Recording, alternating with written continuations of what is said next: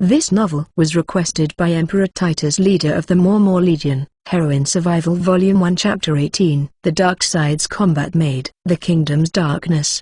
Did Her Highness manage to depart from the capital without any problem? Inside a room of the palace in the capital of Claydale Kingdom, a large country that was located at the southern part of Thursday Continent, the man who was the owner of that room asked that question to a young butler. The butler quietly opened his mouth in reply. In regard to Her Highness the First Princess, she didn't particularly mention anything about her body's bad state of health and was able to depart from the capital today. If there isn't any problem on the way, Her Highness will be able to arrive at the territory of Margrave Dandel 2 weeks later just as scheduled. I see. Her Highness Elena's selfishness in this palace was troubling, but when she arrived there, we will be able to entrust her to her grandfather Dandel and leave the rest to him.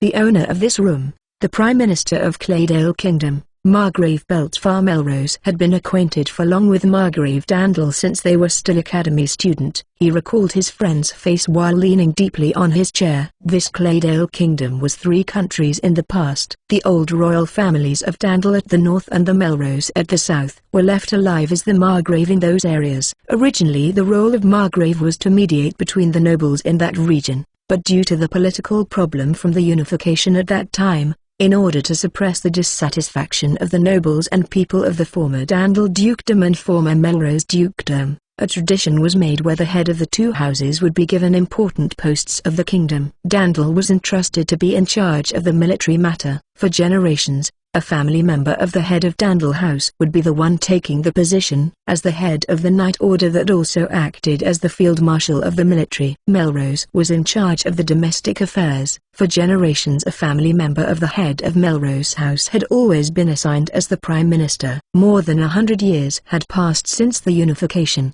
The ill feeling between the nobles of the old royal families had faded and they considered themselves as people of the same country. But it was difficult to change a tradition that had taken a deep root after this late, so the 2 Margrave houses were still monopolizing the 2 important posts. The first Princess Elena that became the Tropic Heir was born from the second queen who was a princess of Dandel House. At that time there was no noble lady of suitable age from the Duke houses. Originally that princess of Dandel House was the only one worthy to be the first queen with her pedigree and beauty. But a young man who was the crown prince at that time instead chose a Viscount daughter as his first queen. That lady of Viscount House was his classmate in the Sorcery Academy and her name wasn't even listed among his fiancé candidates. That Viscount daughter who became the first queen safely gave birth to a son who became the crown prince of this generation. At the next year, the Margrave daughter who became the second queen gave birth to Elena. The second queen whose beloved fiancé was snatched away from the side at that time became desperate so that her child could be the next king at the very least.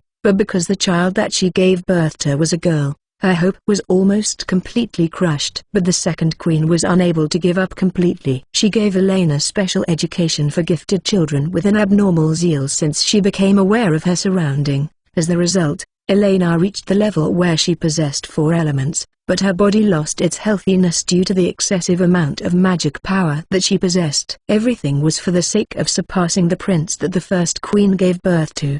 But ironically, the one who got concerned with Elena's weak body and became her mental support was the prince that the first queen gave birth to. The young Elena was showing affection to her half-brother to a degree that was unthinkable for a normal brother and sister. The king, who felt that Elena's affection was going a bit too far, decided to separate her from the crown prince temporarily by sending her to the parents' house of Elena's mother, the second queen, for recuperation. Currently at Dandel, there was Lady Clara Dandel, who was one of the fiancé candidates of the current crown prince. It was worrying whether it would be alright for the first princess who harbored affection to her big brother to approach her brother's fiancé.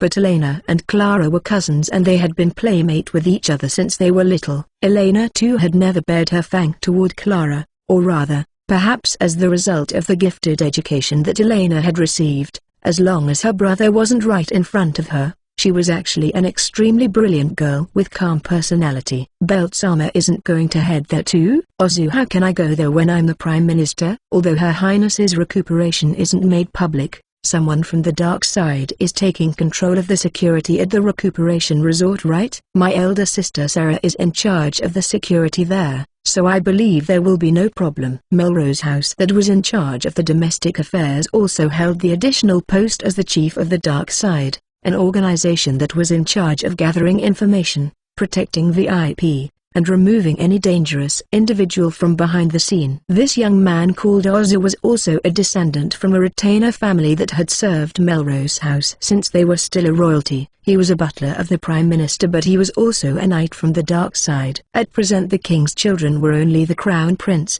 the first princess, and then the second prince who was just born. Although the king himself was also still young, that number of children was clearly too few for a nation of this scale. Because of that, a part of the high-class nobles was secretly maneuvering to send in a concubine for the king. The Crown Prince and Elena had also gotten their lives targeted several times by the people who desired to obtain a part of the interests, but they were all removed by the dark side's knights who were constantly guarding their surrounding without the knowledge of anybody else. Currently Melrose's territory was being governed by Belt's eldest son as feudal lord representative, but Belt, who was holding multiple duties, even now glared at Ozu, asking if he intended to increase his work any more than this. Belt was a noble with a lot of magic power, so his outer appearance was still that of a man at his mid-40. But his actual age was already at the late 50. Belt himself wanted to live like the previous king, who had already handed over the throne to the current king, and indulged himself in traveling with his wife the Empress Dowager for a comfortable retirement, or the head of Dandel House, who passed his position as the field marshal to his son and lived in his territory surrounded by his grandchildren. But his surrounding wouldn't allow him to retire at all. Grandchild, huh? That muttering of Belt didn't come out as spoken voice,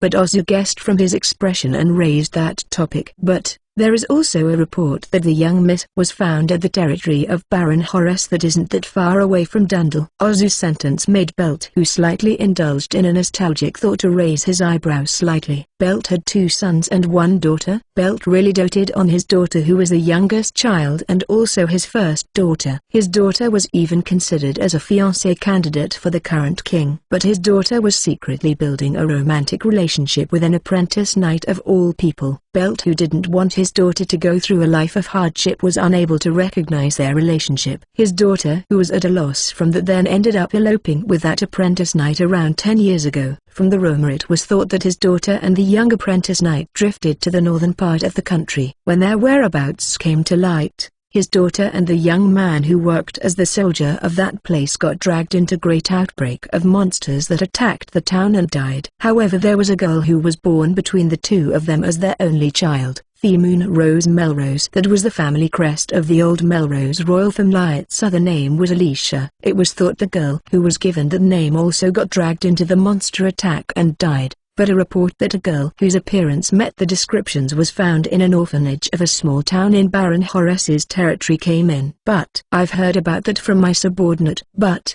the girl's hair is dark blonde, that is closer to be red hair, unlike my daughter's hair color. Her eye color is also blue, that is closer to black. And from the description of the person who saw the girl, I don't think that her face is also similar with my daughter. However, it's possible that is an influence of the blood of the knight apprentice who was that girl's father, isn't it? All the women from my family's lineage has pinkish blonde hair, is the same color with the Moon Rose. It wasn't just my daughter, my elder sister and my aunt were also the same. Then why is it that girl they discovered is the only one who differ? The women from the direct lineage of the old Melrose royal family all had pink blonde hair. But strangely, when the woman came out from the Melrose house and wasn't considered as direct descendant anymore, that characteristic hair color would be gone from within several generations. But although Belt's daughter ran away in elopement, she was still registered as a member of Melrose House. Therefore Alicia, who was born outside, was also considered as a princess from the direct lineage of Melrose House. It seemed that girl who was discovered introduced herself as Alicia and said that her mother was a daughter of a southern noble. That testimony wouldn't be enough for her to be considered as Belt's granddaughter, but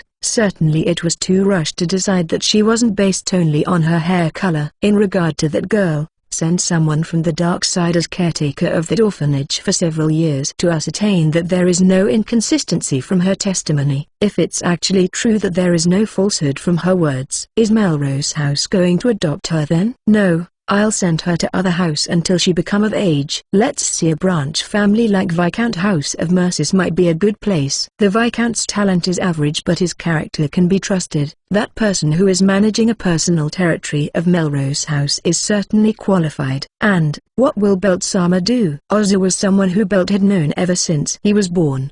He frowned at his question. Ozu too also knew about Belt's personality very well. If I'm not mistaken, the retired Hoser knew how my daughter looked, isn't he? Yes, me and my elder sister weren't really acquainted with her, but if it's grandfather who worked as the butler in the main mansion, I believe that he definitely remembers about her. Then send Hoser to there as the orphanage's caretaker. Go ahead to take a look at that girl's face, then head to Dandel. I'll listen to the report directly over there. Viro and I had arrived safely at the territory of Margrave Dandel. Margrave Dandel was a powerful noble who owned a territory at the northern part of Claydale Kingdom and 40 nobles as his dependents. On paper the peerage of Margrave was equal to the rank of count, but in practice the rank was equal to a marquis, especially when it came to the two Margrave houses in this Claydale. It seemed that they possessed financial and political strength that surpassed the Duke houses. As expected, it seemed that Great Noble wasn't the client, but it seemed that request came from the noble who borrowed the recuperation resort in this land. The city where the Margrave lived was a metropolis where more than 100,000 people lived. We stopped by at the Adventurer Guild there only to give a report, and then we immediately headed to the recuperation resort at the south without even staying for a night here. I watched the cityscape that was made from stone and the huge castle that looked like a fortress far away. I wanted to look at that castle for a bit. After walking for around the whole day from Dendel's capital, I could see a lake from the gap in the forest. We walked around the very big lake and then a smallish castle that was built at the bank of the lake came into sight. I thought that was our destination, but Viro didn't head there and knocked the gate of a 3-story white mansion that was located beside it. I'm Viro of Rainbow Sword who accepted the request. Please tell of my arrival to the butler Castro. Rainbow Sword? I presume that was the nickname that the other adventurers called Viro with, or perhaps it was the name of the adventurer party that he belonged to. Rainbow Sword. Understood. I'll check immediately, so wait there. One of the guards made a slightly surprised face and headed toward the mansion. From the guard's reaction, I could feel that his surprise wasn't from Viro personally but from the Rainbow Sword that Viro was connected with. A while after that, a tall and lean fella appeared from the mansion together with the guard. He seemed to be in his 30s with a face that looked slightly ill-natured. You, Castro? Are you in good health? Viro, you're late. That man didn't even pay any mind to Viro's casual greeting. He turned his gaze at me who was behind Viro. So it's that kid. She is smaller than I expected. Is she usable? I don't know whether this guy has realized that Arya is a girl or not, but I'll use she anyway. I've given her the minimum training. Besides, it'll be better if you don't group her with the random brats around. Viro grinned. The butler, Castro, grimaced slightly. For you to say that much. Viro, show yourself to Sarasama. You kid, come with me. After saying that, Castro started walking toward the mansion. I turned my gaze to Viro. He shrugged and smiled wryly. That guy has a bad look and he is also unfriendly, but he is simply an inflexible person, so don't worry. For now we'll part temporarily here. Have that guy tell you about your work. Understood. Which part of what you said just now could serve as a factor to reassure me? I would separate from Viro from here and be alone. Even so, he too should be assigned with security work in this place, so there was a chance that I would meet him again for sure. For now I too followed behind Castro, who was walking ahead and headed to the back of the mansion. Just from looking at his back and his way of walking, I could feel that he was quite powerful. Castro race human magic power, 123 130 stamina, 244 260 overall combat strength, 355.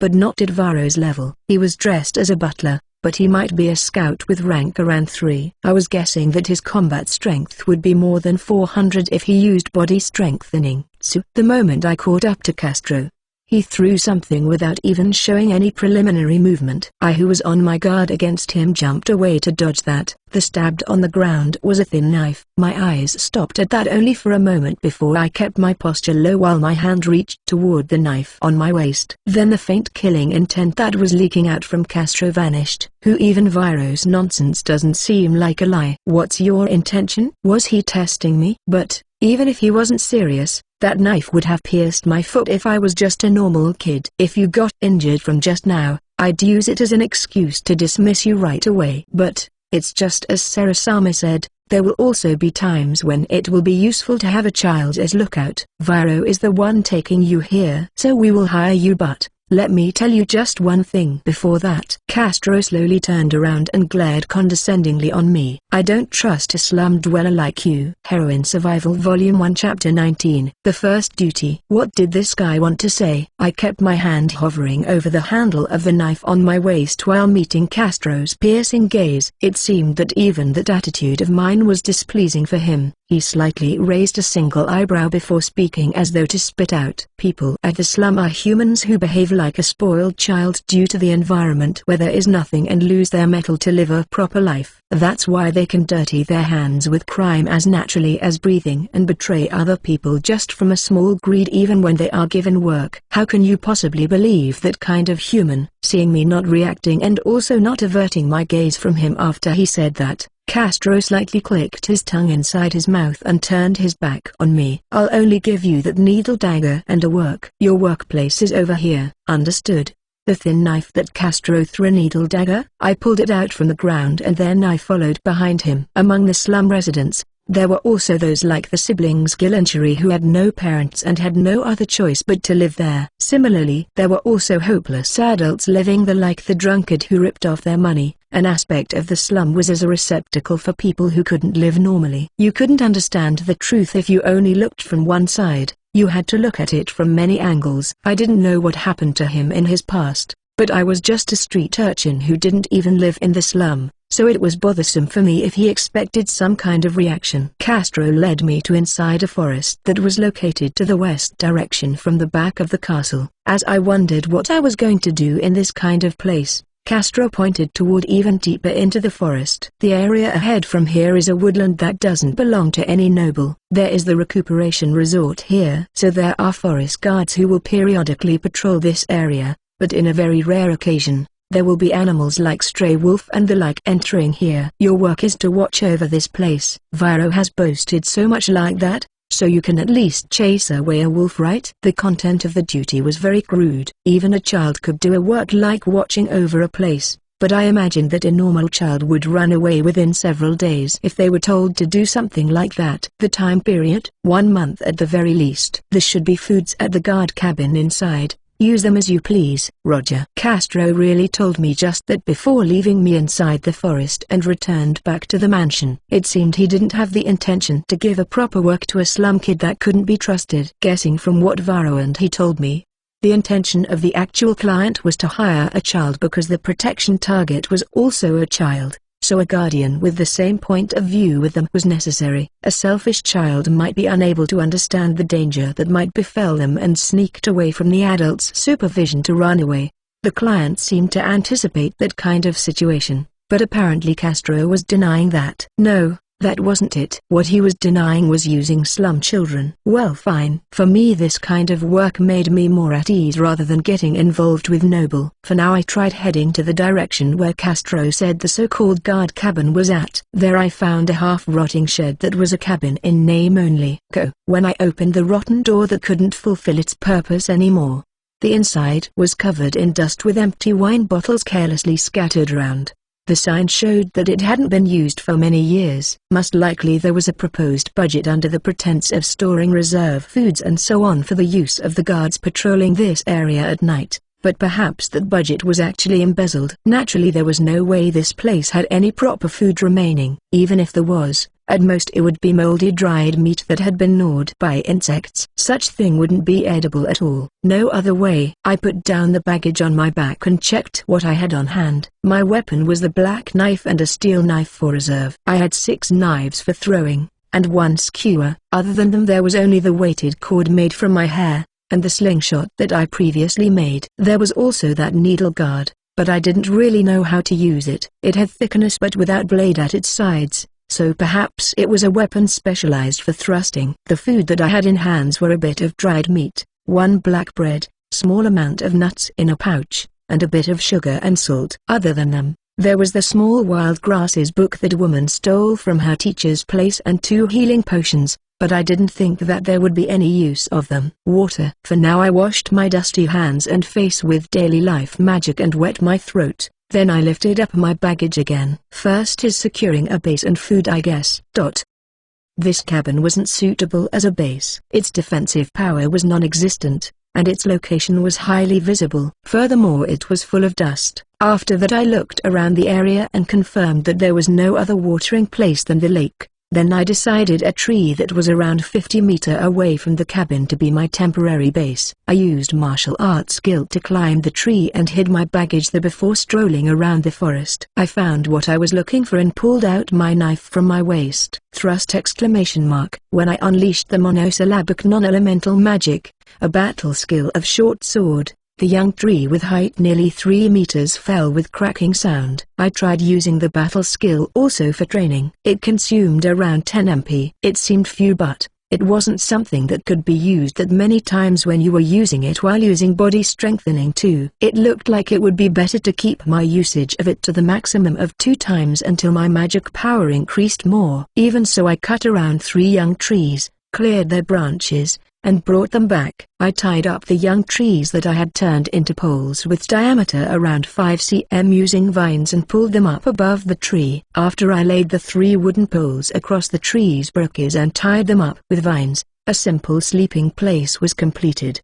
It would be a bit more comfortable if I increased the poles more later on. Just in case, I tied the branches that I lopped off and hid my sleeping place. Then I smoked the spot with bug-repellent grass while having a meal of black bread and water. After that I started looking for food. This area had a lot of large trees. I didn't see many shrubberies of the blackberries, but in exchange I found nuts with black shell and deep purple fruits growing from vines. I also tried throwing my knife at the green snakes that I sometimes saw for practicing my throwing, but I who hadn't obtained throwing skill couldn't hit a small target. Time passed like that and night came without Castro even coming to check my situation. Far from that, I didn't even see any soldier patrolling. I returned to my base through the dark forest using my night vision and stealth. I wiped my body with a wet cloth before having meal on the tree. I more or less was assigned a duty to watch the area, so I thought it wouldn't be good to lit fire at night. I only had nuts and fruits as my dinner and took a breather. Sleep immediately came to me, perhaps because the fatigue from my trip had caught up to me. The next morning, I woke up due to the slightly strange quality of the air before the morning sun rose. I fundamentally never slept deeply. I couldn't say that I had a proper rest, even so, because around here there was no other human, which was the biggest danger for me. I was able to wake up refreshed. Even after the sun rose, there wasn't any sign of anybody coming here, much less a wolf. In the first place, it was strange that a child was ordered to watch an area alone without anybody else to take turn watching. Even so, if I actually allowed a wolf to escape my watch, would Varro's evaluation drop because he was the one introducing me to this work? At the morning I also only had nuts and fruits as breakfast before looking around inside the forest. I did that for patrolling the area, but mostly it was for training, because as someone who was still only level 1, everything could be a training. Right now was the time for me to increase the skill that I could use. If I was allowed to be greedy, I wanted to make my skill to reach level 2 regardless of what skill it was. But perhaps that would be impossible. It was rare for ordinary commoner to become level 2 before they reached 20 years old. Most likely the cause of that was because physically it was somewhat impossible for them rather than because of the matter of their skill proficiency. Currently the rapid increase of my magic power was making me grow to a degree that was more than my actual age. Even so, physically I was still nothing more than a child below 10 years old. Even that growth was returning to normal, perhaps because my magic power hadn't grown drastically anymore. In that case, should I prioritize training to increase my magic power? That day I was able to hit a rabbit with my throwing knife. I couldn't use fire at night, so I grilled the rabbit inside the forest while the day was still bright. I noticed it once more, but a knife that was too sharp wasn't suited for skinning. I picked a slightly strange wild grass on my way back. If my memory was right, this wild grass should become cardiogenic drug if it was mixed with alcohol. However, in great amount it could also become poison that caused heart attack. Could I use it for something? Let's also think about using poison soon. I returned to my base above the tree slightly early. I bit the remaining grilled rabbit meat while starting to ponder about darkness sorcery. I still hadn't learned darkness sorcery.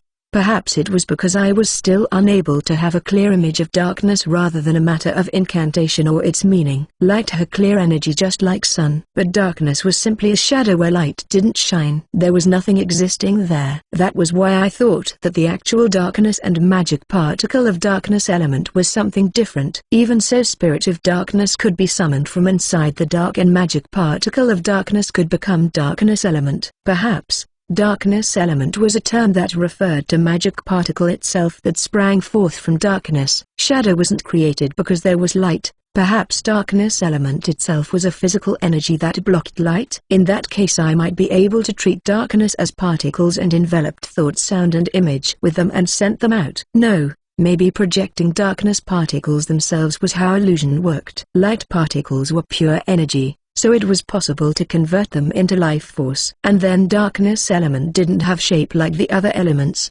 The inside of Viro's expanded bag was pitch black and nothing could be seen. Exactly because darkness didn't have any shape that, depending on one's imagination, it was possible to increase the capacity of the bag. But perhaps there wasn't even any need to be fixated with shape like a bag for expanding space. At that time, it felt like the color of magic particle at the corner of my sight moved. My limit was 30 meters if I wanted to perceive the colors as scenery with clear shape, but if it was just looking at the simple movement of the magic particle, I could see within double that range. It wasn't a wind's movement. Was there really a wolf showing up here? Or was there finally soldier appearing here to patrol? No, the moving objects were 5, no 6. They were gradually coming this way. By focusing my mind, their shape was gradually getting clearer. Goblin? But there was just one among them with bigger size. Goblin was a low-ranked monster with body the size of a kid. Even so, they had combat strength around 40 that rivaled the average adult. Even I could defeat a goblin. But what was that one? When I used appraisal to that thing without regretting the amount of magic power that it consumed, the true identity of that thing surfaced from the knowledge. Goblin. Magic power, 66-68 stamina, 332-340. Overall combat strength, 101, with body strengthening, 116. Hobgoblin? Hobgoblin was a higher class of goblin. It was a rank 2 monster. Was it a stray monster? I didn't know why it was in this kind of place, but it was too much for me. However, it was troublesome. The hobgoblin and goblins were slowly approaching my tree looking for prey. The goblins had approached until less than 5 meters below me. I was waiting for them to pass with a held breath. Then I noticed a small light walking toward the guard cabin. A soldier? No, this silhouette was a maid, just alone. A small girl carrying a small lantern and a small box was approaching in the darkness with unsteady footstep. If I called out to her from here, both of us would get found out. But if I stayed quiet, it was very likely that the girl would get discovered by the goblins. It couldn't be helped. I sighed in my heart and quietly suppressed my emotion to the bottom of my heart. I pulled out the needle dagger that had high penetration power instead of the black knife. I matched my movement with the flow of magic particles to kick the branch soundlessly and descended right above the hobgoblin while firmly holding the knife with both hands. Gaga. The dagger couldn't penetrate its skull. It slid off and gouged the monster's face before stabbing the bottom of its neck. The hobgoblin screamed. Blood spurted up and dyed me dark red. For now die. Heroine Survival Volume 1 Chapter 20, Hobgoblin Fight. Has anyone seen Mina anywhere? When the sun set, a maid with light brown skin was giving instruction to the other maids inside the mansion located beside the castle. However, she noticed that there was one girl who wasn't here. The Lakeshore Castle was one of the guest houses that belonged to Dandel. The royal family borrowed it for the sake of the first princess's recuperation. Although it was called a castle, it wasn't really that big. The soldiers, servants, and the common maids were given boarding room at the mansion beside it. The palace also dispatched their own maids, but they couldn't just send out dozens of maids. So dozens of maids were sent from Dandel and other noble houses that were their relatives to help out. That girl called Mina had only just turned of age. She was one of the maids sent by other noble house, and her background was a daughter of a merchant house who was working as maid to learn etiquette. She was a hard worker, but she was somewhat lacking in worldly sense. She had an unpredictable side to her, like how she gave her lunch to stray cat and so on. Because of that, this maid paid a close attention to Mina. That woman was a high-ranked maid who worked in the palace to serve the royal family. Her gaze looked around searchingly. Then one of the maids who was posted in the mansion raised her hand fearfully. Sarah-san. If it's Mina, then perhaps she is bringing food for the child who had just arrived. Child? Is it a child who someone brought here? The adventurer who came the day before yesterday brought the child off. I didn't see it myself. Viro, is it? Previously Sarah had asked the people she trusted to introduce her to a quick-witted child. A noble retainer brought 9-year-old kid to her. It seemed that the kid was the child of a relative. He was quick, intelligent to some degree, but he never did any servant work before and resigned when he reached his limit several days after that. Then someone from a merchant house brought her a 10-year-old child. The child was intelligent and would do any work happily, but it seemed the child's parent had whispered something into his ear. The child was obviously scheming to come into contact and make connection with high-ranked noble. The introducer noticed that and apologized before bringing the child home. Sarah asked for a child partly because she wanted a guardian that had the perspective of children, but she also had the intention of securing manpower that could be used in the future starting from now. If she just wanted a guardian, then Sarah's son that she brought here with her would be sufficient. She was making this plan in consideration for when the crown prince became the king, thinking that it would be nice if her child could obtain a reliable co-worker. But it seemed that finding a useful child younger than 10 years old was harder than she thought. Sarah was a Darksides Knight under the direct service of Margrave Melrose. The total number of the Darksides Knight was 427, but most of them were spread out throughout the country rather than at the capital. They replenished their personnel by recruiting from Melrose's subordinate clan and their branch family, and also scouts or people of similar professions that they got acquainted with through trusted connections like the military. Even so, their job was to collect information from all over the country and also from other countries. Because of that, they were still very lacking in manpower. Sarah was still in her late 20s and she got reassigned as support in the rear after marrying, but she had to return to the actual scene like this and took command. That was just how insufficient the manpower of the Darksides Knight was, especially for personnel like Sarah who could do combat to directly corner the enemy. And then around 2 days ago, the adventurer Viro arrived here just barely within the time limit with a child in tow. The adventurer party Rainbow Sword was a rank 5 party that was famous even in this country. Several of the members had been replaced, but Melrose House had been in friendly relationship with Rainbow Sword since more than 100 years ago. Currently Rainbow Sword was in a hiatus state, but Viro had accepted the request to take charge of the security of a part of this area as an individual. When making that request, Sarah whimsically asked him to introduce her to a usable child without really expecting anything to come from it. And when Viro arrived, he also didn't say anything to her about it, so Sarah too had forgotten about it until now. The former adventurer scout Castro was the one in charge of the introduced child. Viro was also the one who introduced him to her. Castro was an inflexible man with a difficult personality, but he was diligent and could be entrusted with behind-the-scene work. Where did that Castro place that child? After 2 days had passed, he should have given a report to her even if he found out that the child was actually useless, but he hadn't heard anything from him. In addition, there was also something that was worrying her. Around several days ago, there was a goblin subjugation carried out at the neighboring territory. She got the report that several goblins had managed to escape from the subjugation. There would be no problem if the child was assigned to work within this residence, but call Castro here. Right now. Gaga. The needle dagger that should pierce the skull was deflected and ended up gouging the hobgoblin's face before stabbing the bottom of its neck. The hobgoblin screamed in agony from that. Surprise attack failed. I instantly made that judgment and immediately kicked on the flailing hobgoblin to take a distance from it. I designated one of the goblins that was still dumbfounded and unable to grasp the situation as my target. I rolled horizontally and pulled out the weighted cord from my waistband and swung it down. Gagon. goblin. Gaga. I had increased the weight by putting in 15 bronze coins inside. The lump of coins hit the crown of its head and easily reaped its consciousness. My training showed result. When I poured magic power into the cord that was knitted from my hair, the weapon could hit an unmoving target with a sure certainty. I dealt a lethal damage to the falling goblin by stabbing its throat with the needle dagger before rolling away to distance myself from the goblins. Gaga gaga. The hobgoblin was pressing his hands on its face to endure pain, but it was directing eyes of anger and hatred toward me from between its fingers. The remaining 3 goblins also finally realized that there was an enemy. They hurriedly readied their rusty short sword. Even so, its skull was too thick. My lack of power also played a part, but it was a miscalculation that I failed to kill it with a surprise attack from right above using my whole body weight. Furthermore, the impact from the failed attack made my hand to be a little bit numb. It wasn't to the degree that would hinder my movement, but it diverted my focus just a little bit. If my opponent was a human, just the neck wound would already be lethal, but as expected from a monster, its vitality was strong.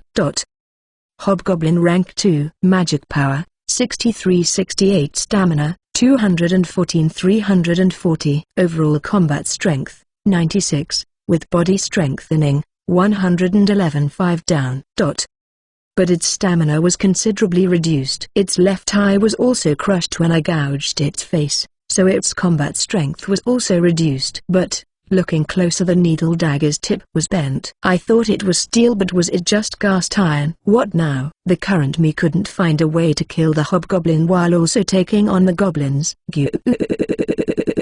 Gudjajajajajaga. The hobgoblin kept pressing one hand on its face as it pointed its finger at me. Then its subordinate goblins screamed while attacking. But that action of the hobgoblin allowed me to see a small chance of victory inside. If they all attacked simultaneously, my only choice would be to run around until my stamina ran out. But surely there was a reason why the hobgoblin didn't move by itself. Several possibilities surfaced from the knowledge in my head. I instinctually chose the most likely reason from among them. Then I turned my back on them and started running. Seeing that the hobgoblin screamed in anger and only the goblins chased me, perhaps I was right. There was no way its brain was all right after receiving the impact that numbed my hand and bent the dagger's tip. Surely the hobgoblin was having concussion right now. To prove that, it slightly staggered when it stepped forward because it wanted to chase me. But I couldn't focus at the hobgoblin alone. Although the ones chasing me were only goblins that were called as the weakest monster, they still had combat power that was equal to mine. I had fought goblins several times before. When we got attacked by 3 goblins at the highway, Viro told me to kill them alone one by one as training. The number here was the same like before, but this time I needed to face the 3 of them simultaneously. The combat strength of a goblin was about the same with a city adult,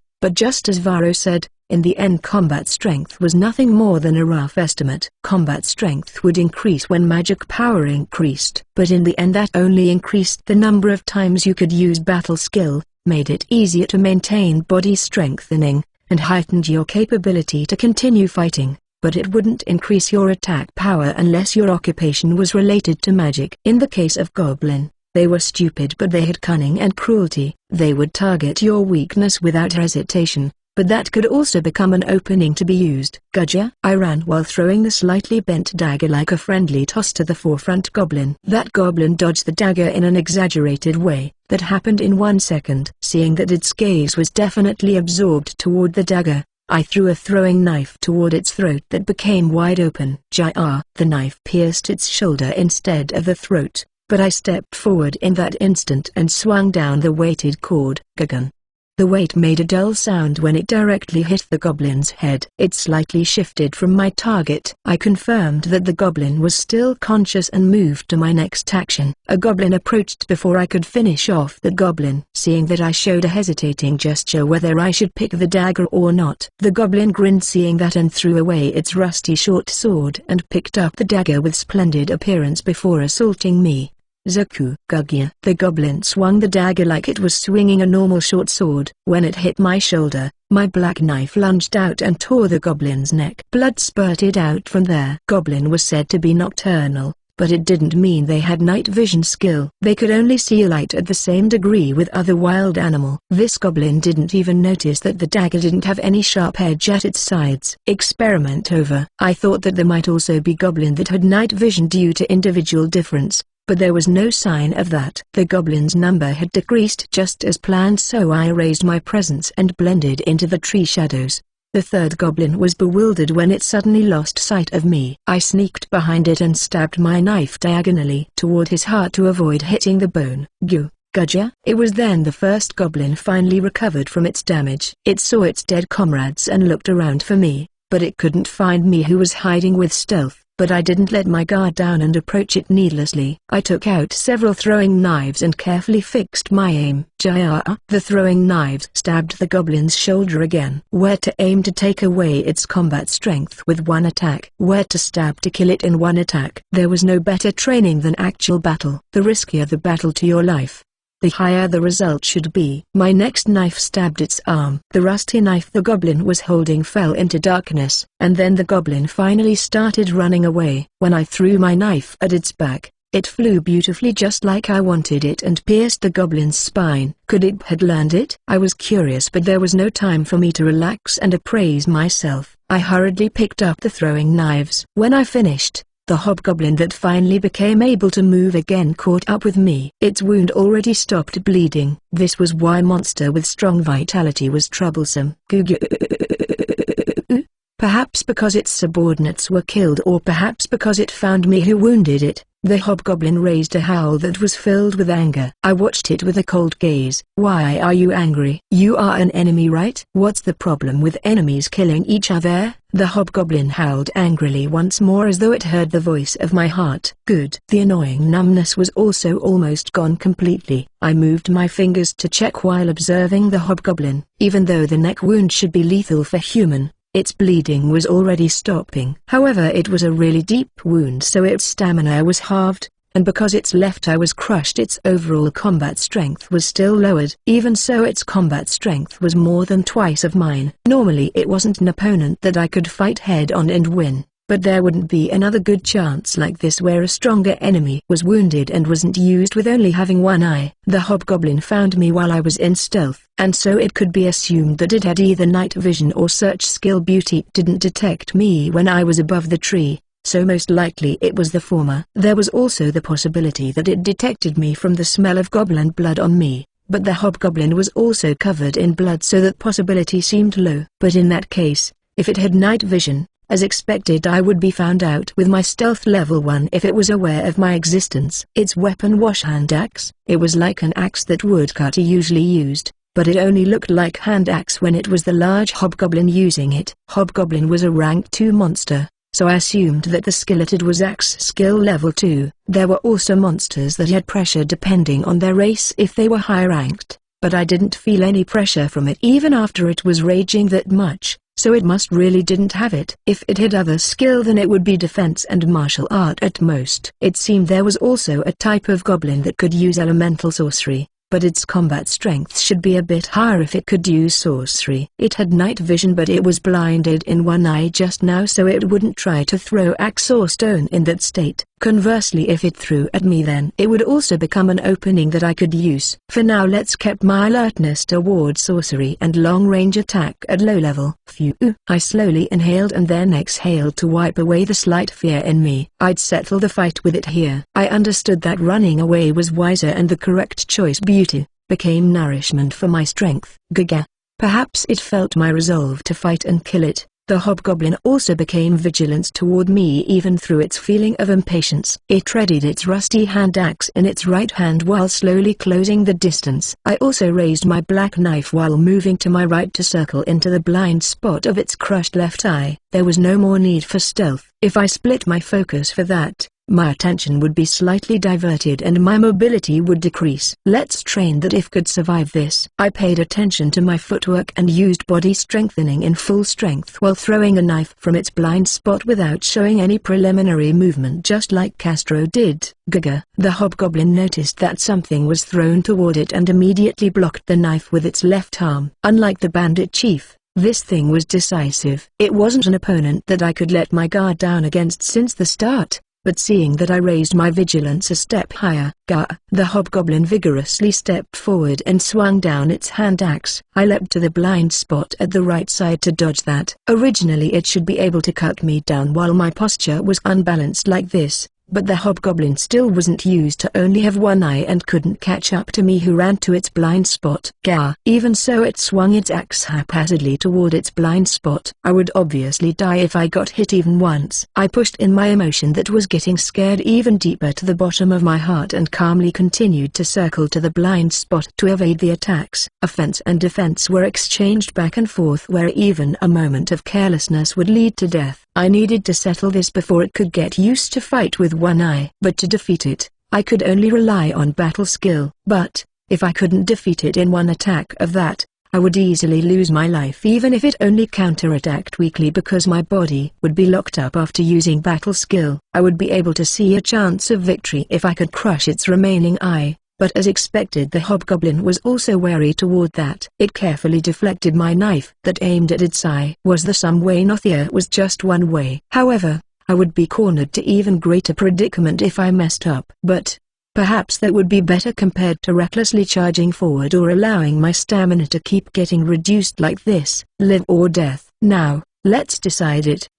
I ran backward while still facing it to escape to the darkness of the forest behind me. The hobgoblin could see me clearly with it and gave a chase. My plan was to make this guy use night vision skill. Unlike my night vision that saw color, the normal night vision was a skill to see by visualizing inside the brain the reverberation of magic particles filling the air that was caused by the movement of wind and living things. Viro taught me that human could only learn night vision skill until level 1 because our basic sensing ability was low compared to demi-human and monster. As a monster, this thing must be used to use night vision regularly. That was exactly why my plan would be effective. Just as planned, I entered into the dark forest where night vision was necessary and immediately used stealth while focusing to cast sorcery. Tune pure. I used the words that meant at that place that I found in the incantation of darkness sorcery noise. After that I could only rely on my imagination, magic power control, and my sense to see color of magic particle. I breathed in only the darkness magic particles that filled the surrounding and dyed my own magic particles in darkness color. I ejected that magic power with magic power control and sent it away to the place I designated. Doing that made my magic power decreased drastically and I staggered. The hobgoblin saw that my movement stopped for an instant and caught up. It saw the chance to win and brandished up its axe high above its head. Most likely it was axe skills battle skill.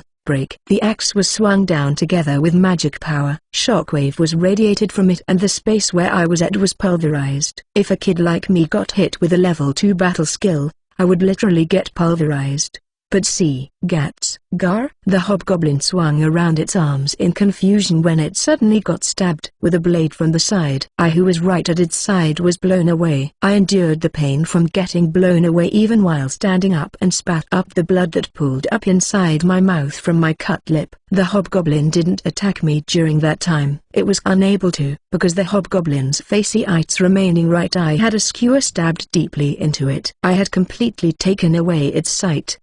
The hobgoblin whose sight was imprisoned in darkness howled in the night. The me that you slashed was my human shape that I created from darkness magic particles. It would immediately get exposed if we were in a bright place, but the more familiar someone was in using night vision, the more they would be deceived by this trick. Darkness magic particle was a particle and shapeless. Therefore most thing was possible depending on your magic power and imagination. That was the hypothesis that I formed. I'm glad it worked well, but this was a sorcery and also magic at the same time. So it consumed my remaining magic power until it was just one step away from the limit. I felt a slight feeling of hunger that was close to the sensation of magic power exhaustion. I licked the hobgoblin blood that spurted on my face. The taste of blood made me felt slightly high-strung. Now then, when I muttered, the hobgoblin heard my voice and its body jerked fiercely. It raised a growl like a cornered beast. I already had no remaining magic power to use battle skill and body strengthening. I had no more strength to defeat you.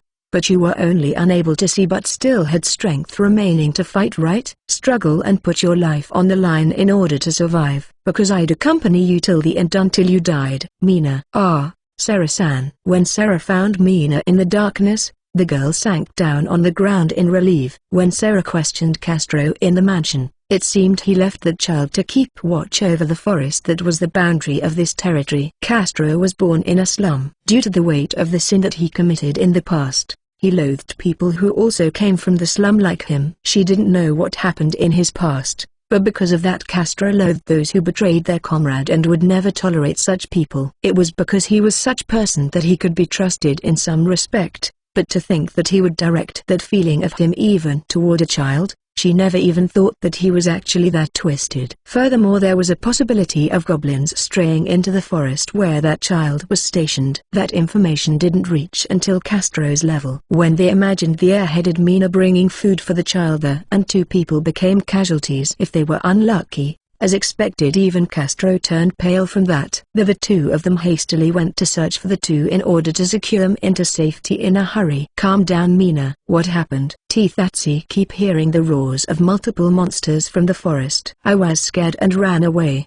but there is a child sobbed. But her testimony made Sarah and Castro to exchange glance, wondering if there were really goblins showing up here. I understand. Castro, send her back and then return here with Viro. I'll search for that child. I'll do it. Castro too had no intention of making a child died. He only wanted to drive away the slum kid that he loathed. Was it regret that surfaced on his face?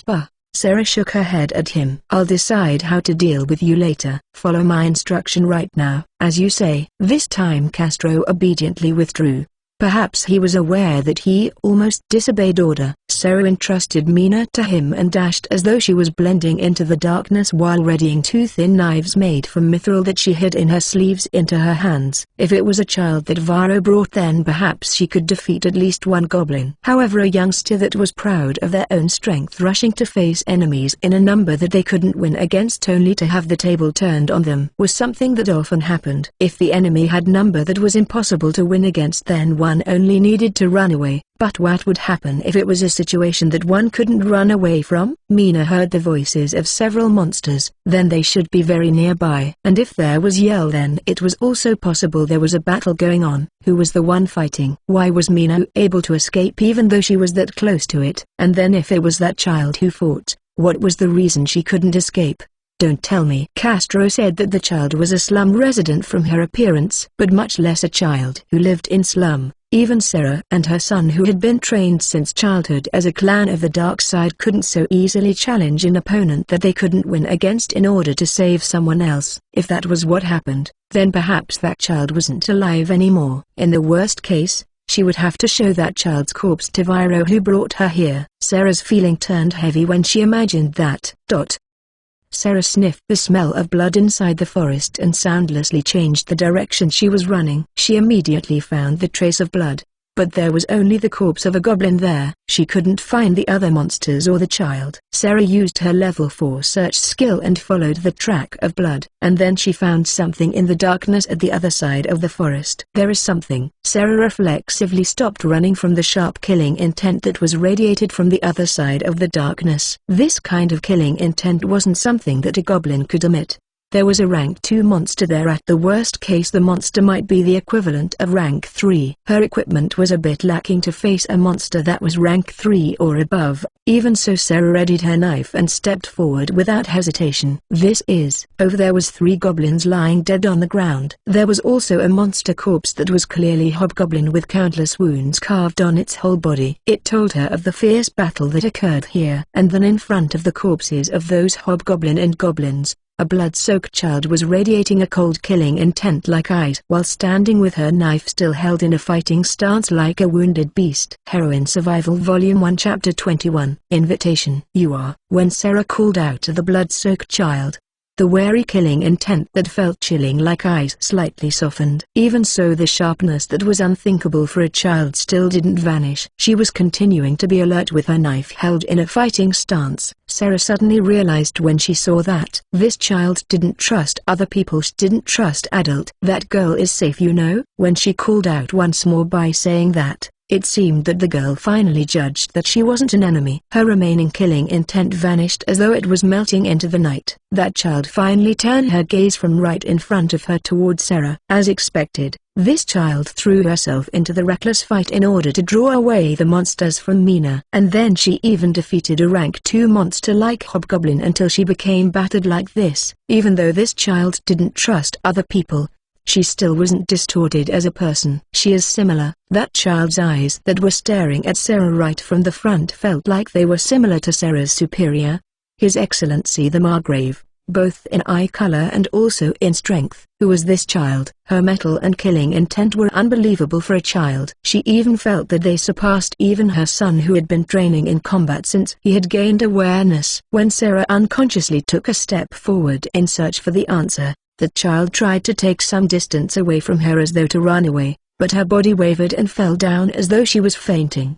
Sarah closed the distance of several meters in an instant. She caught the child's body just before her head hit the ground. The child's body was really thin and small. This kind of child fought a hobgoblin. She must have used up all her mind and spirit for it.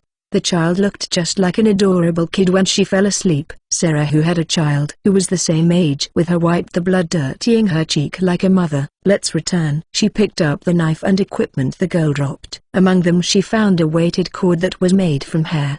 The cord was almost coming apart from its seam. Something about it caught her attention and she put it into her pocket. I was in an unknown room when I woke up. If I remembered correctly, I fought a hobgoblin until it died. What happened? I didn't really remember things from the middle, but I felt like I saw someone who seemed to be a maid at the end. Well, it didn't matter, I guess. I saw a dream of a Kar-san after so long for some reason. It made me felt slightly good. My body felt slightly sluggish, but there was no serious injury remaining, so I was relieved. Or rather, there was no injury remaining at all on me. Putting aside the scars from the past, all the wounds that I got within this month had vanished without any trace. Perhaps someone had used cure on me very thoroughly. For now, I checked my own situation. My blood-soaked cloth had been taken off from me, and a simple cloth that could be bought from anywhere and usually used as nightwear was put on me. My body felt clean, but not fully like when I had just taken a bath. Even though the small dirt had been removed, large filth like mud was still slightly remaining. So perhaps the dirt on my body was removed using some kind of magical mean. There was no weapon around me. Were my weapons left on that place? I wanted to at least recover Galbaz's black knife and Feld's knife, but I guessed I should count myself fortunate that I at least still had my life. But there was something that weighed in my mind more. The quality of my magic power. That wasn't it. It played a part, but it was the magic power's flow itself that felt excessively smoother inside me. When I tried using appraisal on myself, I found that my status had become something outrageous. Aria, Alicia, race, human rank 1. Magic power, 107 112 35 up. Stamina, 48 65 up. Strength, 4, 5 endurance, 5, 6 agility, 7, 8 dexterity, 6. Short sword skill level 1, martial art level 1, throwing level 1, new light sorcery level 1, darkness magic level 1, new non-elemental magic level 1, daily life magic times 6, magic power control level 2 1 up, pressure level 2 1 up, stealth level 1, night vision level 1, search level 1, simple appraisal. Overall combat strength, 58, with body strengthening, 63 19 up.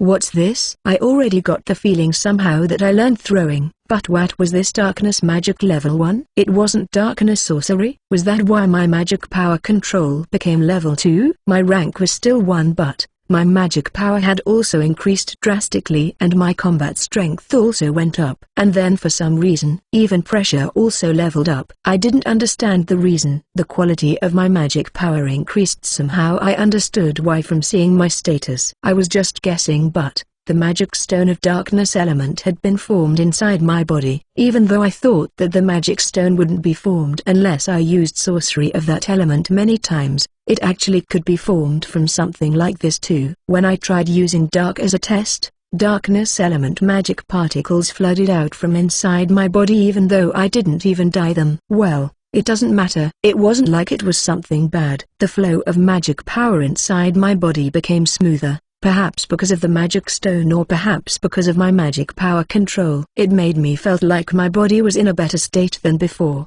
It was then, my search detected the presence of someone approaching. The vibration from this careless way of walking, where it also felt like the person was subconsciously erasing his body weight. Slam. Yo, are you awake? As I thought, it's you, Viro. What were you going to do if I was still asleep? No, this was Viro. So I guessed that he had noticed I was awake on his way to here. That was why he let his presence be known in exchange of greeting. Viro entered as he pleased and sat on the chair beside the bed as he pleased.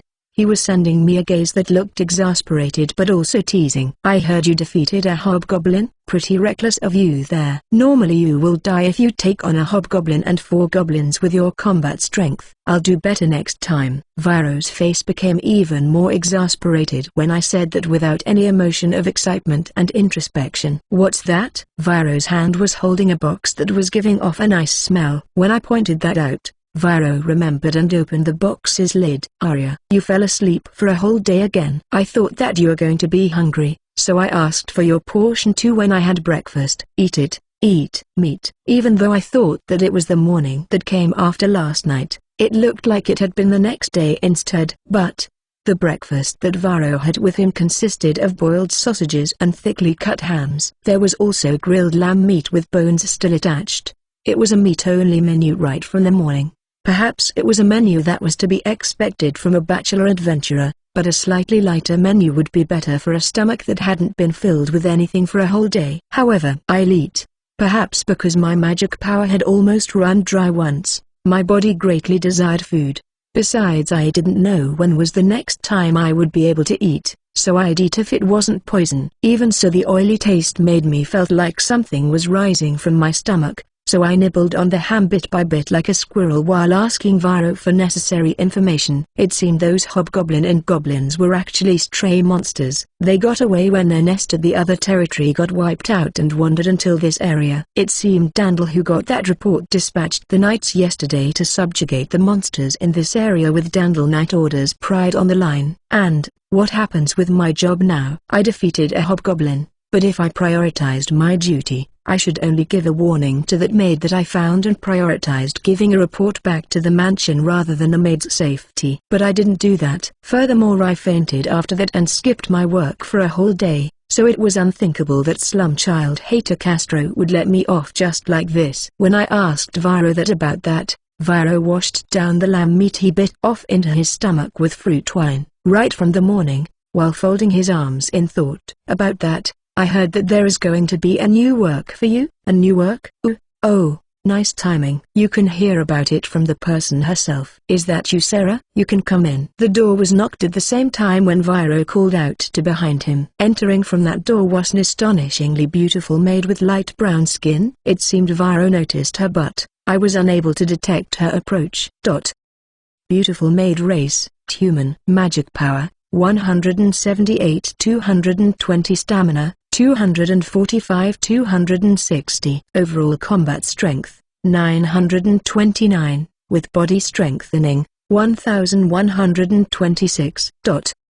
She wasn't just a maid, she had combat strength that was almost equal to Viro. She was absurdly skilled. And this skin color Etruscan, that word naturally floated in my mind. The related knowledge also surfaced. Just like how there was dog race and cat race beastmen among the demi-human, there were also various types of human race based on their race. For dwarf, there was mountain dwarf that specialized in woodworking and handiwork, and rock dwarf that specialized in blacksmithing. For elf, there was forest elf and dark elf. And then in the human race's case, there were 2 races in this continent. Cruz people who had light brown skin were the original inhabitant of this continent. They weren't really good with elemental sorcery, but I heard that they were a race that specialized in combat with high agility and dexterity. The other race was called Melsanian, the white-skinned people like Viro and me. It seemed that we were descendant of people who migrated here from the northern continent around 1,000 years ago. This Claydale kingdom was made up of 70% Melsanian, 20% demi-human, and 10% Cruzian. This Sarah, who seemed to be a Cruzian, was sending a piercingly chilling gaze at the breakfast that Viro brought with him. Then she opened the dome-shaped lid from the metal tray that she was carrying. "Why are you giving something like that to a child who have just recovered?" "You there, eat this. I brought you a milk porridge." After she said that, she held out the porridge that had slightly sweet smelled toward me. She was unexpectedly pushy and forcefully made me accepted the porridge, but this dish was far better than meat. And to be honest, I didn't have any fixation with what I ate as long as it would settle down in my stomach. "You can keep eating while listening to me. First, here is your equipments that I recovered from the scene. I'm returning them back." Sarah watched me starting to eat in satisfaction. Then she pushed Viro aside and sat down on the chair before putting my equipment on the bedside. Additional information: Viro was weak against strong-willed women of marriageable age. This magic steel knife is a quality weapon. Other than them, there is also money that I found, so I kept them in my safekeeping. "Please check whether all of them are here." "And the weighted cord?" Everything other than the black knife was replaceable.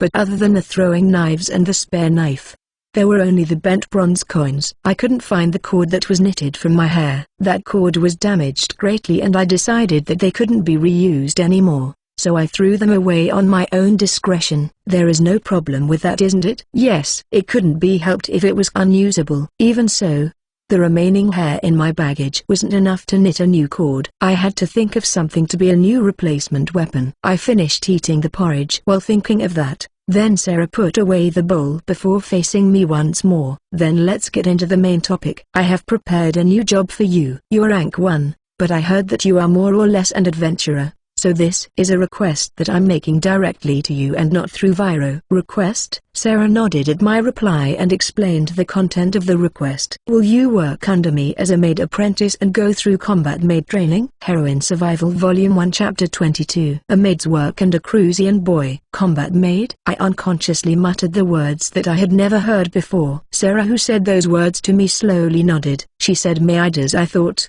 She found out that was a girl. Viro also didn't show any reaction to this, so he must have noticed too. "Before I explain, tell me, what is your name? Also, how old are you right now?" "Arya, 7 years old." "What? Arya, you are still 7 years old?" Viro was surprised for some reason. It made Sarah send a cold glance at him. "Why are you that surprised?" "I was also around 7 years old when I began my apprenticeship as a maid." "That's the normal age when a child begin to help out with their parents' work, isn't it?" "Vero, you were the one who brought her here, and yet how is it possible that you didn't know her age?" No. As expected, I wouldn't do something like making her killed goblin by her lonesome or brought her to exterminate bandits if she is still 7 years old. She is pretty gutsy for a kid, so I completely thought that she is a 10 years old with a small body for her age. "I see. No wonder Viro didn't really treat me like a small child." That's what usually happened with a slum orphan who lived in malnutrition. But if you look at this child's magic power capacity, you should be able to realize that her growth is quickening. "Certainly it's just like what you said, but still." "What is the decision?" I interrupted the conversation of the two adults. Sarah returned her gaze at me in response. "We still haven't finished talking, haven't we? If we are talking about you accepting the job or not, I won't force you if you decide to refuse. We don't need any half-baked personnel after all," Sarah declared with a cold sentence that was slightly provoking. She displayed a thin smile and continued speaking. "Are you satisfied with a strength that can just barely win against a hobgoblin?" I went along with Viro's invitation and planned to accept the job here, even knowing the danger of getting involved with noble in order to obtain strength that could overcome even that kind of danger. Training to become this combat maid would surely get me involved even deeper with nobles or important people. However, the strength of this Sarah in front of me and the potential strength that I could obtain by this training felt close to the strength that I sought. "I accept." "Very good. Then allow me to introduce myself. I am Sarah Layton. I am in charge of coordinating the maids in this mansion and the neighboring castle, as well as the security from behind the scenes." "Introduce yourself next." "Are just an adventurer without any relative." Sarah, who guessed the meaning of my self-introduction, deepened slightly. "I have high expectation for you. If it's you, then perhaps one day you will be able to fulfill the role of combat handmaid like me." Since that day I started working in this mansion as a maid apprentice. I got separated again with my guardian Viro because of that, But either way, that man was too hands off, that there was no meaning in him being my guardian. Originally the workplace of the maids was at the castle beside this mansion, but it seemed that a street urchin who hadn't received any education and didn't even know the way to do work couldn't be allowed appear in front of a noble. A normal maid apprentice would accompany other maid and maid to help with works that were outside of the public view, but I was a combat maid apprentice, so I was acting under the direction of my direct superior Sarah Layton. From her conduct and position, I guessed that she might also be a noble. Perhaps that question showed up in my face because she easily read the inside of my heart. I'm just a wife of an insignificant baronet who doesn't even have a land of his own and only rule a provincial town at the countryside. There was no way a mere wife of an insignificant baronet could have a combat power that was more than 1,000. So this was combat handmaid. She called herself a combat handmaid. Normally Sarah's comrades mainly did the work of security or gathering information as combat handmaid or combat maid who were assigned to guard important people. They would use their own body to shield important people from attack or poison, but Sarah said that only a few of them had the skill to corner the attackers and deal with them in combat. I didn't think that I would be able to carry out such role, but Sarah seemed to think that one day I would be able to become like that. Though before that, right now I didn't even know whether I would be able to do the normal maid duty. Continuing the explanation, in the case of normal maid, there are times when they have to add sana when addressing nobility,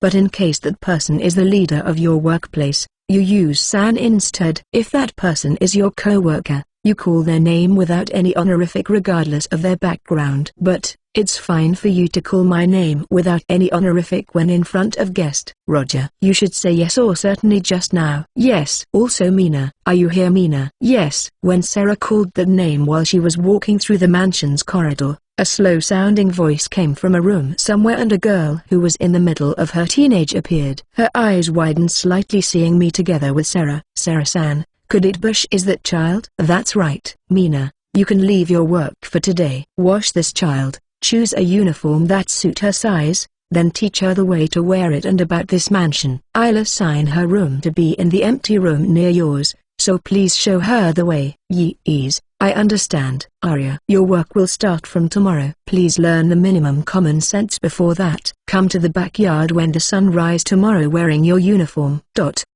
It seemed the girl called Mina was the maid who I saw in that forest. She was told that I was the one who saved her, so she taught me various things happily. Handmaids like Sarah-san can use the warm bathtub, but common maids like us will wash ourselves using their leftover warm water. We have to wash ourselves every day no matter how tired we are, or else Sarah-san will scold us, so be careful. Right. I didn't really understand the difference between handmaid and maid, but maid's role was like a housekeeper, so to speak. Their role was fundamentally different from handmaid who was serving nobility. Leftover water that was as warm as human skin was poured on my head, then I was washed all over with something like a soap. Due to the washing, my pink blonde hair that had grown slightly longer regained its original shininess and clung on my cheeks. Yes. You are cleaned. Let's choose a maid uniform next. The maid uniform that Sarah was wearing was a long dress with only black color. I had extremely small exposure that covered even until her neck and wrist. But the maid uniform that Mina and I were wearing was a white blouse with long dress worn over it. It seemed that we would also wear apron dress and cuffs with them. Was there also a maid uniform for a child? Questioned that. But it seemed that due to the additional maids that were called to help out here, uniforms of various sizes from small for 10-year-old child until a big-sized one had been prepared for them. Arya-chan, don't wear the shoes directly. Wear these socks first before that. Right. Until now I had been barefooted or wearing leather sandal. This was my first time wearing socks in my life, but there were a lot of troubles when I dressed up. The maid uniform for 10-year-old child was slightly too big for me. Mina said it looked cute on me, but I wondered if the cuteness that she said was similar with making a pet wearing clothes. After that we looked around inside the mansion. I was roughly told what kind of items there were and where they were placed, and what kind of works the maids were doing. The meals were cooked in the dining hall from early at the morning until late at night. The maids could go there freely to eat stew and bread when they had free time from work. I came from a commoner's merchant house, But there are also relatives of nobles among the maids, so be careful with them, because there are also some of them who will get offended if a commoner enter the bath or eat first before them.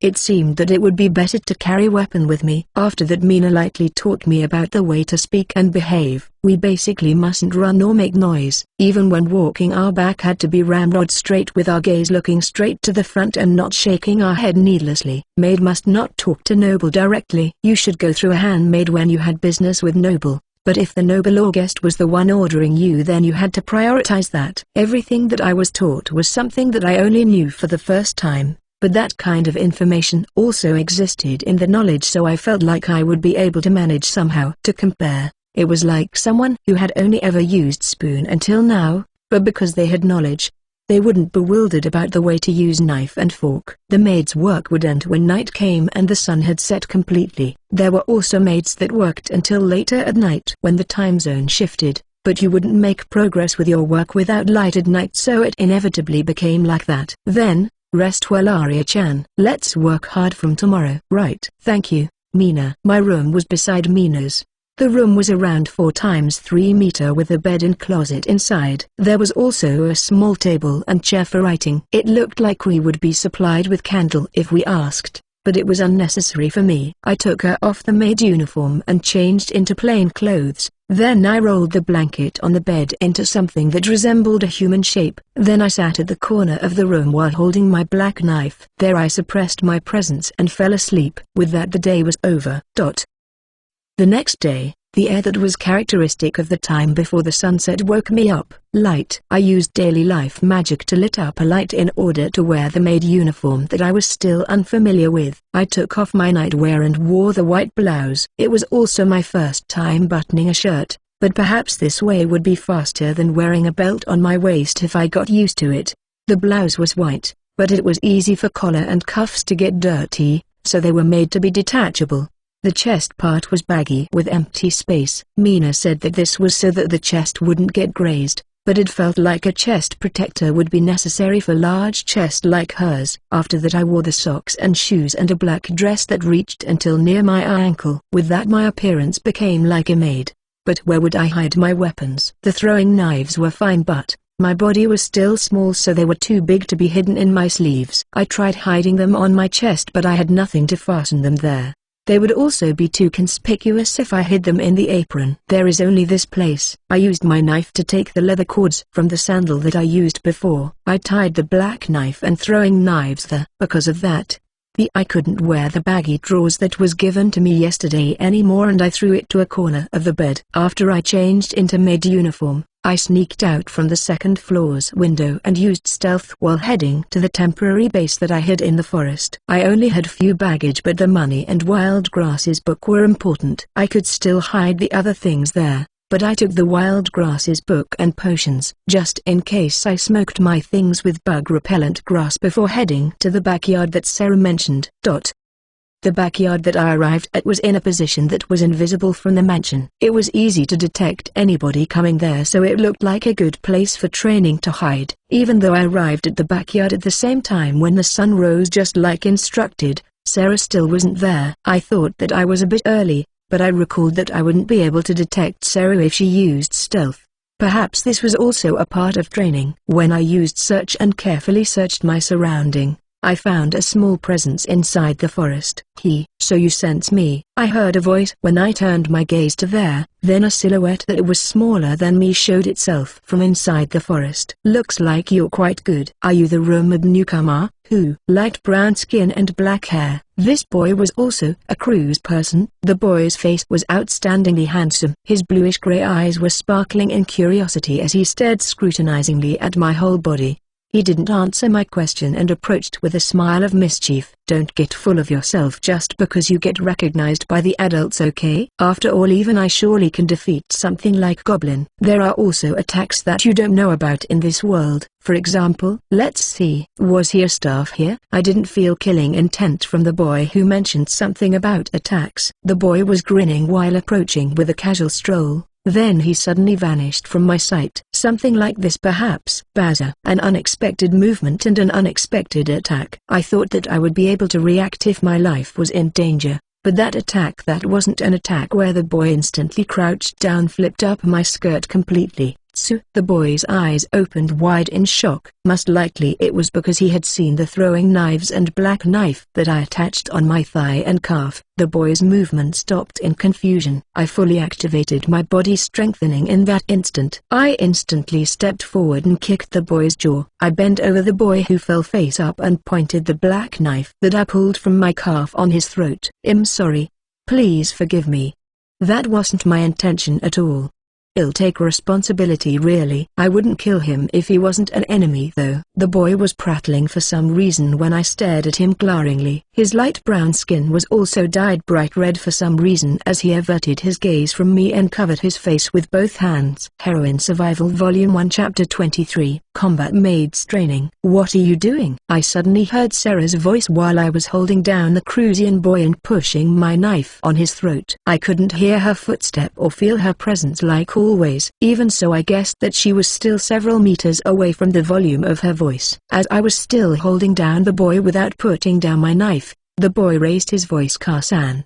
To ask for help. So he was Sarah's son? I'm glad I didn't carelessly kill him. The current me would have a certain death waiting for me if I made Sarah my enemy. To show that I wasn't hostile with Sarah, I pulled away my knife while slowly taking distance from the boy. Then Sarah asked me instead of her son. "Did something happen?" He flipped my skirt. "I see." Sarah looked at her son who was still blushing red and frowned slightly in puzzlement. Then she lightly sighed and looked straight at me before bowing her head. "It can't be helped if my son has done such inexcusable act toward a girl. I apologize as his mother." "No problem." "Then, let's set aside this matter with this CO. Stand up already. We are starting the training." "Karsan." Sarah was strict with her son. That son of Sarah, Sio, was standing up while looking a bit peevishly at his mother. But he blushed again when he looked at me and averted his gaze. https://bookapervert.files.wordpress.com/2021/04/io07.jpg. It looks like you two have finished your self-introduction with each other. This is my son Sio, and this is Arya, who become a maid apprentice here. Sio will continue with his usual training. As for Arya, I shall instruct you in the minimum requirements so that you can show yourself in the presence of a noble for the sake of your monitoring duty toward the protection target who is scheduled to arrive in 10 more days. Monitoring duty on a child, it seemed that would be my job. Instruction in etiquette. There is also that, but you will learn that at night after the normal duties end. At morning you will train in martial art together with Sio. What about sorcery? With Sarah's magic power capacity, she should have mastery in some kind of sorcery. Even if it wasn't Sarah who healed my wound, if possible I wanted to learn about light sorcery. That was why I asked the question. Then Sarah stared fixedly at me in evaluation. "I didn't plan anything for that because we have no time, beauty. Do you understand about your own element? Light and darkness. So you have two elements. Did you learn darkness sorcery from Viro? If it's light sorcery, I can use it until level 2, so I'll teach you if there is time." As I thought, was it Sarah who applied cure on me? That's right. If you can use light sorcery, then please learn cure no matter what. With the nature of our profession, we will get wounded sometimes, but there is a need for bodyguard maid to show themselves in the presence of noble, so it will stand out if they have wound on a visible part of their body. There will also be times when you have to change clothes during work. Please endeavor to erase your wounds as much as possible. Yes, I can also teach you wind sorcery, you know. Suddenly Sio drew near me and interrupted. I see. When he flipped my skirt, he was able to do it from outside my range because he also used daily life magic wind in conjunction. But I don't use wind sorcery. Oh, but I want to practice how to face against twin sorcery. Yep, leave it to me, Arya. He became attached to me after I kicked him and held a knife against his throat. In this world there was a lot of strange boys, huh? Arya, looking at the way you walk, I can see that you have trained to some degree with your own style, but I'll correct it. Specifically, it's a footwork of a unique martial art used by bodyguard maids so that they can fight even while wearing a skirt. I'll show it to you a little. After saying that, Sarah's body slid to the side soundlessly without any change in her gait. I don't get it. Of course, it's not that easy. I'll show you my feet, so don't miss it. Sarah lifted her skirt that reached until her ankles to the level of her knees, and then she showed me the same movement. Shuffling feet, crossing, acceleration and deceleration. It was a very advanced and complicated footwork. If I could master this, then it would be useful for stealth and battle too. This kind of movement didn't exist in the knowledge, so I burned the movement into my eyes hungrily. Originally, when training a child, I'll hammer our movement into you starting from the basic like with Seo. But Arya has groundwork and real battle experience to some degree, and we also have no time, so I won't teach you with great detail. Learn it by watching. In a sense, I'm treating you the same like Viro and his kind, but you don't mind, don't you? No problem, ma'am. Very good. All the adults I knew were strict with child, but learning by practice with only knowledge was nothing new for me. I recalled what I was told and used polite language. Sarah smiled just for a little for the first time to that. Also, we will provide you with weapon. A common maid is forbidden from owning weapon and the like, but we are allowed to carry the minimum amount of weaponry just like soldier. Even so, outsider has to leave their weapon in custody when entering the mansion. But in your case, you are permitted to bring weapon with the permission of Varo of Rainbow Sword and me as your guarantor. After saying that, Sarah handed an object that was wrapped in cloth to me. If you do anything suspicious with that weapon, Viro and me will be the one who have to clean up after you, so please be careful. Yes, I would definitely lose my life if that happened. Also, where did you keep the black knife just now hidden? I tied it on my calf with a leather strap. I'll permit it if it's just that. Pay attention so that it won't be found out by other people. On my calf, Seo, who had seen the throwing knives tied on my thigh, looked like he wanted to say something at that point, but I stopped him with a glare. It was better to have as many usable weapons as possible. I didn't have any intention to do anything unnecessary, but I would use them without hesitation if there was danger to my life, especially when wearing this kind of fluttery outfit. My fighting style would be mostly focused on throwing like this. The weapons that were supplied to me consisted of 2 thin knives and 4 knives for throwing. I could tie the thin knives at the opposite calf of the black knife. Even so, carrying 2 would weigh me down, so I'd keep 1 as a spare. For the throwing knives, my leg wasn't thick enough to have enough space to tie up all of them there. The knives were thinner than the knives Viro gave me, so could I hide 1 of them each in my sleeves, and sooner or later I would have to buy or order a specialized holder for them. After that, other than footwork and the way to fight using the thin knife, I was also taught how to fight in maid outfit and also martial art to perform throw and lock. Furthermore, to familiarize myself with that martial art, I was also made to have hand-to-hand mock battle with Seo, whose physique was close to me. Arya, you mustn't use kicking, you know. I know. For some reason Seo was bothered with my skirt. Sarah also said that it would be better to keep kicking technique as last resort in order to make use of the long skirt that was hiding the movement of your legs. Seo was 6 years old. 1 year younger than me. He was tall for a 6 years old. It must be because his growth was also quickening like me due to magic power. My skill in fighting against human opponent was lacking. Only 2 months had passed since I actually began training, so it was only natural that I was lacking, but I ended up eating dirt many times when facing Seo, who had gone through formal training in an exchange of skill head-on. The morning training will end soon. Both of you come here. I'll remove the sweat and dirt on you. ?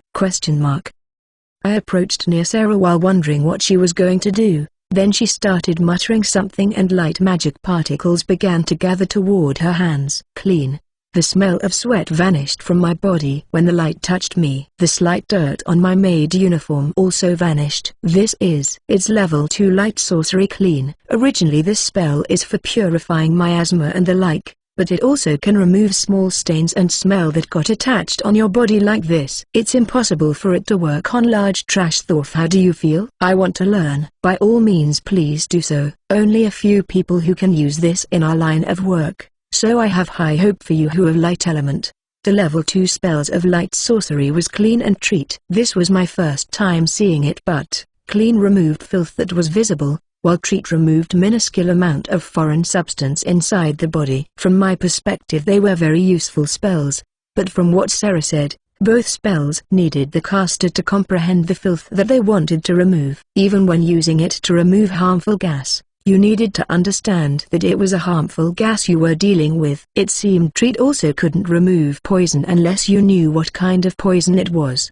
Because of the inconvenience in its usage, it seemed that only hero or adventurer would learn it. There was also medicinal herb for light poisoning, and you needed specialized knowledge in order to be able to use the spell well, so perhaps that was the reason why there was only few light sorcerer with high level. Also Arya, drink this every morning from today. At the end of the training, Sarah handed to me a porcelain bottle filled with potion. What's this? Say, what could this be? Also, this is a poison. She explained to me that it was a special mix of weak poison. It wouldn't make you feel pained, but apparently consuming it would make your stamina to be reduced by 10% for a whole day. Why was I given such thing as I thought that? Sarah explained that apparently there was a possibility you could obtain the skill poison resistance by continuing to consume it. It seemed that bodyguard maid had to serve as their master's poison checker, so I had to drink this diligently if I didn't want to die. As I thought, this person was strict with her subordinate.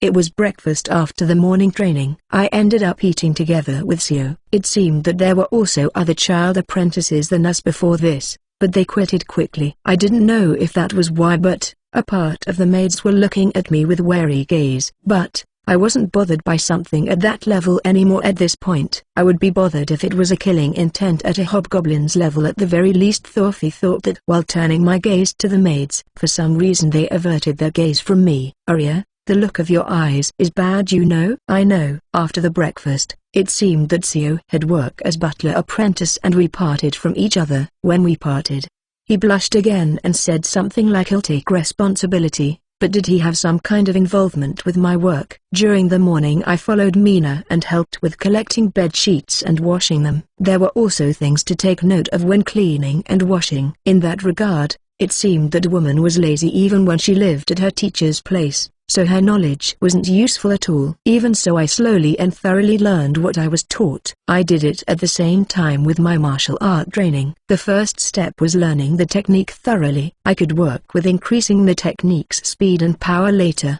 The lunch consisted of the same menu like breakfast. According to Mina, the cook created the stew all at once in one big pot, so the menu wouldn't change until it ran out. But for me, who ate snake and rabbit every day, it wasn't any concern. At the morning it wasn't Mina, but my direct superior Sarah who I followed. We looked around and she taught me the points of importance of the security inside the mansion and around the castle. I was reunited with Castro in the middle of that.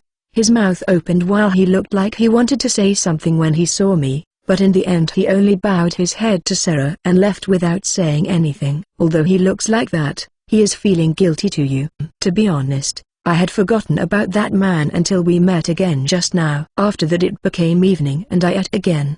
Perhaps my body was growing again because of the increase in my magic power. I was feeling quite hungry, so I silently ate. At night Sarah constantly supervised me to teach me about etiquette. She corrected my way of walking and posture, and she also showed me the correct way of bowing. In my case, I had knowledge, so I already had the foundation, but actually learning it was still a hardship. The way to speak and act toward noble was drilled into me thoroughly. Even after the bell that chimed every 4 hours rang out 6 times, I was made to learn in the darkness how to write letters, and the names and territories of the nobles in this northern region. At night I had my own personal business to do. It was my training of darkness magic, not darkness sorcery. I instead learned darkness magic inadvertently. Perhaps because of that, I became able to use the noise spell that I couldn't use before this. The MP cost of level 1 sorcery was around 10, but when I somehow reproduced that spell using darkness magic as a test, it consumed more than 20 MP. Unlike sorcery, magic was applicable to various things, but its ease of use was bad. As expected, there was a reason why magic became obsolete with sorcery taking its place. For example, rather than making a stew starting by gathering and preparing the ingredients, it would be cheaper and tastier to eat stew from a stall as long as you weren't fixated with your taste preference. Even so, wasn't there a recipe that could be made far easier and cheaper if you cut down on the meat and spice quantity? There was no need to make the spell had both strong power and effect. What was demanded from sorcery was versatility, and so a completed product was created. But with darkness-type illusion magic there wasn't even any need to create something perfect. It would be enough if it could trick the enemy just for an instant, like what I did with the hobgoblin. What should I trick? There was sorcery to trick eyes or ears. What else was there other than sight and hearing? Smell? Taste. Touch her. I muttered while chewing just a bit of dried medicinal herb that had the effect of stimulating the heart to fight off the drowsiness and training my poison resistance at the same time. In order to make the faint idea of something that I got to take shape, I continued draining darkness magic in my temporary base at the forest until my sleepiness hit the limit, in preparation for my chance meeting with the noble that was steadily approaching. Heroine Survival Volume 1 Chapter 24 Chance Meeting. Heartilda, a young girl, was sighing while drinking aromatic black tea in the living room of Dandel Castle late at night. "What's up, Clara? You are sighing." Anasama. Clara Dandel, who had memory from her previous life, smiled to the boy who talked to her and shook her head. "Elena Sama will arrive soon, so I'm looking forward to it, that's all." Her Highness and Clara are really close with each other after all. "I'm also looking forward to be able to meet with our royal cousin after so long." "Yes, Anasama." Clara was watching with conflicted emotion at her big brother of this life who was laughing heartily. Her memory of the previous life, according to that, she was an existence that was called as villainous of a not-home game. This big brother before her, who was 1 year older than her, was also one of the capture targets. Rockwell Dandel. He had the same red hair and grey eyes like Clara and a shockingly handsome face. His personality was sincere and upright, and yet he had a merry personality that he was loved not only by Clara, but by the whole Dandel house. But Rockwell would fall in love for the first time from his encounter with the main character Heroine and became unable to see anything else other than her. Even when the heroine got together with the Crown Prince, he would continue to wish only for her happiness with straightforward earnestness. At the end he would even punish his little sister Clara based on a weak evidence. It might not be the case if it was with other noble, but a prosecution from her biological brother who was the heir of Margrave Dandel might be sufficient to be considered as official evidence. And then in the case she got punished, the Clara in the game got sent off to an extremely cold monastery that was located at a northern foreign country where her life would end without being able to see the outside world ever again. She refused to end up like that. In her previous life she lived an ordinary life and died young. Now she finally got a chance to be reborn like this. So what was wrong if she sought for an ordinary happiness for herself? Clara in the game had unpleasant personality that was befitting for a game, but the current Clara had good relationship with Rockwell, so there was a possibility that he wouldn't condemn Clara even if the heroine got together with the Crown Prince. However, if Clara became the official lead fiancée of the Crown Prince, the heroine and the Crown Prince would be able to get together as long as Clara didn't get down from the stage. There was also the option of her not opposing the heroine and became friend with her. But even if Clara didn't do anything, if by some chance the other noble daughters who were jealous with the heroine did something, there was a high possibility that they would offer a justification that it was for the sake of Clara Sama, who is the Crown Prince's fiancée and got set up as the ringleader without her knowledge. She also considered withdrawing herself from the position of fiancée candidate, but due to her aunt being unable to become the first queen, her big brother, who was Clara's father, the head of all the Night Orders, and his wife were getting worked up in making their daughter Clara to be the next first queen. Also Clara herself feared the charm of the main character heroine that could twist even the conviction of this kind big brother above all else. It would be fine if the heroine chose other capture target. Even if she chose her big brother, perhaps Clara would only end up getting banished to other country at worst. But this wasn't a game where she could have a retry as many as she wanted. This was reality where there was only one chance. Failure won't be allowed. The game's heroine was a Viscount daughter, but it was only when she got together with the Crown Prince that her background as a daughter of Melrose House would come to light. According to a story that she heard from her grandfather, it was an unconfirmed information, but it seemed that Melrose's princess, whose whereabouts was unknown, had been found. To learn the truth of that situation, Clara also used the spy of Dandel to investigate it under extreme secrecy, but according to the spy, it was Melrose House that was in charge of this country's dark side organization, and that to investigate any more than this would need the resolve to take on the whole dark side of Claydale Kingdom as opponent. And most of all, the head of Melrose House and her grandfather, the previous head of Dandel House, were friends since their time as student in the academy, so from the beginning it was impossible for her to take the initiative to against a princess of Melrose House using Dandlehouse's manpower. She needed some kind of connection, a connection unrelated to Dandle House that could remove the heroine. Clara had to obtain such connection no matter what before her enrollment to the Sorcery Academy, which was the time when the game event began. There were 3 villainesses in the game. One was the Crown Prince's fiancée Clara, while the other one was a count daughter whose father was the head of palace magicians, and the last one was the first Princess Elena, who was heading here right now. But, although Elena was categorized as villainous, the most that she would do was scolding the heroine from jealousy because she got involved with her brother the Crown Prince. But through some events, her positivity level toward the heroine would increase, and at the end she would recognize the heroine and became her ally. So in reality the main villainesses were Clara and the count daughter. Clara began to seriously consider that if that was the case, perhaps she should make Elena remove the heroine. Very good. With this you have become able to at least perform the footwork at minimum level. But it's still nothing more than the elementary level. Don't slack off with your training. Yes. At the morning training, I finally received a passing mark from Sarah. At the 9th day of my training as bodyguard maid apprentice, I finally learned the basic of the footwork through experience just barely before the arrival of the monitoring target. Although it was only at the level where I could somehow use it for a few steps if I focused, it was still difficult to use it in battle. But, from what Sarah said, someone less than 10 years old who could use this footwork even just for a little only numbered several people even in the record of her organization.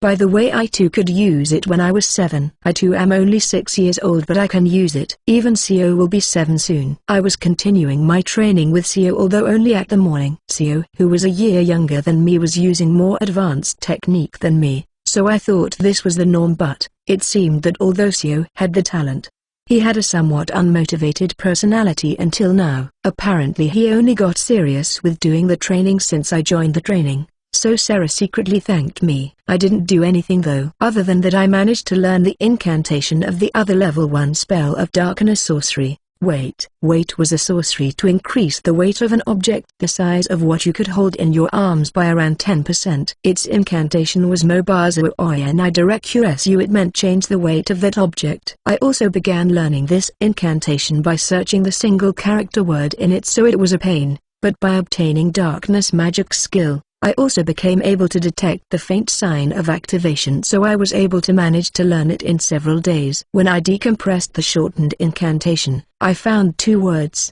optional Iani and direction Direcursu. I confirmed that this spell wasn't a sorcery of change the object's weight but move the object. From there I learned that there was no word of weight in the incantation, and I was finally able to activate the spell of weight. Who was the one who made this kind of sloppy liberal translation? Just as could be seen, this too was a sorcery with bad utility, but I noticed with perception of my dark magic that the effect still slightly remained even when the object left my hand, so in the end I became able to increase the flying distance and accuracy of my projectile weapon if I focused and used it.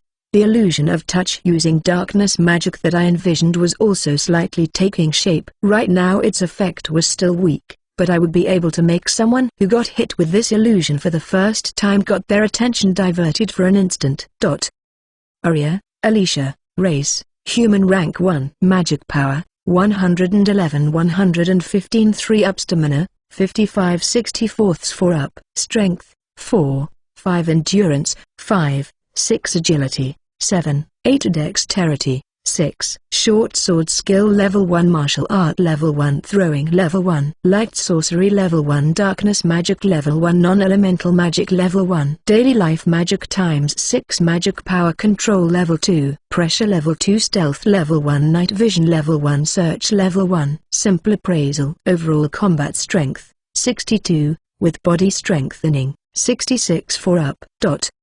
My status didn't really change, but I was growing in the small details of my skills, so I got the feeling that my martial art and stealth would level up when my body grew up. There were only monsters at my surroundings, so my growth seemed slow compared to them, but it was already astounding that a kid below 10 years old had a level 2 skill. In fact, my combat strength was higher than Sio. Even so, it was difficult for me to win against Sio in our sparring. so it made me keenly realized once more just how important the basic was. But I was still unable to learn the light sorcery spell Cure. I had asked Sarah to teach me the meaning of the spell as much as she knew, and when I chanted it there was sign of activation, and yet it didn't show any effect. I had found the words regeneration Ridyazu and proper form Osatori Isuten, but perhaps I was still lacking something. There was some kind of trick for it, but I didn't know what this trick could be. I wanted to take my time to thoroughly investigate and research the sorcery, but it was already the time when the honorable guest could arrive any time now. So the maids including an apprentice like me were getting very busy. I too had been made to learn etiquette, although it was only the bare minimum, so I was given work at the castle instead of the mansion. But, from what Sarah told me, my etiquette level was truly still at the minimum level, so fundamentally what I needed to do was only standing silently as long as a noble didn't address me directly. My work was only consisting of behind-the-scenes work. But Sia told me that in this castle there was a scary high-ranked butler who was also a colleague of Sarah. This high-ranked butler was the one in charge of coordinating the butlers. I had a chance to see him from afar just once. He was a black-haired butler who looked to be around his 40s. I felt a dangerous atmosphere that made me felt it was a danger even to just approach him until a distance where I could cast appraisal. Even at night I trained by myself until late at night, so I would get sleepy if I was standing doing nothing. Right now I was doing a work of sewing a frayed linen sheet in a room alone. I knew how to sew from the knowledge, but this was my first time actually sewing for real, so it took a lot of time even with Mina teaching me. So I felt sleepy for a moment and pricked my finger with the needle. It seemed to prick deeply that a glob of blood oozed out. As I pondered whether to stop the bleeding with the law-used cure for training, the blood started to trickle and the unbleached string got dyed red. I didn't concentrate. I didn't know what would happen, so I had no leeway to let my guard down. It couldn't be helped, so I cut the part of the string that got dirtied with blood. When I was about to put the string in my pocket to throw it away later, the string suddenly moved. My magic power was flowing into the string through the blood, just like with my hair.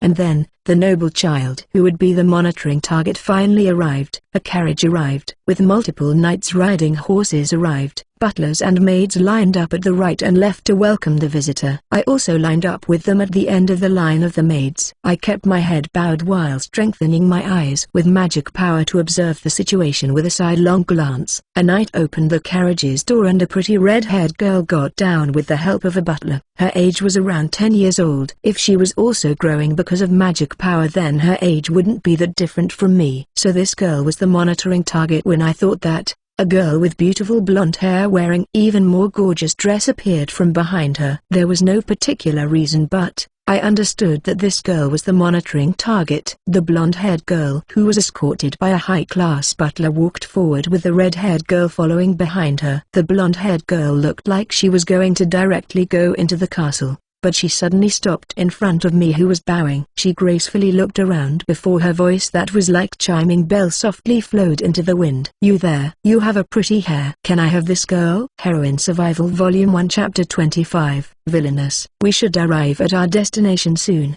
Elena-sama. I prefer the downtown though." Going back slightly in time, inside the carriage that was heading to the Lakeshore Castle, which was one of the guest houses owned by Dandel House, two girls with the attire and attitude of a daughter of a nobly very high-ranked noble that were having a conversation. The red-haired girl was Clara, the princess of Dandel House, because she was the biological and legal daughter of Margrave Dandel, even though she was still a child.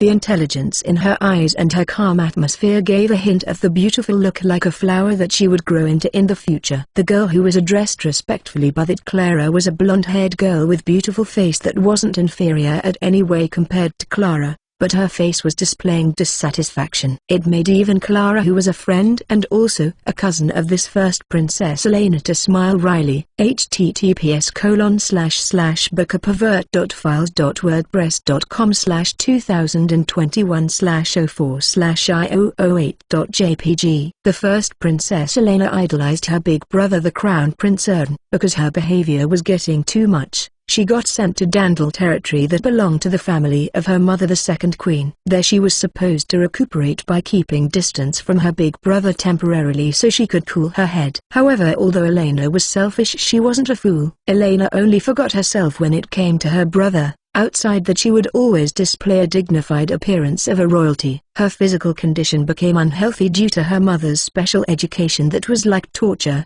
but that education had granted Elena an intellectual mentality that was unthinkable for a 7-year-old. That Elena wasn't showing a princess's dignity but dissatisfaction in her face, even if only slightly, because there was only Clara who was her cousin and also her friend in this place. She must have dissatisfaction that she couldn't meet with her brother, but she understood that she was making her father the king and the first queen worried for her. Clara looked like she wanted to say something seeing Elena's behavior. She let out a faint sigh. How should I broach the topic here? Making one of the villainous is Elena to remove the heroine. Other than wanting to have a talk with her cousin after so long, Clara also had that kind of intention when she arranged to make Elena and her to be alone in the carriage from Dandel's castle until here. In the autumn game, Elena was jealous with the heroine who caught the attention of the crown prince. She would send complaints to the heroine and also played some pranks to her, but as the story progressed and the heroine entered a romantic relationship with the crown prince, she approved the heroine and became her ally in the end. At this stage, Elena wouldn't become the ally of the heroine who hadn't become the crown prince's lover, but it also would be difficult to direct Elena's hostility to the heroine who wasn't in contact with the crown prince. If she made a poor lie, the clever Elena would immediately notice that something wasn't right. That was why she needed to bring up this topic very carefully. But there is still time. If I can make her harbor ill feeling for the heroine during this recuperation. While she was thinking something like that, Elena looked at her as though she could hear the voice of Clara's heart. Clara, you are really quiet today. Do you have something weighing your mind? No, it's nothing at all. The carriage kept running toward the destination as the two stayed quiet for a while inside it. The two of them got along really well with each other like true sisters before.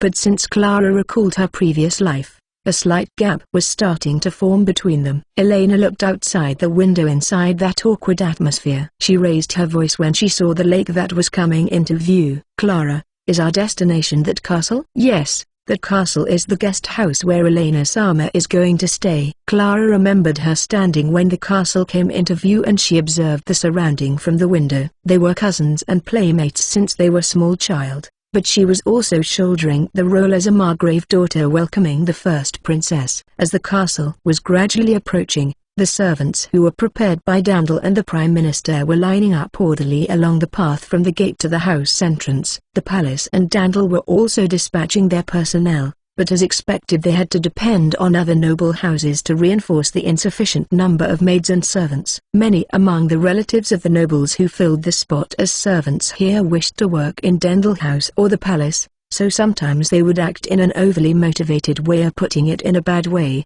they would act ambitiously. A boy with light brown skin color who seemed to be a Crusian was standing quietly at a nook of that line so that he wouldn't stand out. But he still caught Clara's eyes. She was familiar with his face. Siolatun was still a child, but that boy when the heroine enrolled into the sorcery academy, he was a capture target who accompanied her as her butler. His true identity was a knight of the dark side who protected the heroine who was a princess of Melrose from the shadow. At first he wouldn't do his duty to protect the powerless heroine diligently, but he got inspired by the way the heroine put in effort steadily, and after going through several events, he would go through an awakening for the sake of the heroine who he fell in love with. She never thought that she would encounter him in this kind of place, but she could also understand why if he was related with the dark side.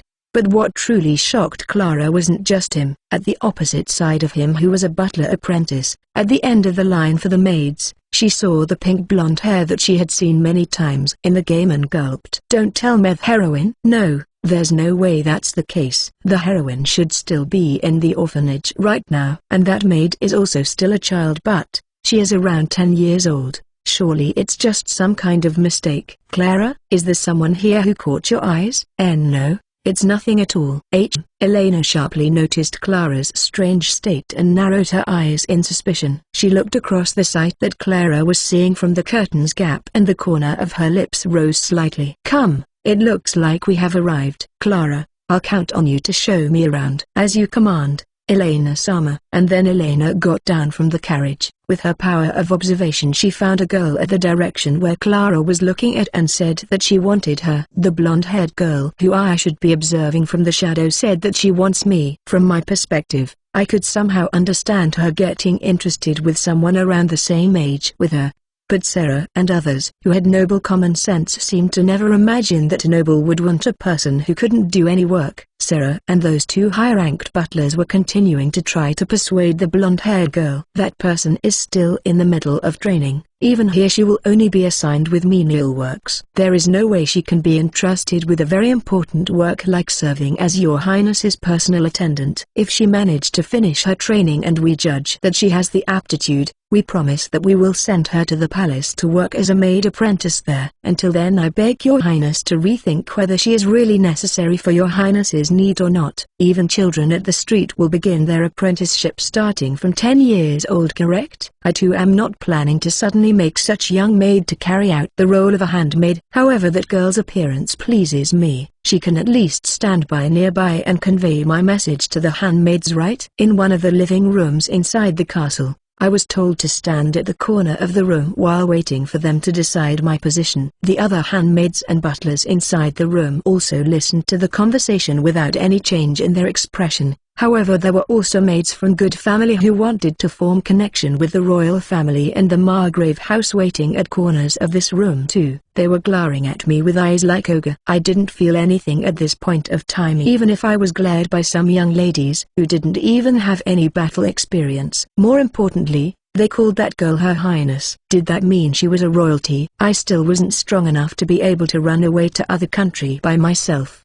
So please spare me from something troublesome like this. After that the exchange continued back and forth many times before the high-ranked butler let out a sigh of resignation. This person is still just a child who can't even speak in polite language yet. If your highness still doesn't mind even knowing that, then I shall assign her as one of your highness's room attendants only during your highness's stay in this castle. That is the greatest compromise that we can possibly make. Of course, I don't mind that. And then if by some chance I take a genuine liking to her instead of just a whim, send her to the palace after her education is over to be an official handmaid apprentice there. That is also the biggest compromise that I shall make here. As your highness command. Arya, come here to give your greeting. It seemed that my position had been decided without taking my own wish into account at all. I mentally prepared myself to run away if I ever got into danger, even if I had to become a wanted person at the end because of that. Right now I should just accept the situation positively. This way I would be able to do my monitoring duty easily. With that I obeyed Sarah and stepped forward. The current me was not only unable to match Sarah and the high-ranked butler,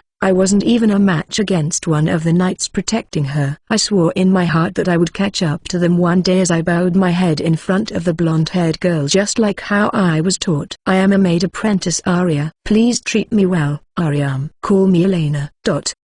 Elena race, human. Magic power, 120 stamina, 33-35. Overall combat strength, 50. This was the first time I saw a child with higher magic power than me who had learned light sorcery and darkness magic. From her stamina point, she didn't look like she had close-quarter combat skill, so most likely she had multiple sorcery-type skills. She was speaking in a haughty way which was typical to noble that was in my knowledge, but her tone wasn't as severe as her words. However, the red-haired girl behind her wouldn't approach me any closer while sending me a sharp gaze that was like a glare. Arya, your monitoring duty is still just for supporting us in the end. There is no change to that, but I'll have you act as our contact personnel too from here on. Do you understand? Yes. Also I will give you additional information now that you have become a room attendant. Elena Sama is one of the royalties of this country. The other person is a young lady of Dandel House. Clara Sama is her name. These two are our monitoring targets, but Elena Sama's safety has higher priority. Remember that well. Yes. And then there is a report that with the two of them staying in this castle, people from a faction that doesn't harbor pleasant opinion toward one of the targets or perhaps both of them has appeared to observe their activity. We don't think that they will try anything overt,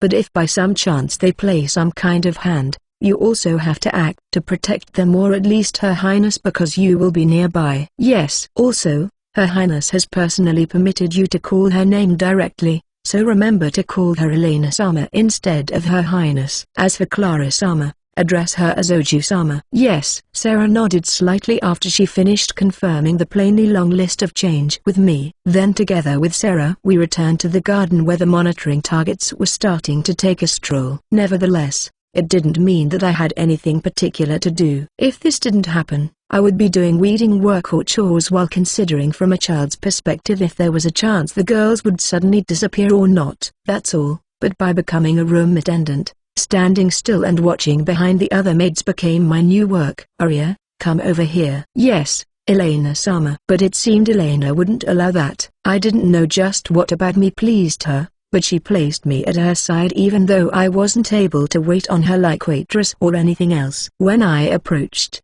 the young lady of Dandel moved away as though she was scared to be near me, and when I spoke Elena's name, the other maids who weren't allowed to do the same directed their gaze at me with emotion that was close to hatred. Elena noticed that and her lips formed a smile of delight. She had quite the twisted personality in her. You have a very nice personality, aren't you, Arya? Is it your personality to not be bothered by other people's opinion? Embarrassing as it is, it's as Elena-sama say. It seemed that Elena and I were two of a kind. Of course our personalities were different, but just like me, she seemed to have a guts of steel to carry her on in the carnage of noble society. Her behavior wasn't like a kid. That kind of child must look odd from the perspective of adult, but that way of living made her just slightly more likable for me. The maids would leave the room when they finished their business. The handmaids also wouldn't approach more than necessary unless there was business to take care of. The Princess of Dandel sometimes would also leave the place when I was there, so after several days passed, often I would become the only one who was staying nearby to Elena. Really, Okara-sama too is too weak-hearted. The person who became the first queen is a kind persona,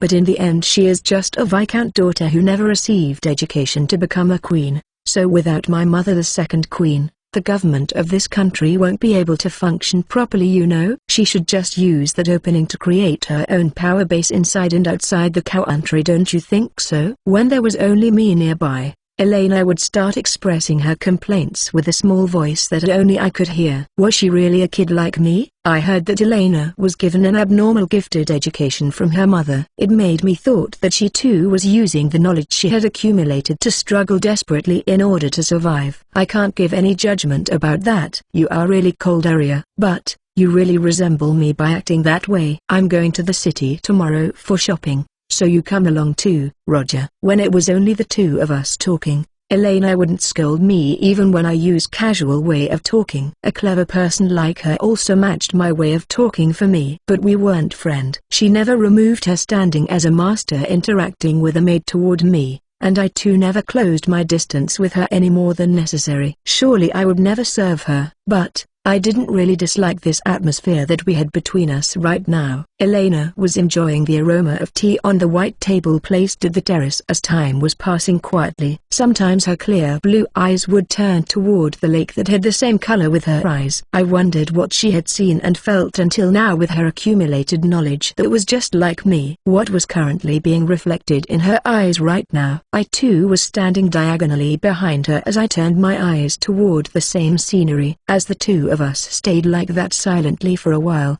Elena suddenly opened her mouth. Ari, I wonder what can you see from here? Elena asked me that while staring at the scenery. I kept my gaze fixed at the lake as I slowly formed a sentence. Surely it's the same thing like you.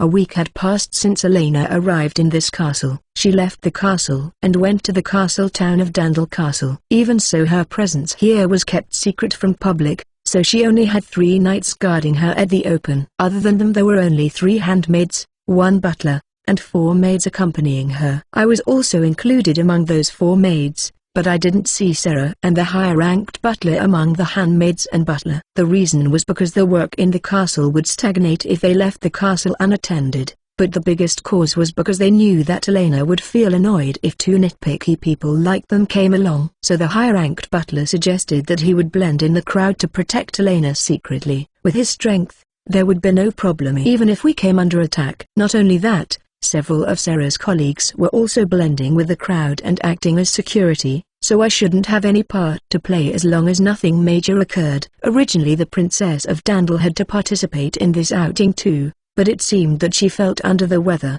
when she heard that I was also coming, and she was resting. As expected from the biggest city after the capital. There are a lot of shops selling clothes in the price range that even commoners can afford. Arya, how about I buy something for you too? I silently shook my head at Elena's offer. In response she looked at me and narrowed her gaze smilingly. I guess so, for Arya it's more fitting for you to obtain what you want with your own strength.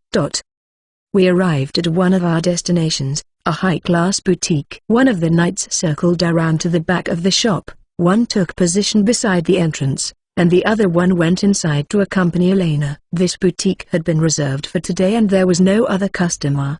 Perhaps this boutique had been investigated many times. Other than the owner, there were only 3 other female staffs inside. Even my search skill couldn't feel any other presence inside. It's a great honor to receive your visit today. Please take your time having a look at what we have. I'll do just that. Elena exchanged some trivial greeting with the owner before looking around at the displayed fabrics and scarves. Perhaps someone overheard Elena's offer to buy me something. The maids who were unable to ride together with Elena in her carriage were looking at Elena wistfully. But it was the handmaid's job to look around together with her, so the 4 maids including me could only watch from some distance. One of isn't here. I don't know anything. I noticed that one of the maids was gone and asked the others, but another maid who was a relative of a noble and treated me with hostility looked aside standoffishly with that reply. Her attitude was bad, but even they should know better than going off somewhere as they pleased. I got a bad feeling and tried to search with more attentiveness. Then the presence of Elena who entered into the dressing room. The measurement vanished. I hurriedly moved toward that room's door, but one of the knights stopped me. Even you who are permitted to serve as Her Highness's attendant isn't permitted to enter inside as you please. I can't feel Elena Sama's presence. This is an emergency. Also there is a weird smell. What are you? Understood. One of the handmaids who was standing by outside might have heard about my ability from Sarah. She immediately moved and knocked the door. She then opened the door when no reply was forthcoming. Your Highness. When I entered inside behind that handmaid, a faint scent of drug pierced my nose. Elena wasn't inside the room. There were only 2 handmaids collapsing on the floor unconscious. They had no visible wound. They might have been drugged. Where is Her Highness? The staff who entered inside with them is also not here. There's a hole on the floor over here. The butler's voice said that. I turned over there and peered from behind a knight. There was a hole opened in the floor. A child or a slim woman would be able to pass through a hole of that size. Underground. Where is the stair? I'll go ahead. Everyone began to search for a stair. I slipped through between them, folded my skirt like an umbrella, and then I jumped into the hole in the floor. I dropped down for several meters. I used body strengthening and landed while using my legs like a spring to absorb the impact. I immediately checked the surrounding with night vision. I saw disturbance in the magic particles at the corridor ahead and moved to that direction. I didn't find Elena even there. In exchange I found the noble relative maid who was gone from her post. What are you doing here? Where is Elena Sama? I didn't know anything. That staff said that she will give me money if I just leak a bit of information to her, but I didn't know that it will become like this. Where's Elena Sama? I lightly pressured her and she returned to her senses. Even though she got scared, she pointed at a small tunnel at the corner of the underground room. So a boutique staff was the culprit. I used a charcoal that I was supplied with to write the necessary information for the knights on the plaster wall. Then I entered that small tunnel and chased after the kidnapped Elena. Stay safe, Elena. Heroine Survival Volume 1 Chapter 26. Rescuing Princess. I advanced through the small tunnel in pursuit of the kidnapped Elena. Although that maid had leaked information, the culprit shouldn't have time to dig a hole this long beforehand. Most likely the kidnapper was a user of earth sorcery. So even though Sarah's colleagues were standing watch, they didn't investigate the underground. In the first place they were lacking manpower, so they were using even a child like me. Only the maid who listened to my words was Sarah's colleague who was accompanying Elena this time, but even she wasn't skilled in stealth and search. I heard that she only had several night skills in order to become meat shield for the princess. There was no way all the members of the organization had high-level scouting skills like Sarah. The majority must be people like spies who focused in gathering information. But right now Elena was more important than those things. Even if they managed to contact the high-ranked butler outside, it should take him more than 10 minutes to catch up. Until he arrived I would need to find Elena and hold back the kidnapper by myself. The culprit was able to travel through this kind of cramped tunnel that only a child or slim woman could pass while carrying a child. The opponent might be a scout, thief, or assassin. An assassin using sorcery was the worst opponent that I could imagine. Even so, I had to catch up. But that wasn't because this was a job that I had undertaken. After passing through a distance that seemed to be around the same with 3 houses, the tunnel suddenly changed into a shaft. I used stealth while applying body strengthening. I pushed my fingers on the earth wall while climbing up the hole smoothly, then I peeked outside while searching for any presence in the surrounding. There I see a dirty-looking man preparing to escape in a rush. So the culprit didn't operate solo and had an accomplice. Or perhaps he was just a robber, but I had already decided to attack either way. When I chanted the sorcery inside my mouth, the man turned around in surprise toward the entrance. I leapt out in that instant and threw the 2 knives hidden in my sleeves. Jaya! The man was stabbed by 2 knives on his back and lost his balance. I kicked his leg to make him stumble, then when he lied face down on the ground, I put my knee on his back hard and pointed my black knife on his neck. Where is the woman and the girl she has with her? What the hell with you? I don't know, Ajia. The man tried to play stupid, so I slashed him from his neck until his back before pointing the knife on his neck once more. I have no time, so I won't torture you in a way that can be healed with heal. I slid my knife while pressuring him. When his neck was cut, the man's face instantly turned pale. I was only paid to stand guard. Spare me. That's not what I ask, Jaya. This time I stabbed my knife into his back and twisted. The man couldn't endure pain and started talking. That woman carried the child and turned right, no, left. There is a carriage there. When I twisted the knife further when he spoke too smoothly, the man realized that I was serious and changed his words in panic. Any other accomplice? I'll come back and kill you if you lie. And nobody else. She said that her comrades are waiting outside the city. I'm not lying. Got it. Go. I strengthened my hands and knocked out the man by striking his head with my knife's pommel. It was pointless to ask him anything more than this. Besides, if I left him alive, Sarah's comrades who came chasing this way would be able to interrogate him. I collected my throwing knives and went outside. I came out in a narrow alley where there wasn't anybody else. The man said that they went left, but he said right at first. To make sure, I lowered my face until it almost touched the ground and strengthened my eyes. Certainly there were footprints going to the right, but I found the faint trace of erased footsteps to the left. I started running to that direction. It was my first time using feel in real battle, but I was able to confirm its effect. This was illusion magic that I constructed with darkness magic. I specified the location with darkness sorcery and applied only the effect with darkness magic. It was a combination of sorcery and magic. Its effect was only something simple to grant the sensation of being touched at the optional location of the living thing that I targeted. In fact, there was nobody touching the target, so this magic could even move a single leaf, but as the result of cutting down the construction as much as possible,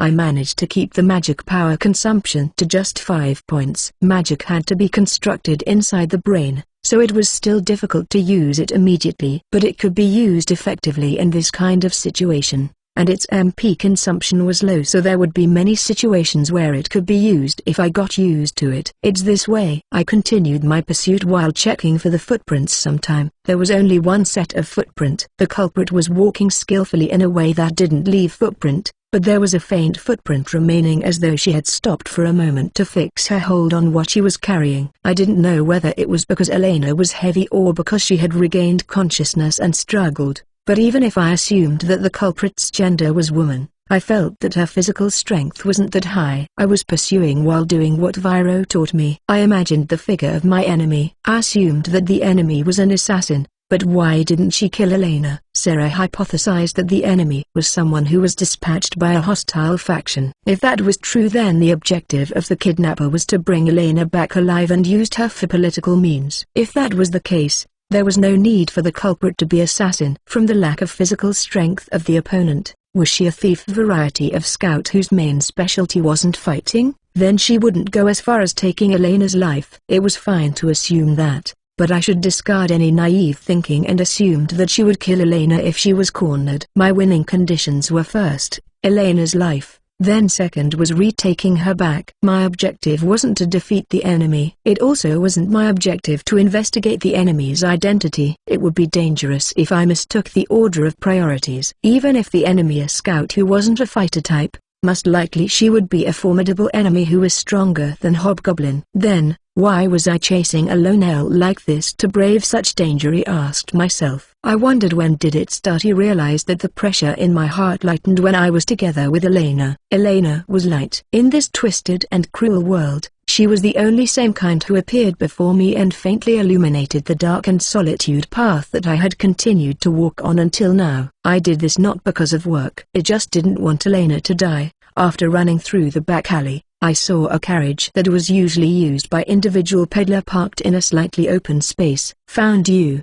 There was one slim silhouette outside the carriage. I also confirmed blonde hair fluttering from inside the carriage. I ran while swiping my skirt to pull out the knives tied on my legs. When Elena started to grow awareness, her mother started giving her education for gifted children. She never felt any motherly warmth from her. The baby Elena continued to accept the harsh education only to seek for that warmth. As the result, she obtained 4 sorcery elements and knowledge that could put adult to shame, but as the compensation, the elements and powerful magic power that she obtained at 4 years old gnawed into her body. Her body was reduced into one that couldn't run around like a child her age should be able to. This wasn't something that was widely known even among the nobles, but when someone obtained a lot of elements, the caster had to pay with their lifespan as the price of obtaining strong power. In Elena's case, if she was able to grow until she had adult body, she would be able to live normally even though it would be difficult for her to have children. But such defect was vital for a royalty. Elena's mother quickly lost interest with her. Elena, who failed to obtain a mother's warmth and also lost her healthy body, was only supported by her brother the Crown Prince, who was born from the first queen. He was a gentle and kind brother who could understand other person's pain. Elena idolized him and she was so fixated with him that it looked like her brother was the only one who she could rely on. That was how Elena made herself appear to be to other people. If she continued to follow whatever her mother told her to do, the country would be divided between the royalty faction and noble faction one day and conflict would break out. A part of herself had also been saved by the kindness of her big brother the Crown Prince, and she personally harbored affection to him as a little sister. But the kindness that her brother possessed wasn't a strength that was capable to unite a country that was torn apart into two. With how young Elena was right now, it would be hard for her to ignore the words of the noble faction. That was why there was a need for Elena to show to the external and internal side that she belonged to royalty faction, that she even went as far as acting to be obsessed with the Crown Prince. At present only her father the king, her grandparents the previous king and the queen mother, and a small number of close associates including her wet nurse who knew about this fact. In case the Crown Prince was judged to be too real to be the next king, she would take on the role of queen as the king's representative and educate the Crown Prince's child until they grew up. Like that, Elena continued to receive ruling education without her mother the second queen's awareness. The result of the education that the second queen gave in order to snatch away the throne from the son of the first queen had given Elena the knowledge that could make her think of the country's peace, that she even betrayed her own mother for it. The recuperation in Dandel this time also wasn't to cool down Elena's head that was going too far with unhealthy obsession, but a rest that was suggested by Elena's father in his concern for her, who had to adjust the internal balance of the kingdom even in her age of 7 years old. Other than for that rest, Dandel was chosen because Elena's cousin Clara was also there. Clara was living in the capital when she was 3 years old until 6 years old. During that time she was always visiting the palace as Elena's playmate. The 1-year-older Clara never acted servile or coarse like other children and possessed gracefulness as the princess of Dandel. Elena looked up to her as though she was her real big sister. That was why Elena went as far as this place for her recuperation. But Clara, who she met after 2 years, was slightly different from before. Perhaps she should describe it as there was this faint discomfort coming from Clara. Clara still had calm disposition like before, and now she also had knowledge that even Elena didn't know about. At first Elena was rejoicing that she finally found someone who could talk at her level, but as she continued talking with her, She got the feeling that she was talking with a different person. Her eyes when looking at Elena was changing from the previously pure affection in the past to a wary gaze at the present. Something happened to Clara during these 2 years, and Clara was hiding that something from her. In order to ascertain what it was, or to be more accurate, wanting to return their relationship to be like before, she forcefully poached a maid who Clara was looking with the same kind of wariness like when she looked at her. She had no firm basis behind her action. It would be fine even if she was wrong. That pink-colored hair was the same color with the hair of the queen 2 generations before that Elena saw in a portrait when she was even younger than now. She was secretly harboring a longing that pink-haired color was better than golden hair. The name of that pink-haired girl was Arya. She didn't ask her age, but if she was a commoner then should be around 10 years old. Her appearance wasn't that different from the current Elena, who had grown quicker due to her magic power. Arya's eyes left a deep impression in her of an Elena who was used to seeing beautiful and gorgeous people. Considered Arya to have a lovely look,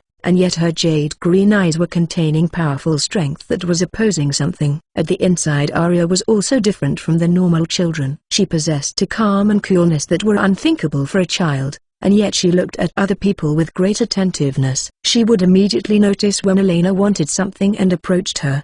Perhaps this feeling was sympathy. Arya's way of life that could even be called aloof gave her a feeling of relief to Elena, who had continued to fight in solitude, that she wasn't alone by any means. There was that one time when another maid dropped something. Arya instantly moved to protect Elena. It made her thought that perhaps Arya was a bodyguard maid of the dark side that she heard from rumor. And then about Clara, it seemed that her guess that it was Arya who was bothering her was right, but before she could ascertain Clara's reaction, Clara was the one who distanced herself away from them. Did she have trauma with Arya's hair color? But she thought that she didn't mind it even if that was the case. Right now, rather than the matter of Clara, Elena wished to be together with Arya, who was the only one in this world who had the same point of view with her. That was why she got the idea to go outside by her own initiative after so long. But no matter how smart she was, Elena was still just a child. The emotion that she couldn't control became carelessness that came to bite her.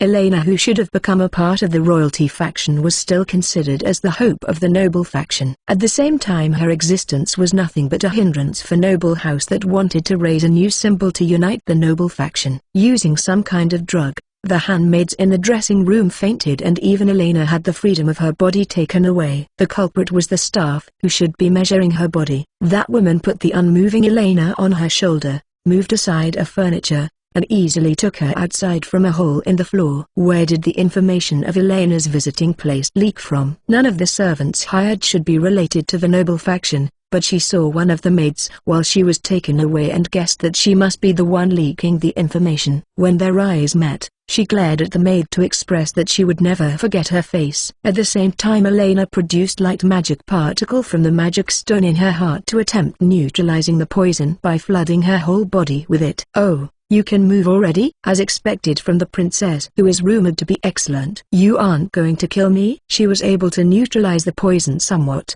but her body still couldn't move. Elena had learned light sorcery until she was able to use level 2 at her age. Even so, she couldn't fully remove the poison even using treat unless she understood what was the poison used. Even so, if the kidnapper realized that she could move, then it would be better for her to gather information rather than staying quiet. "This is the request of my client. In the first place, if it's a murder request, then I won't accept it even if the request comes from the guild." The female staff was unexpectedly talkative. She even grinned cheerfully with her unimpressionable face while winking to her. She wouldn't kill her.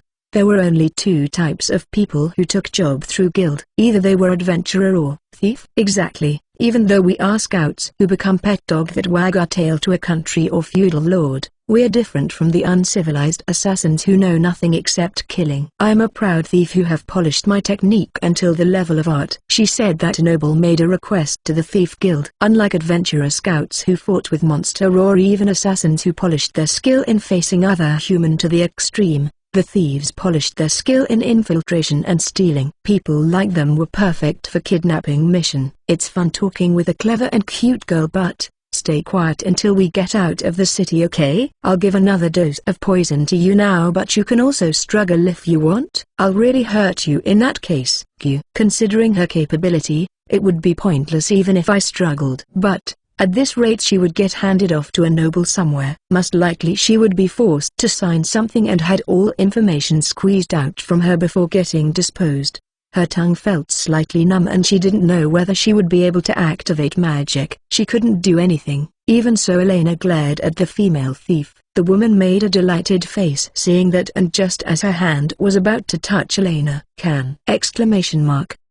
a knife slid between the two of them and pierced the carriage. The female thief deflected another knife with her short sword. Elena and the female thief's gazes instantly turned toward the direction the knives came from. The figure of a girl with pink blonde hair wearing slightly loose-made uniform was reflected in Elena's blue eyes. "Arya." I threw a knife to interrupt the female staff's hand movement, but I couldn't even scratch her even though it was a surprise attack. However, I confirmed Elena's safety hearing her calling my name. "Yeah, I thought I still have a bit more time until someone catch up to this point, but could it be you dived into that hole to chase me until her?" I didn't reply and took a stance with my black knife. Far from getting angry, the female staff clapped her hand while laughing happily instead. "A maid-chan. Nice. I never thought that I would be able to meet two uncommonly cute girls with this kind of work. This is why a jobs from noble is interesting." I observed the strange woman while gathering the necessary information. Her age seemed to be around the middle of her 20s. She had darkish red hair and brown eyes. She seemed to have a nice look,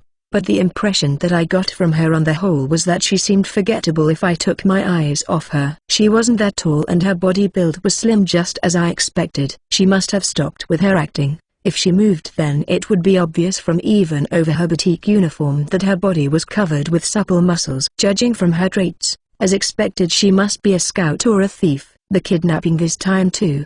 Had they been watching that shop the whole time since before, or else had they positioned people with forgettable look all over the place to make it easier to replace them? The woman looked like she was doing this alone, but considering all the information, I guessed that there was an organization behind her. In that case I couldn't allow the woman to get away from here. If she managed to get out of the city, it would be impossible to follow her track. Who was this woman? She felt overly brazen to simply be a kidnapper aiming for money. This woman is someone from the Thief Guild. She is using poison, so be careful. When Elena exposed her true identity, that female thief smiled wryly and looked at Elena. She shrugged with a dramatic gesture. "I see. So she was a thief who specialized in kidnapping, here because of a request from a faction that was Elena's enemy." Female thief race, human. Magic power, 174 180 stamina, 155 170. Overall combat strength, 388, with body strengthening, 440. It was better than facing an assassin. Even so, she had higher combat strength than Castro. Certainly her combat strength was high, but judging from her magic power, it wasn't that high. If I remembered right, from what Viro told me, Thief had high stealth type skill and martial art type skill, but there wasn't that many of them who specialized in battle. If this female thief was also someone like that, and from the degree of increase from her body strength in any predicted that her close-quarter combat skill was equal to level 2. If she had short sword skill level 2, depending on how I fought, then she wasn't an opponent who was completely beyond me. However, if she had combat strength this high with close-quarter combat skill level 2, then perhaps it might be better to assume that she had level 3 in earth sorcery that she used to dig hole. A rank 3 thief, normally she was an opponent that I wouldn't fight, but I couldn't possibly withdraw from here. It seemed Elena was safe, but she couldn't move. Her speech also sounded a bit strange, so she must have her freedom of movement taken away by a drug, and she also couldn't use sorcery. "I won't chase if you let Elena-sama go." "You plan to negotiate with that? You're a kid as expected is what I want to say, but I don't feel like going along with your attempt to buy time. My principle is to not kill in work, but sorry if I fail in holding back, okay?" The female thief's left hand slightly blurred. I felt something like a killing intent for an instant and dodged by bending back. A thin knife passed away right before my eyes. I couldn't see any preliminary movement from her, just like with Castro. I had also trained, but the number of times I could use such movement well could be counted, including the time I used it against the hobgoblin. But I didn't even have any time to ponder like that. I sensed earth-colored magic particles rose from the female thief. The female thief unleashed her sorcery at the same time when I dodged. Stone bullet. The instant I heard those activation words, the earth-colored magic particles spread to the surrounding. Several pebbles shot from the ground toward me.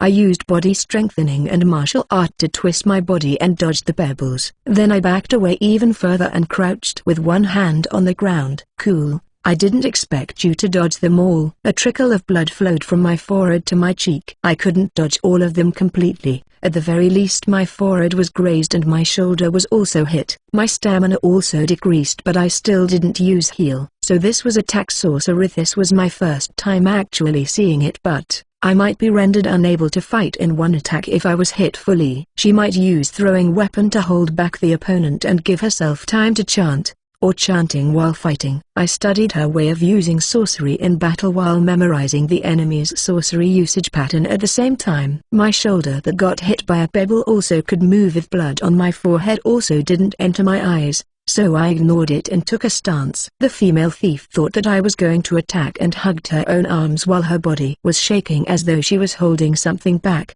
Nice, so nice. Maid-chan, the bright red blood flowing on your pretty cute face. This is why I'm not suited with killing. Anguished face excited me more than killing, that I subconsciously ended up tormenting my opponent, especially with a cute kid like you. I see, she was a pervert. I heard that thief wouldn't kill civilian, but it seemed some among them were simply unsuited for killing. But there wasn't a single factor that reassured me after knowing that. In fact, Elena was turning so pale she couldn't make any voice. Now, how about we begin? The woman pulled out a short sword and moved to the right with a movement that looked like she was sliding on the ground, with a knife in hand. I also matched that movement and began walking to the same direction soundlessly. Perhaps because of her deviant hobby, the female thief seemed to hope for a close-quarter combat and didn't use sorcery. This was far better than her using level 3 sorcery, but there was a chance she would hold me back with direct attack and used sorcery like before. So there was no way I could let my guard down. Even if she only had around rank 2 combat strength in purely close-quarter combat, her combat strength wasn't just for show, because she would be able to kill me in one attack if she used it as a trump card! Geikin. The two of us, who were slowly closing the distance, leapt forward at the same time. The blades that lunged at the same time scattered sparks from the clash. But I stepped back for several steps as though I got flicked away due to the difference in skill level and body build. The female thief didn't let go of that opening and slashed. Matching that, I also threw a throwing knife with my left hand, but the female thief had also predicted that and changed the trajectory of her short sword to deflect the knife. Dust. The female thief used sorcery. She might have chanted the spell while moving. Dust was blowing toward me. This was bad for me, who was looking at magic particles from their color. Having my sight blocked would sharply reduce my detection capability. I hurriedly took distance, but the sorcery's range was wide. I closed my eyes to cover my face with resignation that it couldn't be helped even if I got hit by an attack. Then at the next moment, I felt an impact on my abdomen and my body was blown away by several meters. Arya! I heard Elena's scream. However, I couldn't move immediately after getting my stomach kicked. I rolled on the ground while reflexively choking from the pain. The footsteps that were approaching soundlessly got slightly louder. Nice. Nice. I'll carve you up properly this time. That voice taught me the location and distance of the female thief from me. Hyun. Wow. The thief sounded surprised. I also stopped the heal that I was chanting during the combat and poured magic power into the string in my hand to reel it in while opening my eyes and throwing the blade at the end of the string toward the female thief. What is this? The female thief couldn't comprehend my attack and took some distance away in panic. However, my attack couldn't be avoided just by taking distance half-heartedly. I reeled the string once more and threw the second blade in a large arc. When the female thief's attention was diverted to that, the knife that I threw at her stabbed her arm. So I quickly reeled in the blade and hid it in my sleeve. The female thief opened the same distance like at the start, and this time she faced me vigilantly. However, the female thief didn't sport a ridiculing smile at me like at the beginning. What's that just now? Your sorcery? Who knows? The weapon I used just now was the new weapon I made to replace the weighted cord. I soaked cotton threads of unbleached cloth with my blood, bundled several of them together, and by sending magic power into them, I became able to move the cord to some degree like with my hair. I asked a servant of the castle who could do forging to melt several of the copper coins that were bent after I used them as weight in the weighted cord and fused them together into one lump. After that I patiently hammered the lump, shaved it, and polished it until it became a blade. My lack of sleep was mostly caused by this, but thanks to that, it became a weapon that moved in high speed using centrifugal force, making it difficult to perceive the blade. Its damaging power was low, but it wasn't so light that the opponent could simply ignore it. This weapon was just right to hold back an enemy. Not bad. The first attack left a shallow wound on the female thief's cheek. Her expression changed together with that flowing blood. The female thief threw away her red hair wig, and from below it appeared shortly cropped dull silver hair that glistened under the sun. As I thought, she was disguising herself using thief's technique. I didn't know whether it was sorcery or a skill, but even though her facial look didn't change at all, she was able to look like a completely different person just with cosmetic and changing her gesture. Even the thief-type skill couldn't be underestimated. Anyway, the opponent finally got serious. Normally it would be better to make the opponent underestimated you, but it was harder for me to face an opponent that I couldn't measure. I'd draw out all the information of her after making her got serious and calculated the steps to reach victory. When I fixed my grip on my knife with such thing, the female thief slightly narrowed her eyes. I already thought that you aren't just a mere kid, but what are you? There was no meaning to give information to your enemy. However, I gave a frivolous reply instead in order to make her focus on me. I am just an orphan, and just an adventurer. I turned my gaze just slightly toward Elena, who was watching me fixedly. Then I quietly held my black knife in a stance. I'm just a combat maid who is given the job of protecting her and killing the enemy. The way the female thief looked at me slightly changed from those words. I heard that the definition of bodyguard handmaid was to constantly stay at their master's side to protect them even if they had to use their own body as a shield. And then, someone like Sarah who cornered her master's enemy and annihilated them mercilessly was called combat handmaid. From the female thief's reaction, the maids and handmaids protecting nobles and important people must be the symbol of hate for them. I still wasn't strong like Sarah. However, in order to take back Elena, I intentionally called myself a combat maid instead of bodyguard maid. Here, combat maid. Dan Kaya. Suddenly the female thief threw her knife to the carriage while keeping her gaze on me. Elena's scream came from behind the wooden plank that was stabbed by the knife. I could see magic particles dispersing from that place. What a tomboy princess. I can hear your spells rhyme even though you suppress your magic power and voice, you know? The next time you try something again, I'll use sorcery too. Hyun, sir. When I threw the blade-attached string from my side using centrifugal force, the woman whose focus was distracted for a moment bent back to dodge it. Don't look away. Your opponent is me, right? This brat. The female thief's focus returned to me. I shook my head slightly at Elena, who was looking this way, to tell her don't do anything. You're right, here is also no time. Let's end the game here. The female thief said that and flung away her boutique uniform. Her look changed to a leather suit that clung tightly on her body. Certainly it was harder to move in a loose cloth. I also felt my movement was getting hindered when I still wasn't used with the maid uniform, but this kind of outfit also had its own advantage. The female thief threw away the short sword she was using and pulled out two new daggers. They were giving off an unnatural luster. Most likely it was poison. Even poison had types. But if it was a poison that was used by this female thief, I got the feeling that it would be bad even if I just got grazed by it. Hyun. That attack again. The female thief leapt away when she sensed the attack. I controlled the string to hold back the female thief from putting me into her range. The female thief too, even though she didn't know the true identity of the attack, she had guessed that it was a projectile weapon and dodged just from its presence. My trump cards right now were only this string and illusion magic. I wanted to inflict some kind of damage when using one of those trump cards, the string, for the first time, but in the end I could only use it to hold the enemy at bay without any other effect. But, even though I was aware of her poison and keeping my distance, this female thief had sorcery. Right now she was still unable to see through the centrifugal force's speed. But if the true identity of this weapon got exposed, she would immediately deal with me using sorcery. Even so, I had no other way. My only option was to continue attacking with the weapons I had in hand to create an opening. Snare! Exclamation mark.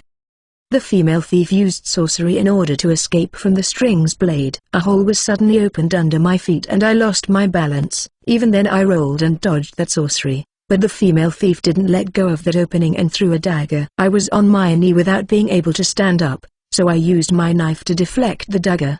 But the female thief charged forward at the same time when she threw the dagger. She showed a big preparatory stance by drawing back her knife to the back, and then she unleashed a thrust. Double-edge exclamation mark. It was short sword battle skill level 2, double edge. Its range was no different than a normal thrust, but the skill gave an explosive increase at the thrust's instantaneous force and speed, and it made it possible for you to launch 2 consecutive thrusts. I couldn't dodge this attack while I was unbalanced like this, but wow, my body that was crouching low on my knee slid right to the side. The female thief's battle skill only tore my skirt. Normally I wouldn't be able to dodge, but the female thief was anxious because she had little time left. I had predicted that rather than using spell that took time to activate, she would rely on battle skill that had attack power. That was why I kept my feet hidden behind the widely spread long skirt and used the footwork that I learned from Sarah so I could dodge the attack. Although I sad predict,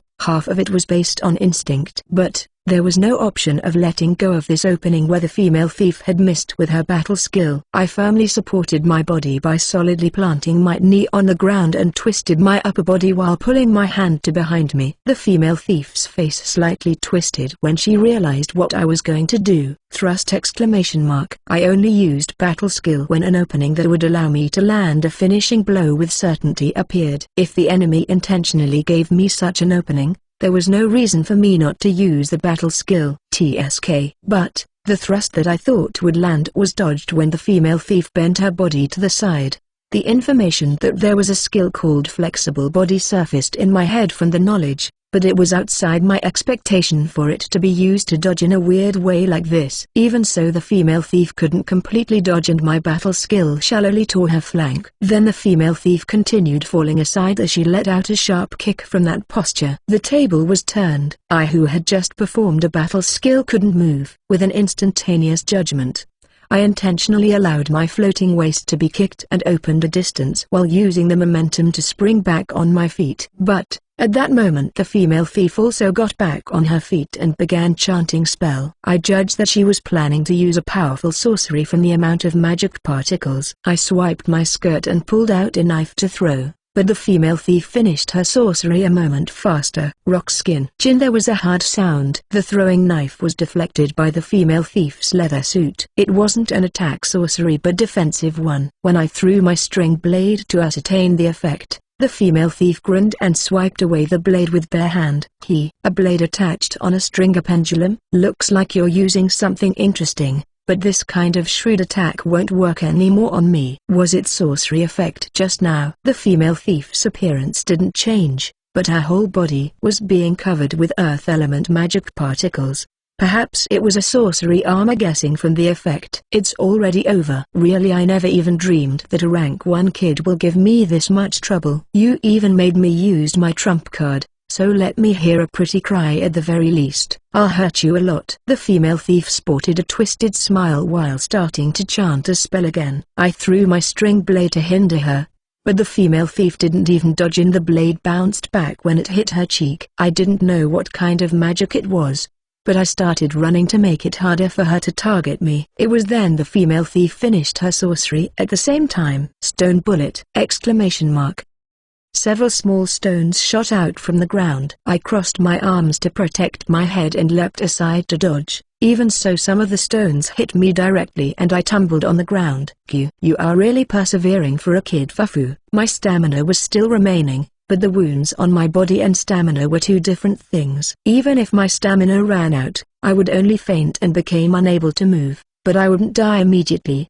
But conversely, if my heart was stabbed, then I would die even if my stamina was full. The stone bullet inflicted blunt damage, so it wouldn't give me serious damage as long as I protected my vital parts. Even so, it was difficult to dodge that many stones, and if even one of them hit my vital spot, the next one would take my life for sure. I wasn't at a state to buy time anymore. None of my attack did anything, while the opponent could kill me easily using a single dagger or any kind of sorcery. I wonder if you have run out of trick already? You fought 12 for a child, but you seem like someone who will be a massive pain in the future, so I'll kill you here. I had one more trump card. However, the condition to use it still hadn't been fulfilled. In order to use it too, I continued to analyze the enemy's ability without giving up. There wasn't really any information in the knowledge regarding sorcery armor. Even so, when I gathered any scrap of knowledge about it, it seemed that such sorcery would either cancel damage within a certain degree, or reduce the amount of damage within a certain time limit. Most likely the woman used earth elements, so I thought her sorcery operated in a way of the former. The person said that it was her trump card, so it was a level 3 sorcery and she should have absolute confidence in it. That was why I believed that must be making her careless. I continued to shave off the sorcery armor even while enduring the pain in my whole body. Ahaha, pointless. Pointless. The knife that I threw and even the string blade that she called pendulum were all bounced back by the female thief's skin. The female thief charged forward without putting up any defense. I tried enduring using martial art if my weapon didn't work, but my damaged body was unable to move like it should. The female thief's dagger grazed my shoulder. A terrible pain assaulted me from that shallow wound. When I reflexively screamed from that pain, the female thief's face warped in pleasure. AA finally chirped. But don't worry, you won't die right away from this poison, but this poison really hurt, right? The wound itself wasn't deep and yet I groaned from the sharp pain. My muscles convulsed from the terrible pain and I couldn't even breathe well. A normal child would cry or faint from this, but I couldn't allow myself to lose consciousness here. Just a bit more. The female thief laughed condescendingly while kicking me, who was unable to move properly. I rolled on the ground. Then I bit my lips while glaring at the woman and holding back my scream. The female thief shivered with an expression of ecstasy seeing that. Then she stepped on me, who was lying face up. That's so great, maid-chan. I want to play with you more. I want to hear you cry more, even though I have to kill you quickly, even though there is no timer. Even though I want to torment you more. That face is so lovely. Let me hear your cry more. The female thief raised up her arm with a yell and drove the poisoned dagger into my stomach deeply. That's right. Cry and chirp more. Show me that face twisted in agony more. It hurt, right? It's agonizing, right? Ahahahaha! Exclamation mark.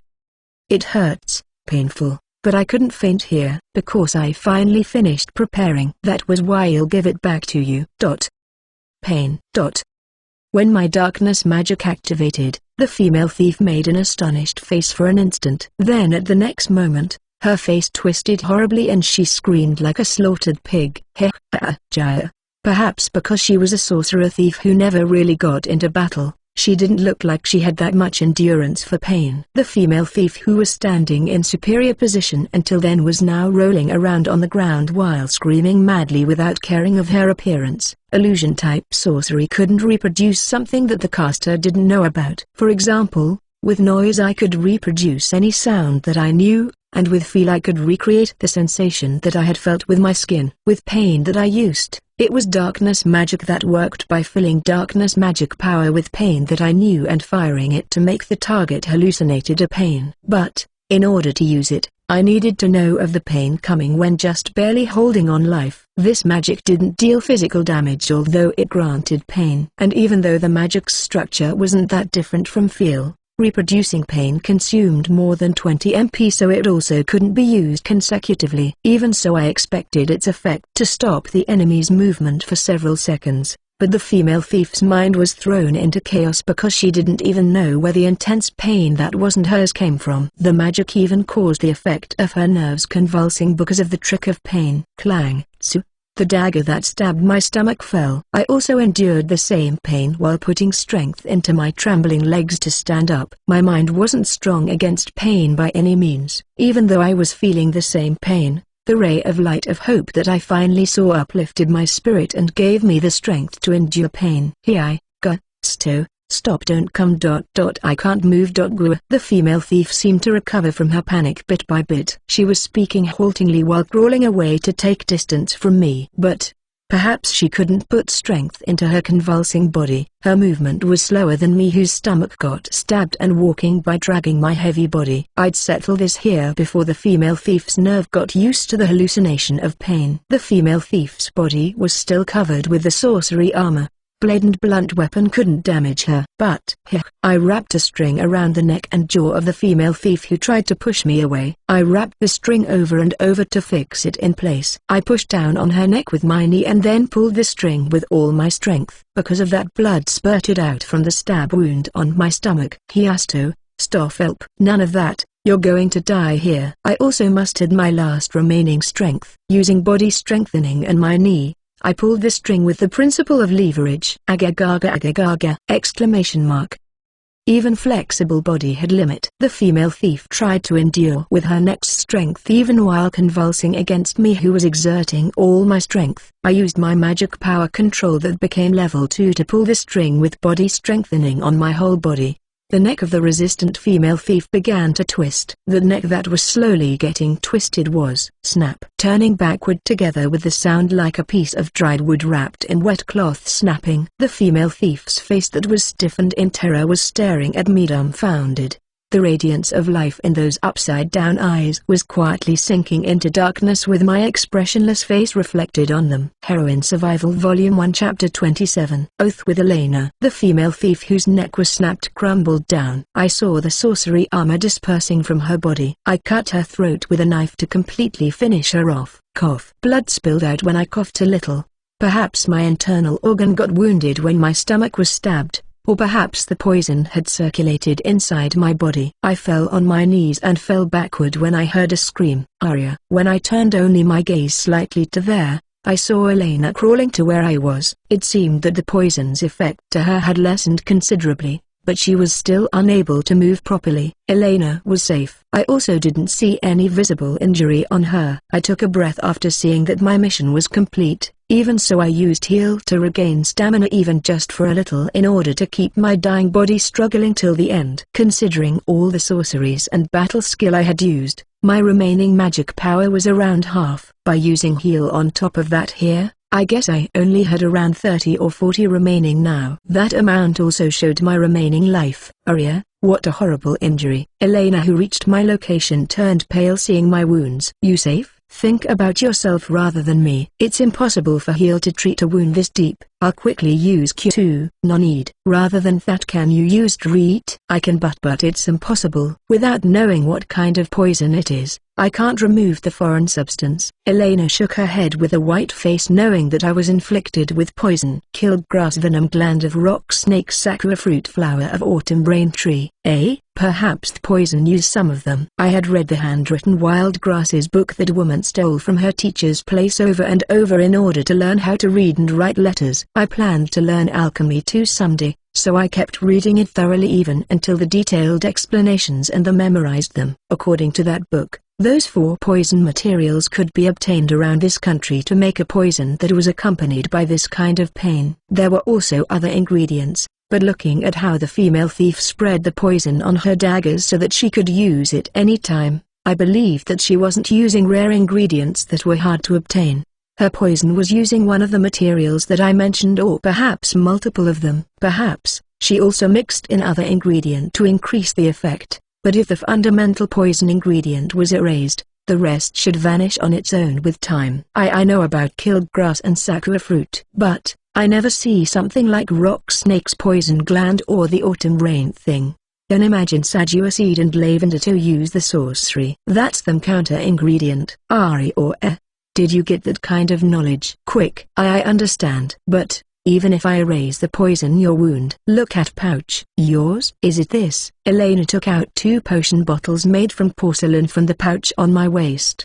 The pretty dot bottle is cheap stuff. The old bottle a strong potion. I just need to use them on you, right? Those 2 were things that woman stole from her sorcery teacher. I thought of returning them if I could, but I wouldn't be able to if I died. Elena tore the seal with a shaky hand. Then she pulled out the cork that was fixed in place with the wax. I felt a sharp pain and unconsciously let out a groan. You won't heal with just this potion. As I thought first I should use cure. Elena, you used treat. Ila's cure. Healing potion's effect was closer to healing rather than regeneration, so I never expected to be healed with this from the start. I still never succeeded in using cure sorcery. Even so, the only way I could survive in this situation was to have Elena erasing the poison while I was using cure on my own. Treat. Cure. Elena chanted the spell and used treat on me. I too used the pain to keep my hold on my consciousness that almost slipped away and chanted the spell to use cure. It only gave of a faint light before vanishing immediately. Elena looked at me anxiously. However, I shook my head and made her continue using the sorcery treat. Treat wasn't a sorcery that immediately showed effect. Concentration was needed to comprehend the foreign object and erase it. It would take even more time, especially in a situation like this where the foreign subject wasn't specified. Since I failed the previous time,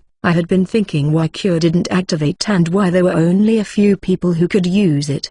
The meaning of cure's incantation was generally known as return the body to before. But, when I tried unfolding the incantation, the words regenerate and true form were hidden inside it. Most likely I was lacking knowledge. Furthermore, it was the knowledge of biology. This was only my hypothesis, but there was degree of difficulty in cure. Although Elena said that she could use it, I guessed that she most likely could only regenerate the part that she could see. As for the part that she couldn't see, for example the internal organs inside my body, wouldn't she need specialist knowledge to heal that? That was why I couldn't use it. I only used heal to treat normal wound. I failed in healing unseen part because my knowledge about it was vague. I guessed that I couldn't use it unless I understood humans' vital parts like Sarah. That woman had also learned about the body structure of human at the school in her previous life. But that didn't mean she knew the precise location of internal organs. I couldn't fail anymore considering my remaining amount of magic power. But, the current me had the method to supplement that knowledge. Feel. The original way to use this sorcery wasn't to shoot out magic particle to grant the sensation of being touched, but to obtain the sensation of being touched at where I shot the magic particle. I grasped the position of the internal organ that I felt from the reflection and identified the injured part. The injury was at the stomach and liver parts. Cure. My fingertips slightly shivered when I chanted. The sorcery finally activated and my internal organs started to regenerate back to its unwounded state. I recalled the function of stomach and liver from the knowledge and aimed cure at the accurate location. With that, the pain started to soften and my consciousness was sinking into darkness as I listened to Elena's voice calling my name. When I opened my eyes next, I was lying down again on the bed of the room that also doubled as sick bay. It seemed that 3 days had passed since then. My injury had also healed without any trace. Even so, because my internal organ got injured, I was told to rest for a while from Viro, who came visiting while bringing meat again. I got praised and scolded by Sarah. It seemed that female thief was famous around here. Apparently she was a thief who specialized in kidnapping noble and had the nickname as the kidnapper. It was good that I detected the kidnapping and stopped it, but rather than challenging an opponent who I had little hope to win against. But apparently the correct action I should take was to leave behind signs while continuing to pursue until the higher-ranked butler arrived. Even so, I was still an apprentice, and it was the higher-ranked butler who allowed the princess's shopping to happen. And yet he didn't realize the underground tunnel's existence despite having changed the security detail. So he was the one who got asked to take responsibility, while I was given cash reward without any reprimand. This time there was no skilled scout placed at Elena's side as her guard in consideration for her feeling, so in a sense this incident could be considered as inevitable, but apparently it wasn't that kind of problem. In reality, an encircling net had been expanded from the moment Elena got kidnapped. No matter how skilled that female thief was in kidnapping noble, it seemed that the higher-ranked noble had the means to rescue the princess. That was why I was given cash reward this time. Wasn't because I risked my life and rescued Elena, but because I resolved the problem before it got any bigger and prevented Margrave Dandel from taking the blame and responsibility because he was the one in charge of the security on the surface. Viro told me that secretly. However, the reason Sarah highly evaluated my performance because my action kept the burden on Elena's weak body from this kidnapping to the minimum. But I got scolded by Sio, who did it while crying because my recklessness made me injured. However, I was still alive in the end, and it looked like Elena and Sarah had erased the scars of the injuries, so I thought that there was no problem in the work that I did. Though I was unable to meet with that Elena since that day. Although she was traveling incognito, Elena was the princess of this country, and I was nothing more than a maid apprentice who was formerly a street urchin, so there was no reason that she had to be concerned about me or me having to meet her at all cost. Elena would stay in this place for 2 more weeks. I too thought that I would recover my stamina and be able to get back to work in several days, but that monitoring target of my job Elena had become completely obedient, so I was told to spend the remaining time to rest. I would be lying if I said that I wasn't concerned about her, but I resolutely accepted that there was nothing to be done about it and focused myself to my training and repairing my damaged tools.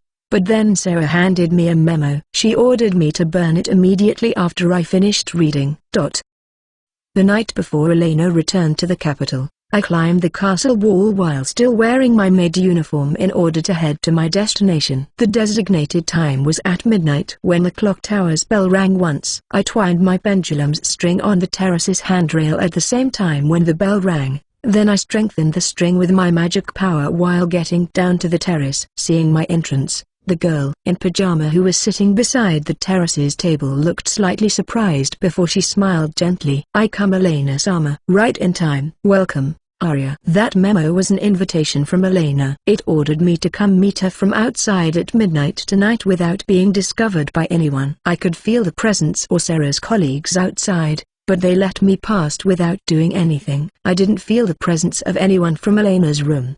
Perhaps someone like Sarah was hiding there, but there would be no end to it if I started getting bothered by that possibility, so I put it out of my mind. "Arya, first thank you for saving me. Thanks to you, I was able to spend my time here till the end without falling sick." "No problem. It's my job." "That's just like you." For some reason Elena smiled. She stood up from her chair and moved to stand beside the handrail just like me. She touched the handrail, then we faced each other with a distance longer than our reach between us, as though to show our respective position. "Arya, who are you?" My figure was reflected on Elena's serious eyes. The me who was reflected shook her head slightly. "I'm just an orphan, just an adventurer, just Arya." "Right." She looked slightly lonely.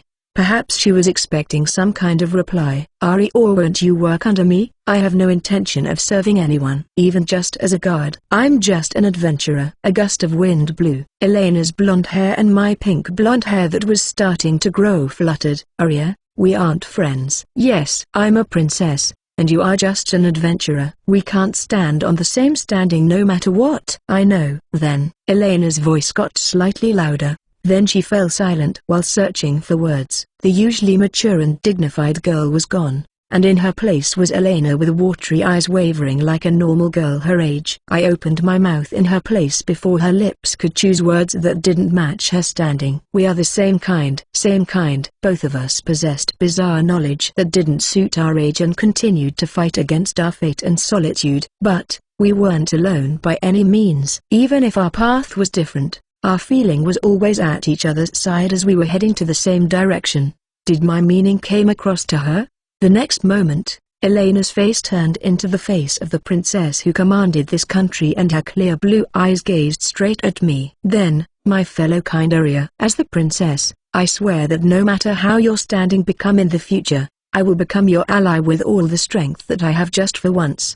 In that case, I swear to my fellow kind Elena, no matter who it is, even if it's the king, I shall stake my life just once to kill who you asked me to." We swore an oath not to anybody else, but to each other and ourselves. Elena's words were an oath to help me just once, even if it would bring her to rebel against the king and caused herself to be disposed. That was why I swore that if she wished for it, even if it cost me my life, even if the opponent was this country's king or the demon king, I swore that I would absolutely kill her target. We weren't alone. "Just tell me one thing, tell me your real name. If you allow me to call you without any honorific then." When I replied like that, Elena smiled just a little, asking that at this point. "Alicia." When I breathed my real name into the wind, Elena solemnly nodded to carve that name inside her. "Farewell Arya." "And my only Alicia." "Sayonara Elena." Elena turned her back to me and vanished into her room without looking back even once. I saw her off silently before also disappearing soundlessly by jumping down from the terrace. The next morning, Elena got into the carriage still with the expression of the princess. I too saw her off from the end of the line of the maids as one of the apprentice maids. I wonder if we would ever meet again. However, both of us were fellow kind. Even if we were separated, the oath was living inside us. Like that, the work that Varro brought me for met its end, but after that for some reason I was called by the high-ranked butler instead of Sarah. Heroine Survival Volume 1 Chapter 28. The Imposed Job. Arya, your new job has been decided. After Elena returned to the capital, The job that Viro brought me here for should have ended, but for some reason a new job had been decided for me when I was summoned by the higher-ranked butler.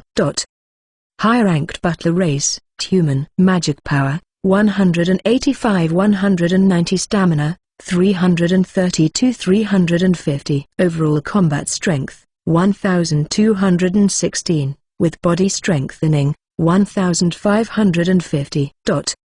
He was strong just like my first impression of him, but most likely this man was a perfect example of what Viro said, that combat strength value couldn't be relied on. He only trained in scout-type skills and his magic power capacity wasn't high, so his combat strength was inferior to Feld, but the strength that I felt from him wasn't inferior in any way compared to Feld.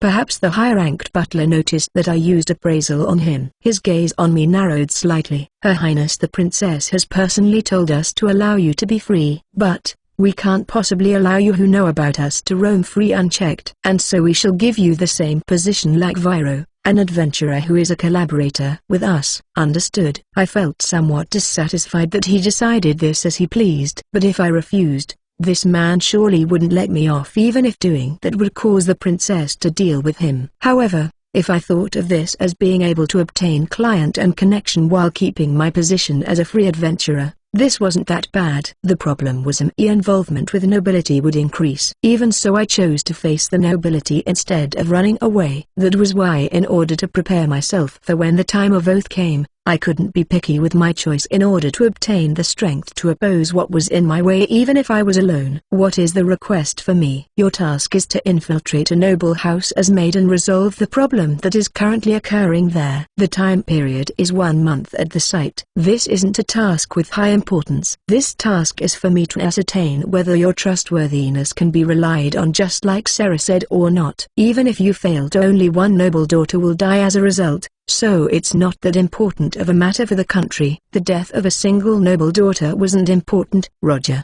Boss? I'm not the boss of this organization. If it's turn out that you can be trusted, then we will have a chance to meet again. Just call me Grave. Roger. Grave-san. And the location? It wasn't like I wanted to join the organization, so I wasn't interested with who the boss was, but the pressure from speaking with Grave was too strong that it was tiring. So I finished the conversation quickly. I didn't have any intention with poking my nose into Noble's problem, but I didn't plan to do half-assed work. And then after hearing where the location was, I got just slightly motivated to do this task that was imposed on me. The work location was Baron Salis's territory. That place was where the sorcery teacher who taught that woman lived.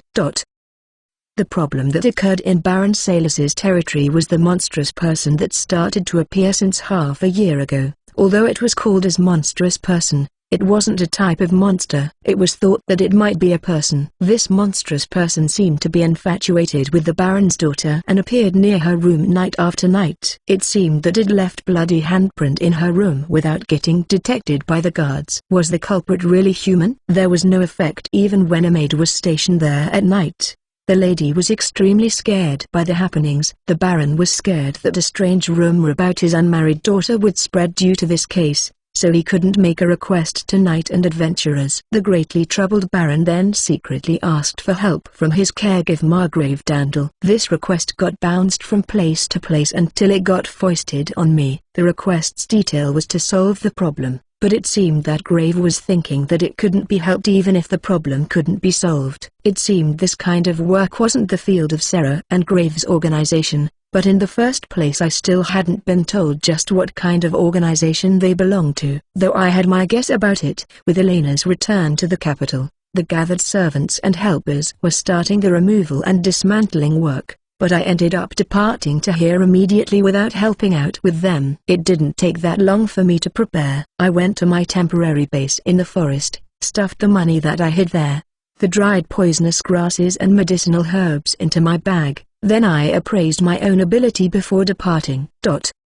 Aria, Alicia, race, human rank 2 1 up. Magic power, 130 135 20 up. Stamina, 67 80 16 up. Strength, 5, 6 1 up. Endurance, 6, 7 agility, 7, 8 dexterity, 7 1-up. Short sword skill level 1, martial art level 2, 1-up. Throwing level 1, string control level 1, new. Light sorcery level 1, darkness magic level 2, 1-up. Non-elemental magic level 2, 1-up. Daily life magic times 6 magic power control level 2, pressure level 2, stealth level 1, night vision level 1, search level 1, poison resistance level 1, new. Simple appraisal. Overall combat strength 98, with body strengthening 111, 36 up. My overall combat strength had increased quite a lot and I finally became level 2. My magic power capacity increased and I obtained several new skills, but as expected what increased my combat strength was thanks to my increase in status, especially dexterity that directly affected combat skill, so there was quite drastic difference with my combat strength even with dexterity increasing just by 1. Did my status increase because my martial art rose to level 2? No matter how much my magic power grew, I never even dreamed that my close quarter combat skill would become level 2 before I turned 10 years old. Even darkness magic also turned into level 2. Rather than saying that it was the result of me continuously analyzing the structure of magic instead of sorcery, it might be because the magic pain that I used that time was equivalent to level 2 magic. The new skills that I learned were string control and poison resistance. I had trained poison resistance since some time ago, but the direct cause that made it gave birth to result was the poison that I fully experienced in my fight against the female thief. The string control might be because of the pendulum. It looked like I learned the skill easily, but thinking back, I had been manipulating the weighted cord all this time for several months, so rather than saying I learned it easily, it was more like finally. There was nothing particular to do before I departed. I would be able to meet with Viro again anyway in the future if I kept doing this work. I also wanted to learn more about Adventurer's movement, but he had taught me the minimum so I'd learn the rest somehow with my own effort. Similarly I should also have chances to meet Sarah in the future. However Seo took the trouble to come meet with me when he heard that I was going to depart first. Arya, I'll also go to the capital when I turn 12. And then I'll come for you. I have something to tell you then. You can't say it now? Yep. At the very least I want to be taller than Arya as a man before I tell you. What was it? Was there something that would happen when he turned 12? I didn't really understand Seo's behavior but, even at that orphanage before someone got sold, orphans who were close with each other would cry saying that they didn't want to part with each other. So other children surely could also act like that. Seo ran away with bright red face. As I saw off his back, I too was feeling slightly sad that I had to part with my little brother. I quickly sorted out my belongings and left this mansion where I had lived for 1 month with only a small trunk. If there was a problem then it was about my outfit. The old clothes that I wore had gotten worn out from the battle against the hobgoblin, so I didn't have any personal clothes. When I tried to borrow Seo's clothes because I had no other option, Sarah allowed me to bring maid uniforms with me. There was no guarantee that there would be work clothes that suited me at my destination, and if I took off the apron dress and changed the blouse inside with cheap thing, it would like I was wearing a casual outfit. If I was going to travel, it would be easier if I dressed as a man. But my body grew again due to my magic power and now I didn't look like 10 years old with small build anymore. My appearance had completely become 10 years old girl. My hair had grown so fast that it was unpleasant until it reached my shoulder, so I wouldn't look like a boy anymore unless I hid my hair. It was troublesome so I wanted to cut my hair, but Sarah admonished me because it would be convenient to have been longer hair seeing that I would disguise myself as maid, and for some reason I was made to promise Seo that I wouldn't cut it. So I departed with my appearance as it was. I was wearing an unbleached blouse and a black dress that reached until my ankles. Over it, my feet were wearing high-laced boots. My weaponries were hidden under my skirt and my sleeves, so I shouldn't look like someone armed from the outside. The small trunk was a farewell gift that I got from Mina. It was a small thing that already got full after it was filled with my maid uniforms and blouses for change of clothes, but its making was solid even though it was old. So in the worst case I could use it like a shield. It would take 3 weeks by walking or 2 weeks using carriage from this place that was located at the edge of Dandel until Baron Salus's territory. I was more or less told to arrive as quickly as possible, but it seemed that the Baron house had been notified 3 days ago that I would arrive in 1 month, so I still had some leeway. A normal traveler usually only had one option when traveling. They had to travel with horse carriage that had guards against monster, but the market price for transportation until Baron Salis's territory was 5 silver coins. And there was also additional cost where the carriage passenger was forced to stay at the inns that partnered with the carriage. I had received 15 silver coins as my payment as maid apprentice and 5 gold coins as hazard pay and cash reward, but I wouldn't be paid for the next job until the case was resolved, so I didn't want to waste money too much. I arrived at Dandle's capital after walking for half a day from the lakeshore castle. Normally a traveler would stay for a night there if they arrived at evening, but I had no intention of staying in an inn. I only replenished my supply with portable food and a bit of salt from the city's food stall before leaving immediately. Midway, I was finally able to see a huge castle of Dandle that was like a fortress from nearby. Was the Oju-sama of Dandle House that I didn't see at all from around the 3rd days in that castle? Unlike Elena and me who only had knowledge, that girl was unnatural with how she was acting like a real adult. I had caught the genuine wariness toward Elena and me from her eyes, and yet she was acting scared like a victim, which irritated Elena. When she stopped showing herself, the handmaids who were troubled by the awkward atmosphere seemed like they were relieved at the inside. I should be wary toward her. Perhaps she would become Elena's enemy by some chance. The soldier at the gate tried to stop me when I tried to leave the city at the evening after I finished my shopping because I was a child, but when I showed my adventurer guild tag, he gave up and let me past. Someone who was only a rank 1 adventurer like me had to pay 1 silver coin when entering the city, and I would get investigated when going out. But this time I had letter of introduction from the high-ranked butler for Baron Salis, so I would be treated like a semi-noble until there and didn't need to pay the toll. But it would be better that I didn't really rely on this kind of thing in the future. Needless trouble might come visiting if other people found out that I was close to nobility, and in the first place, setting aside Sarah and Seo, it was impossible for me to completely trust that organization. One day the time that I had to fight that high-ranked butler might also come. I had to become as strong as possible until then. Phew! I reflexively breathed out when I finally got out of the city. I wasn't good staying in a place with too many people, even though I was wearing this maid uniform in a way that made it look like personal clothes. Its fabric had good quality and didn't really look like the belonging of a commoner, so it attracted the attention of the citizens. Surely among them there were also people who simply felt worried for a child like me, but there were also adults who wouldn't hesitate to prey on children, so I couldn't let my guard down. I passed several travelers and carriages at the outskirts of the city, but the sky had become completely dark after I walked for around 1 hour and there was nobody around anymore. In exchange I could hear the sounds of animals faintly. After I walked for 1 more hour, it had completely become night and I finally erased my presence to blend into the darkness where I began to run. As I thought, perhaps because my body was getting bigger, it felt like my running was getting faster than before. My stamina was also increasing, so I thought that I could continue running for several hours if it was with a jogging pace, but I recalled that it wasn't like I was in a hurry, so I kept my pace to a degree that wouldn't make me sweat. I felt more comfortable traveling only at night like usual, but traveling only at night through a route that I was passing for the first time brought a risk of me taking the wrong path. I only intended to run lightly, but I was still sweating some. I confirmed that there was no danger around me and wetted the cloth with water and wiped my body's sweat. I only had a few change of clothes, so it wouldn't be good if I sweated too much. Considering that, it made me wanted to learn clean quickly. Even Elena was able to use level 2 light sorcery, so I too should be able to learn it. I climbed a tree in a forest and slept on a thick branch tonight.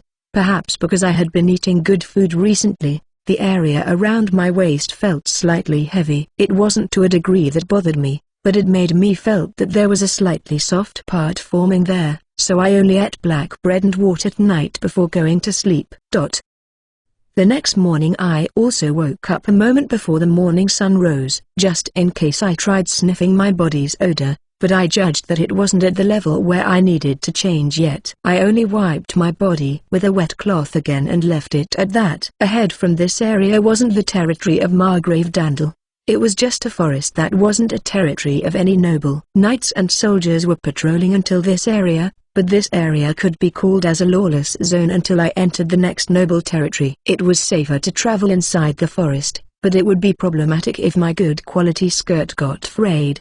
Besides, monster might appeared in this place. It would be fine if it was only something like goblin, but it would be better to be in a wide place when dealing against unknown monster. There is something. As I walked through the highway and some time had passed since the morning sun rose, I heard a sound of conflict from the front. But that wasn't what attracted my attention. When I stopped walking at the middle of the highway, 3 dirty men hurriedly appeared from inside the forest with unsheathed swords. "Oi, you girl!" Hyun. A throwing knife that was hidden in my sleeve stabbed the throat of the man in the distance. His life was easily snuffed out before he could finish speaking and he crumbled down. 2 more people. "Oh oi?"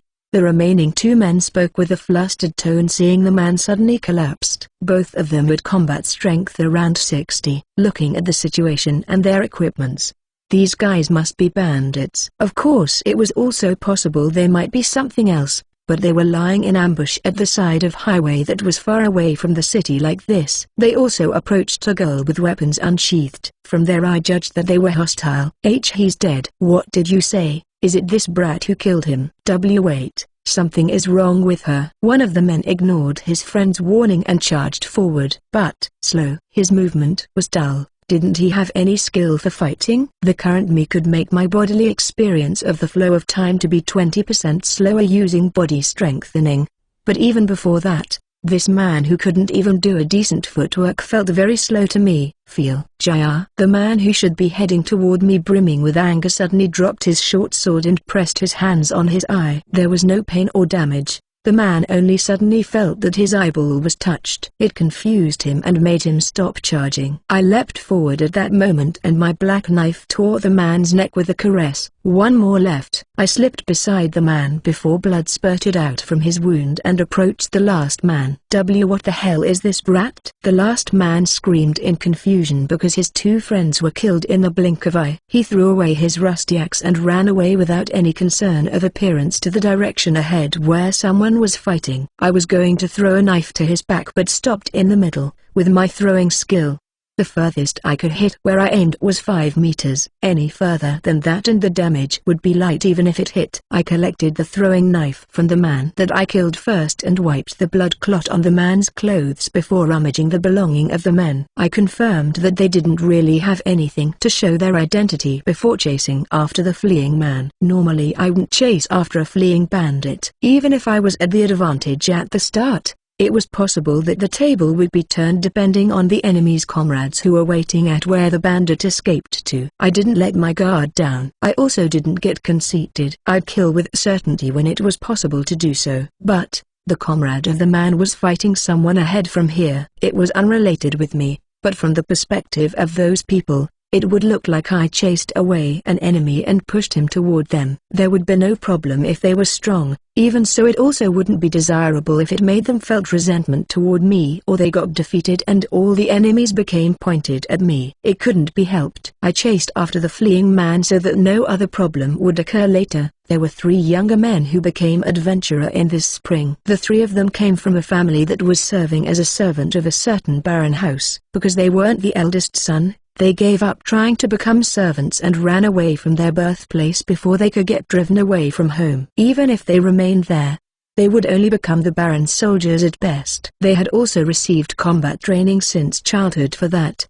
but they grew impudent when they obtained combat skill at 14 years old before they became adult. In the end they chose the path to become adventurer. But there was no work for green adventurer at Dandel, that was the biggest metropolis at the north. Even if there was, all of the works were only some kind of chores. The young men thought that they couldn't make use of their strength like that and departed toward the noble territory along the border that was close to the monster habitat to hunt monster. Young people like them had no experience of killing people, although they had received combat training. Even so they thought that they would be able to easily rout enemies like bandits if they were attacked. But reality wasn't as nice as they expected. The combat strength of bandits that were made up of former villagers who went hungry didn't even reach 60. The young men's combat strengths were nearly 100, but the bandits had 3 times their number and they had stamina from doing farm work their whole life. The fierce attack of the bandits was gradually cornering the young men. The number of the enemies increased again in the middle of that fight. That bandit who was acting as lookout looked terribly panicked. But when the bandit leader looked back at the direction the lookout came from, He grinned vulgarly seeing the person who was walking to this way. The young man among the three who was the only one capable using appraisal felt disappointed seeing the person's appearance and combat strength. That person was wearing a good quality dress like a noble's servant. She was still a young girl. Her appearance looked like she was around 10 years old, but looking at her composed bearing, she might be a bit older than that. But what attracted the interest of them and the bandit leader was the atmosphere the girl was clad in. The girl had a good look that could be called beautiful and a languid air. She strangely had an atmosphere around her. It made them thought that she would definitely become a beauty in the near future just from a glance. The bandit leader grinned because he thought that he would get a good price if he sold her. As for the young men,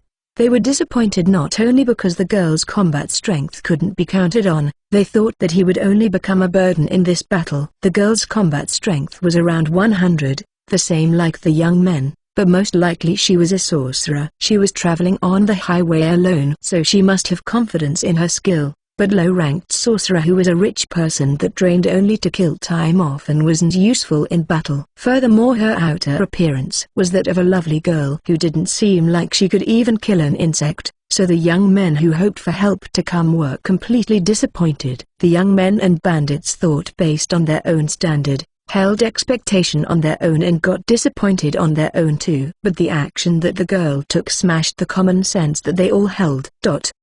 Nobody could comprehend what was going on at the start. The girl only lightly swung her hand, but with that the fleeing man started spurting out blood from his carotid artery and fell. Everyone's movement unconsciously stopped. Amidst that only the girl alone was continuing to walk and swung her hand again. With that the necks of the nearby bandits were torn. Seeing the blades that were lodged in their eyes when they were falling, they finally realized that the attack came from the girl. Kill that brat!" The bandit leader yelled angrily. It pushed the bandits to start moving disorderly. But the bandits who were as angry as the leader could be counted in one hand. The majority of them were getting cold feet. After all, the like of bandits were only failed farmer who lost their living place. They were fellows who didn't have the guts to live properly and strayed to the easy way. There was no way such people could move as one. They were scared by the unknown girl who killed people while walking without any emotion. A bandit charged forward while shouting and pointing his short sword at the girl. The girl bent his upper body to dodge the blade and took out a black knife from her leg. She then rose up and at the same time slashed the neck of the man who lost his balance from overreaching. The girl stepped forward before the man finished falling and muttered something. Then a nearby bandit pressed his hands on both his eyes in surprise. The girl moved and stabbed her knife from below his jaw until his brain. What was terrifying was how the girl hadn't broken into the run at all. Even though it only looked like she was walking calmly, she dodged the bandits' attacks glidingly before instantly moving forward and cutting them down. After getting beaten up that badly, two bandits finally tried attacking at the same time, but the girl's skirt fluttered softly in that instant. When the gazes of the men were drawn free for a moment, the two men had their eyeballs and throats pierced by throwing knives and they fell.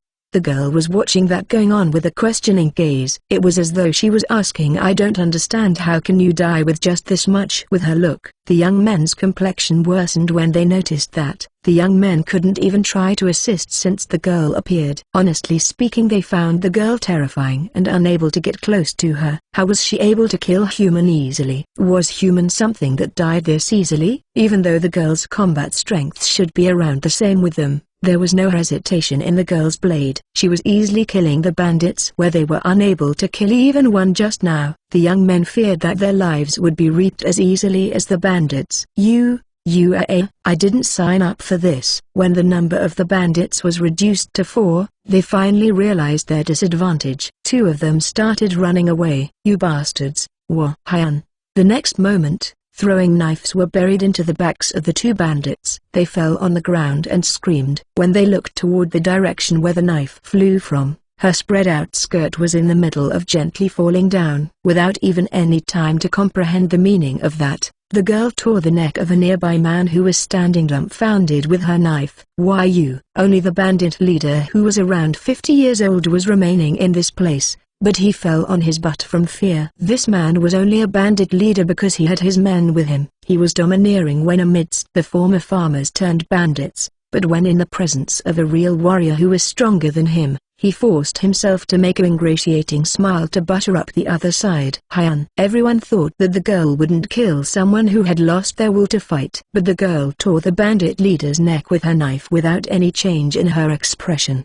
The girl didn't even glance at the bandit leader who was slowly falling aside. She silently picked up the trunk that she dropped before walking toward the young men. But when she turned her gaze to the young men, she suddenly made a puzzled face again. The young men were unable to even make any sound from fear. The girl didn't do anything to them and walked past them. Then she finished off the bandits who was moaning in pain from the knives on their backs. The girl immediately walked away from that place. The young men saw off her receding back and then they stayed unmoving there for several hours, surrounded by the corpses of the bandits before they finally got back on their feet sluggishly. Let's go back to our hometown. The young men who had learned the real thing immediately changed direction back to their hometown. After that they never thought to pick up their sword anymore. Hozu, what do you think of that girl from your perspective? Allow me to present my report. 2 days after Arya departed from the Lakeshore Castle, this country's prime minister and the leader of the dark side Margrave Melrose arrived. He was receiving a report from Hozu,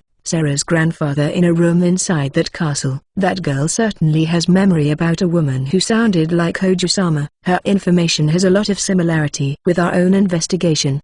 In that respect, I judge that there is a high probability that she is the daughter that Hoju-sama left behind. Margrave Melrose, Belt received a report that his daughter who eloped with a knight apprentice to who nowhere before getting attacked by monsters and died had a child, and that child had been found. In order to ascertain whether that girl was his true granddaughter Alicia or not, he sent Hozu, who knew the face of his daughter who was that girl's mother, to confirm it.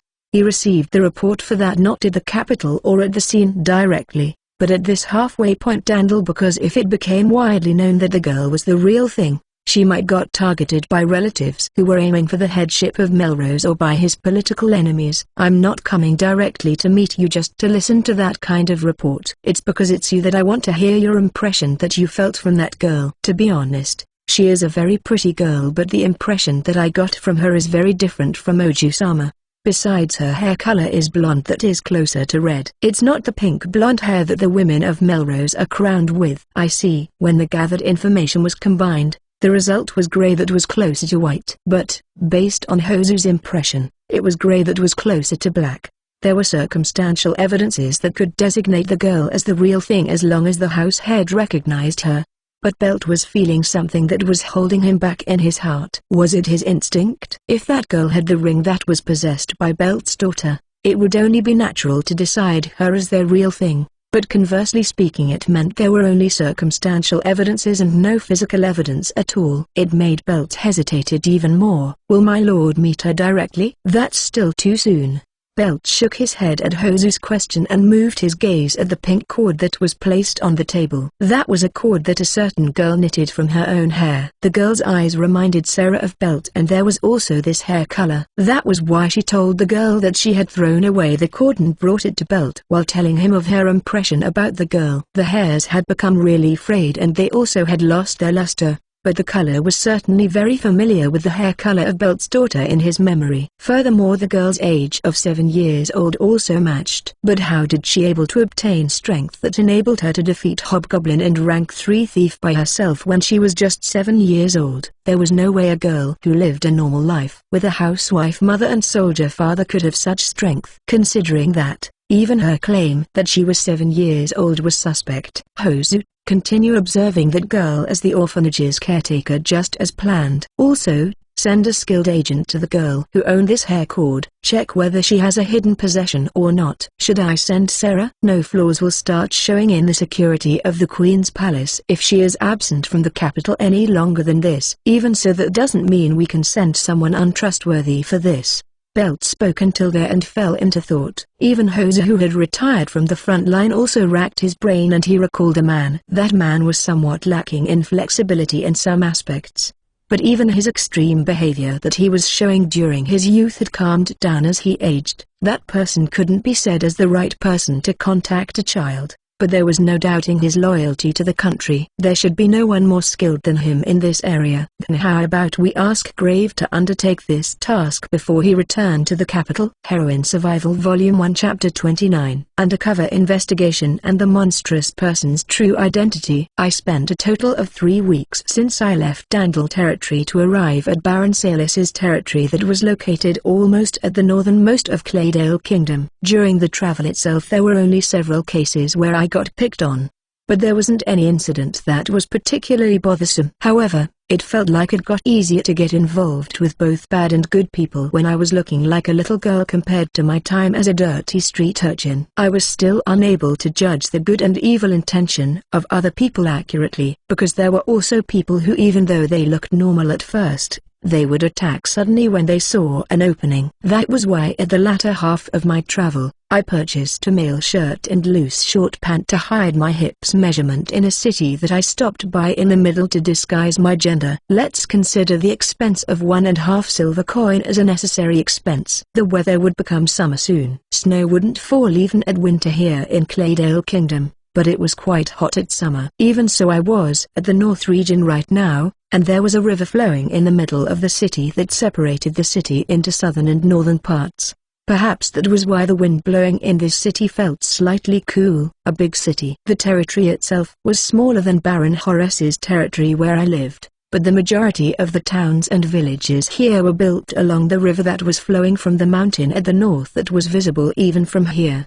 Perhaps that was why the whole area got lumped like a big city. Baron Salis was living in the city at the center of that. It felt like this place had more vitality than Baron Horace's territory.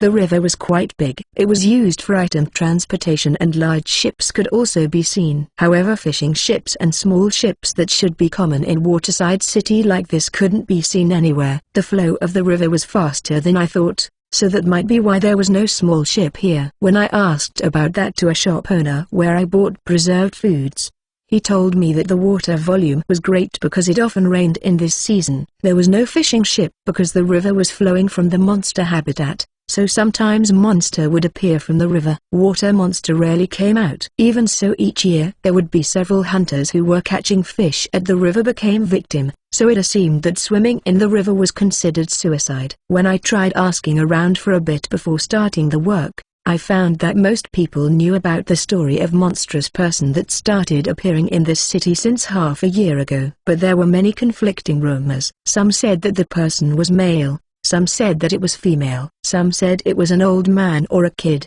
There really was no consistency at all. I also tried investigating the situation outside the city. In this area monsters also appeared around the city. Besides, if the city was this large, the circumference of the city also became vast. There was a chance of bandit group hiding at the surrounding. That woman's sorcery teacher was living at the outskirt of the forest outside this city. It was far from here, so I still hadn't headed there. But I was thinking to create a base in a safe place somewhere in the forest. I would hide things that would trouble me if I lost them there, like the medicinal grasses book that I was going to return to that teacher. I couldn't investigate too thoroughly, but the forest along the river that wasn't too far away from the city seemed like a good place for me. If I passed along the river where not many people approached, there would be no need to pass the gate and paid 1 silver coin. There was a risk of encountering water monster, but if it only happened several times each year then the probability was low, and the current me should be able to run away using stealth. This place looks good. I made a large tree in a spot that seemed to receive good amount of sunlight in the forest as my temporary base.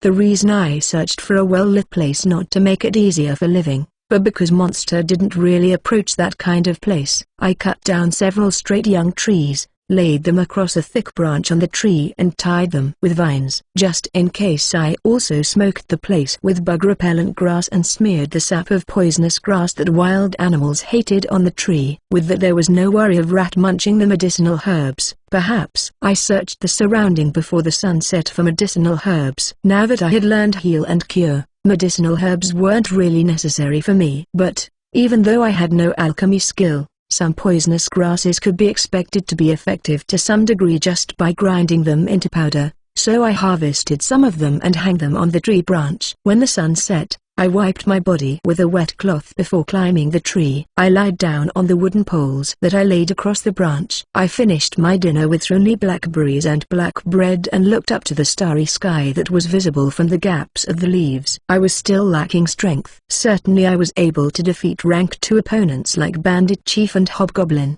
and even defeated higher ranked opponent like the rank 3 Thief. But, in all those fights I only won just barely. I still hadn't arrived at the strength that I sought. Short sword skill that became my main fighting strength. Martial art that I used for hand-to-hand combat and evasion. Throwing for long-range attack. String control to manipulate pendulum. Light sorcery to heal the body. Darkness magic that controlled illusion. Non-elemental magic that was used for body strengthening and battle skill. Magic power control that managed all of that. Stealth and night vision to slip and act in the darkness. Search to discover enemy and avoid ambush. Poison resistance that was indispensable for me who used poison. I had obtained the skills that were the foundation of the way of fighting that I envisioned. I'm a girl and still a child, so I would be inferior compared to man in close quarter combat no matter what. Even so, that didn't mean I couldn't win. Even if other people had the same skill, the way we used it and our proficiency would cause differences to come out. Right now I would train up these skills and polished myself into a single blade. I woke up the next morning before the sun rose. I confirmed that there was no other presence around me before getting down from the tree. Then I used daily life magic water and soap to wash my hair meticulously. Then I wiped my body with a cloth before tidying up my equipment. I wore thin socks and high-laced boots, attached the black knife and a thin knife on each of my calf,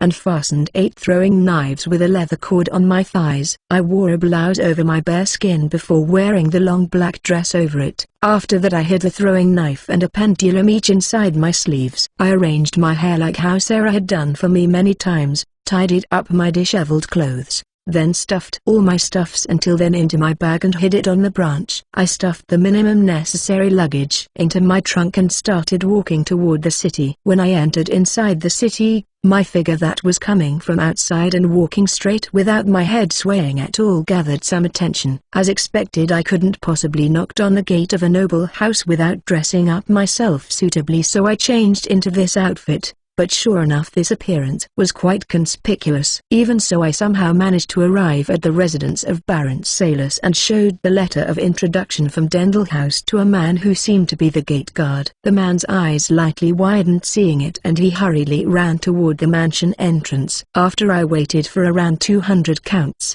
the gate guard returned with an elderly butler following him. "We have read the introduction letter. There is no problem because the introduction came from Dendel House. Now, please come in." "Excuse me." When we entered inside the mansion, several of the servants sent me a conflicted gaze. I was showed in without even understanding the meaning of their gaze. First I was guided into the room that seemed to be the Baron's office to be introduced to the family member. The butler knocked on the door and then entered inside. There a middle-aged man welcomed me with a look that was lacking composure. He seemed to be a person who wasn't strong-willed. "The letter from Dendel House mentioned to hire you for a certain period. It told me to put you as one of my daughter's caretaker. Could it be that you are?" I was given a setting that I was just a young maid who had been serving Dendel House since my tender age. I was still just a child, so even if I said that I was sent here by a mysterious organization to solve a problem, I would only be looked at with suspicion normally. That was why the arrangement was for me to infiltrate as a normal maid and resolved the problem secretly from the shadow. But the Baron had sought help from Dendel House and then I was the one who was sent here. It looked like he was vaguely suspecting my true identity. No. Perhaps the information that was leaked to him was arranged to arouse such thought. If from the start I claimed to be a personnel who was sent here for that, the Baron would harbor doubt toward a child like me. But he wouldn't doubt a conclusion that he arrived at by himself. Then I too should act suitably with such setting. "Baron Sama, I beg you to refrain from any needless inquiry." Right, of course I understand. "Now, I'll introduce you to my daughter Maria." The Baron seemed satisfied with my answer. He ordered the butler to call for his daughter with a fidgety attitude. Shouldn't I be the one who went there to meet her? Maria Ojazuma, who came into the office, would be 12 years old this year. But her outer appearance wasn't that different from her actual age. Perhaps she didn't have that much magic power. She only looked like a 13 years old commoner at best. She seemed like a gentle and adorable person, but as expected the way she looked at me was just a bit scared, perhaps because of her worry with the monstrous person problem. "Please take care of me, Maria Ojazuma." "My name is Arya." "Why yes. Please take care of me." For now my job was to help the auntie who was taking care of Ojusama's need. This housemaid seemed to be the wife of the butler just now who were a family serving this house. I was shown around the mansion and greeted the servants. Then I finally understood the reason why they seemed to be acting strange. The servants of this mansion consisted of that husband and wife and 2 maids, 4 people in total. There were 3 people who were in charge of manual labor while also taking the roles as gardener and gate guard. There were also 2 cooks, but there were really nobody else than them. I only knew about the princess who needed nearly 100 servants and guards just for staying in recuperation, but it seemed this number here was the norm for noble house around the rank of baron at the countryside. The daughter of Margrave Dandel must be similar like Elena. Although I was a child, I was introduced by a high-class noble house to here. The people in this house were scared that they might get scolded by me if they acted like a country bumpkin. Well, it didn't matter. Perhaps my lack of expression was also a cause of their fear, but it would make it easier for me to move if they didn't interfere needlessly with me. As I investigated the mansion while helping out with the housework and pondering that, I sensed a presence that was suddenly approaching me. "Oi, you maid over there. So you're the one making Big Sis scared, huh?" When I turned around toward that voice, a boy around 10 years old who looked really similar with the Baron daughter Maria was standing there. If I assumed that he was Maria's little brother, that meant he was also a noble. But this Ishi's kneecaps that were visible from the short pants he was wearing were covered with scratches all over. His cheeks and noses were also scratched. If he changed into another clothes, then rather than looking like a noble's son, he would look no different from the naughty brat in the area. "Oi, say something. Don't just keep quiet." "Are you by some chance Maria-sama's little brother?" "That's right. Big Sis and everyone have been acting strange since you came here." "If you're a bad guy then I'll beat you up." "Are you confident in your skill?" "That's right. After all I'm the boss of this neighborhood. Even Chico and Harry can't win against me in a fight." "Who are they?" Well, I could imagine his background somehow. Although he was a noble, there was no other noble child around here in this countryside. Even if there was, there would only be the children of knight or baronet governing a town or village nearby. Even so it would already be many if there were even 10 of them. In that case this boy's playmate would be the children of this house's retainers or soldiers. At this countryside the distance of this mansion with the streets and town was much closer. Perhaps in this environment he was close to the commoners and played with the neighborhood kid in a rough way, but in that case it was simple. Currently I was feeling troubled because even though I wanted to ask around about the internal situation here, not only Ojusama, even my fellow maids were keeping a distance from me. A boy who wouldn't complain even if he was treated somewhat roughly was just right. "Oh, what, you want to have a go, huh?" When I turned to face him right from the front, the boy clenched his fists and took a fighting stance. I paid it no mind and gestured with my fingertip to him to follow me as I turned my back on him and started walking. "Come with me. Show me the way." "Yeah, way I?" It seemed his brain couldn't catch up when I ordered him coarsely. The boy let out an inarticulate word before he came back to his senses and hurriedly chased after me who walked ahead. "Why you, even though you're just a maid?" The boy's hand touched my shoulder. But I smoothly dodged his hand before it could grab my shoulder and I lightly pushed his chest to corner him to the wall. "Don." My palm hit the wall beside his face while I peered into his eyes from close by. "You want to save your sister, right? Work with me if you want to do that." I glared at the boy who was about as tall as me with only around 10 centimeters of distance between us. For some reason his eyes snapped wide open while his face turned bright red. Then he nodded up and down many times. "Then, you don't know when this monstrous person will appear?" "Yeah, sometimes they will come in 3 days, but there are also times when they didn't come for nearly a month." That was why, before we had also tried asking other noble to introduce us to a sorcerer's guard once, but then they didn't show up at all at that time. For some reason the boy suddenly became cooperative and told me about when the monstrous person showed up. The boy's name was Rody. He was the eldest son in this house. As a noble who grew up quickly, his outer appearance was around 10 years old, so I thought that he might be around the same age like me, and yet apparently he became 9 years old this year. I thought he was a rascal, but he was actually older than me. Even so, I too would become 8 years old in several more months, so we were about the same. I thought he was similar with her big sister Maria, that their bodies weren't growing much for a noble. But it seemed that the cause was that both of them didn't have any magic-related skill at all, and their magic power capacity was low. When I pondered why there was this much difference between the nobles, a new information surfaced from the knowledge. Whether it was education or sorcery, the right environment was needed in order to learn them. An orphan like me couldn't obtain education because I wasn't in an environment where I could learn education that was unnecessary for my livelihood. The priority for an orphan was to survive, and the next priority was seeking wealth. But orphans that never received education were unable to realize that education was necessary in order to become wealthy. That was why preparing environment to get education became low priority for them. In other words, wealth was necessary in order to obtain education. Only those who were able to prepare that environment would obtain wealth even in the next generation. In this country, only the high-class noble was able to obtain even more strength. That woman's knowledge even included this kind of information. In that case, she too should study properly rather than living like she had done. Seeing me walking inside the mansion with the baron's heir made the other servants to look at me with complicated looks again. This baron house didn't have maid uniform for children,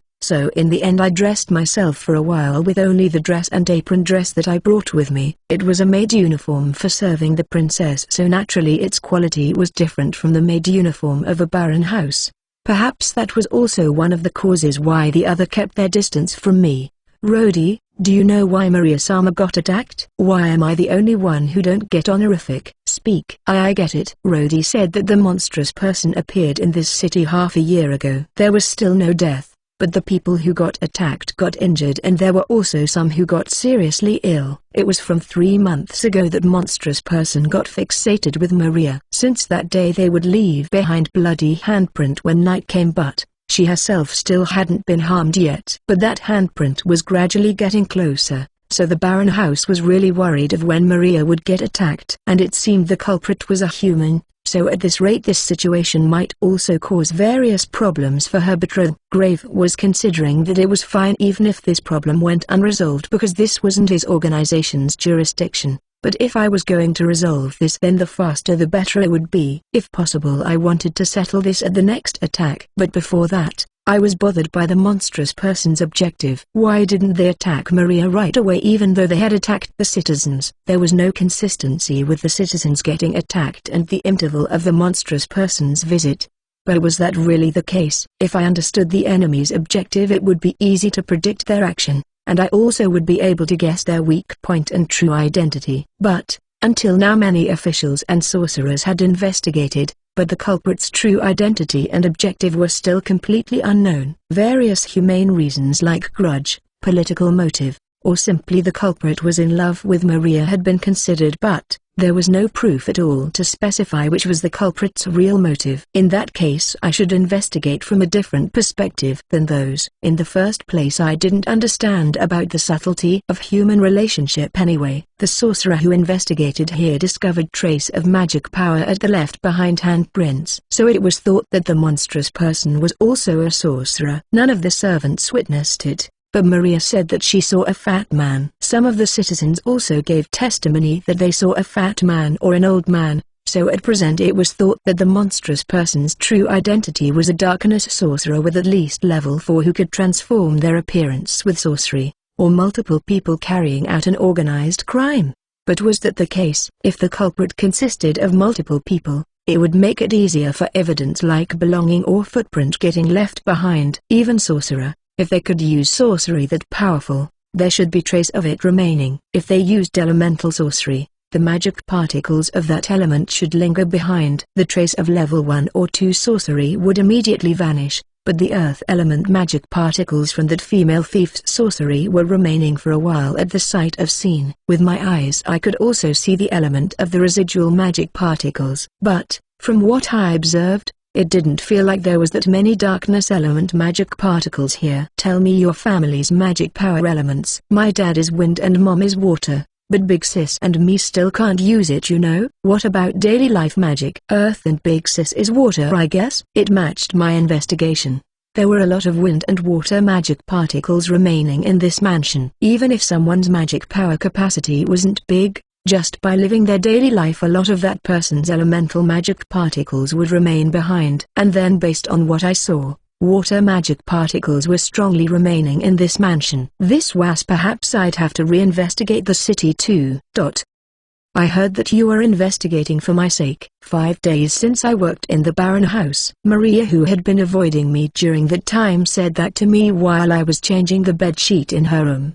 Did Oju-sama hear that from Rodi-sama? It looks like that boy has really taken a liking with you.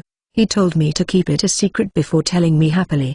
Perhaps her fear to me vanished seeing her little brother opening up to me. Maria was smiling happily. But this wasn't a secret at all. Boy had their pride, so I guessed that he wouldn't tell anyone that he lost against me. But would he get attached to me again if I threatened him? Can I be saved? Oju-sama will be saved if luck favors you. If Oju-sama has a god that you believe in, then pray to him. Is that so? Maria muttered that to me, who intentionally talked coldly like that. She raised her gloomy face and smiled softly. Then I'll pray to the same god like yours.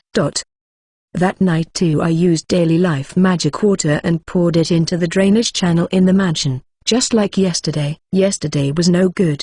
But the water that I poured last night should flow through the drainage channel and reach the location of the fellow. I looked around inside the mansion to search for location where a lot of water element magic particles remained. This mansion had a lot of magic particles. I thought that might be why the cloth items in Maria's room had to be changed every day. But that wasn't the case. It became like that not because there were a lot of water element magic particles here, but because Maria's water element was strong. Maria's magic power capacity wasn't high. That was why nobody noticed. But who could see the color of magic particle noticed that Maria was enveloped in water magic particles with extremely thick ultramarine color. Most likely if she enrolled into the so-called Sorcery Academy from next year, that talent would bloom immediately. But the magic power remaining in this mansion didn't come from just her. The monstrous person's appearance was happening irregularly, but from the testimonies it was certain that they always appeared at dark night. Dark night when the moon and stars were hidden. That fellow appeared in the day when it was cloudy or humid. Everyone who was attacked all had water element. The river flooded half a year ago when the monstrous person started appearing. It seemed at that time a simple barrier to suppress that water's spirit power was put on the river. The barrier itself wasn't put up for a long period of time and it immediately got taken down. But as the result, that fellow got separated from water and went mad. The monstrous person was seeking water element magic particle. Thanks to Maria having thick water element, the monstrous person would go back just from obtaining the residue that piled up from her living for many years in this mansion.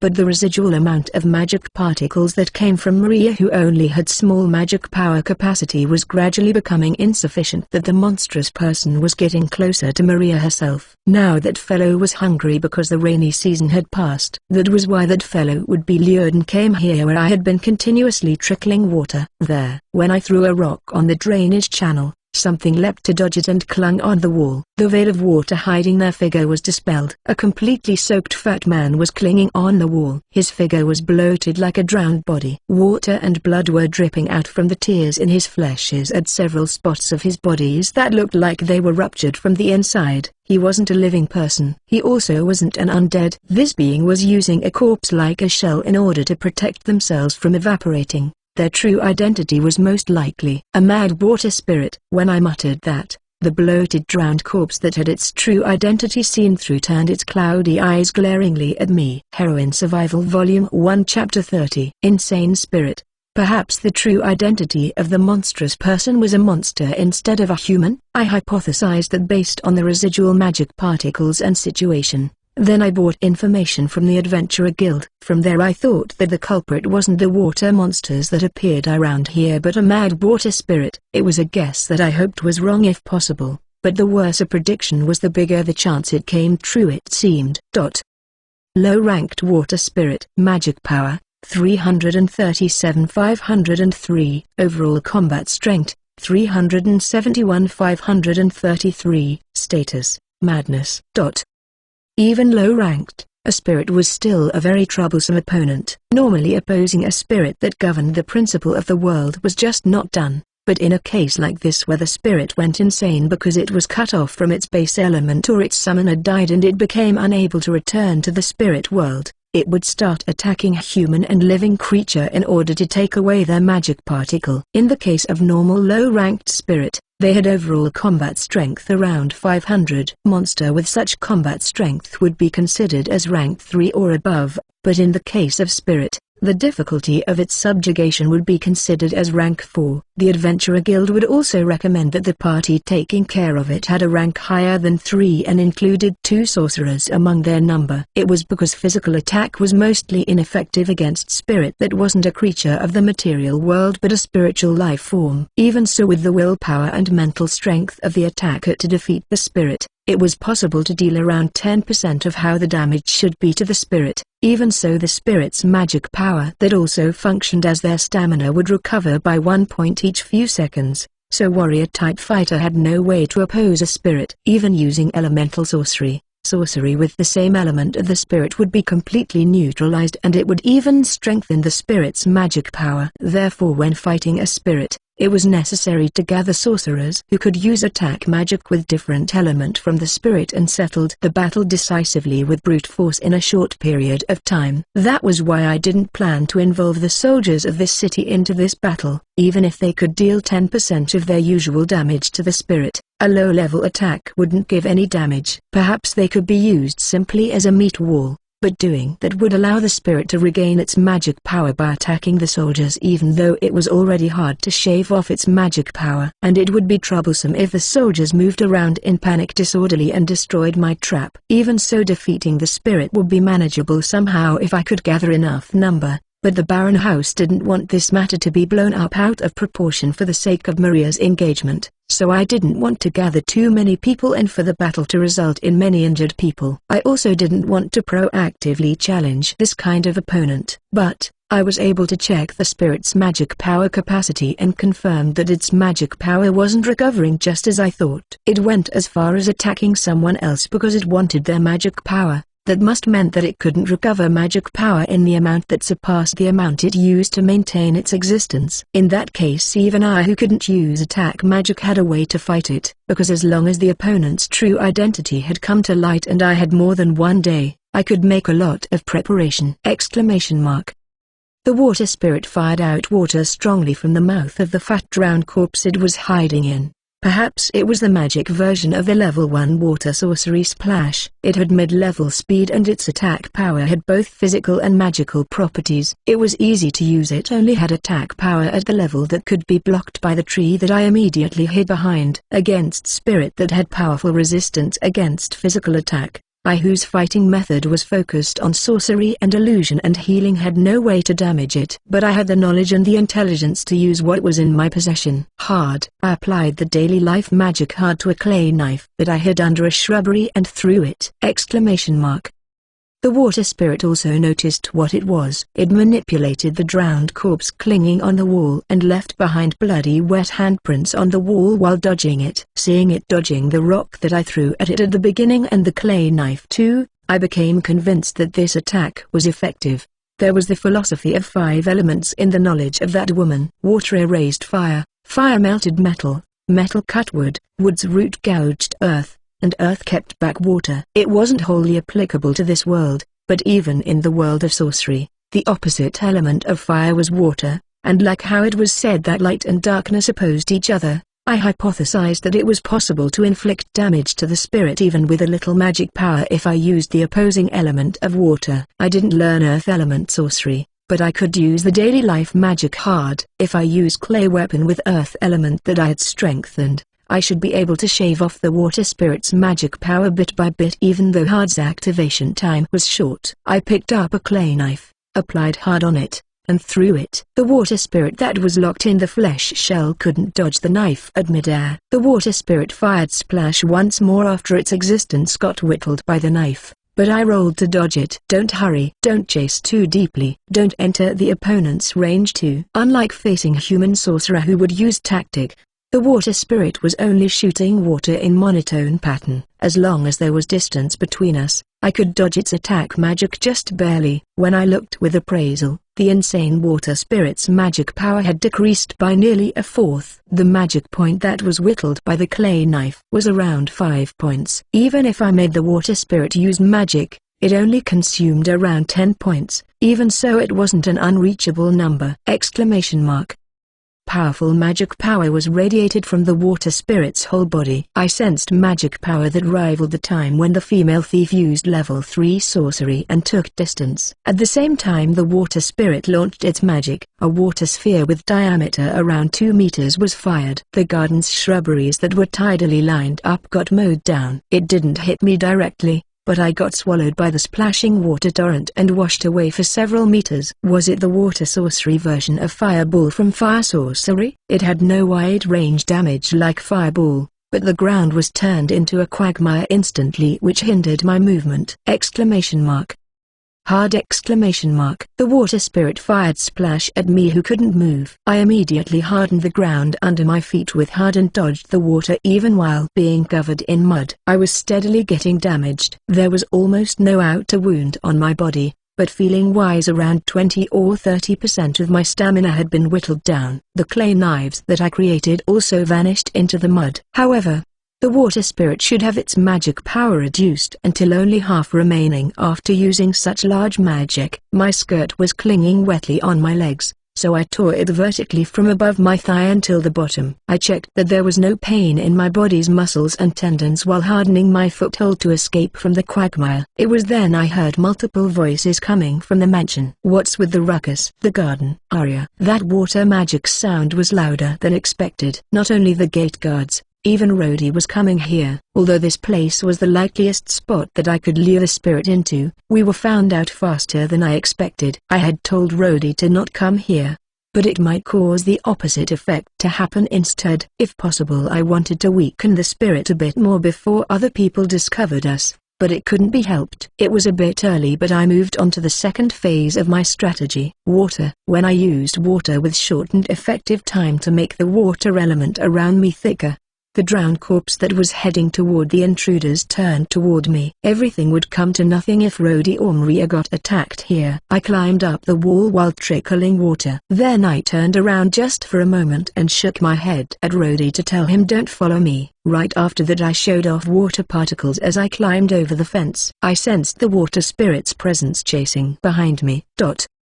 I went around the completely dark city late at night and climbed to a roof at an area where there was no people. I gulped down a magic power recovery potion. Since my fight against that female thief, I decided to always bring at least one bottle of magic power recovery potion with me.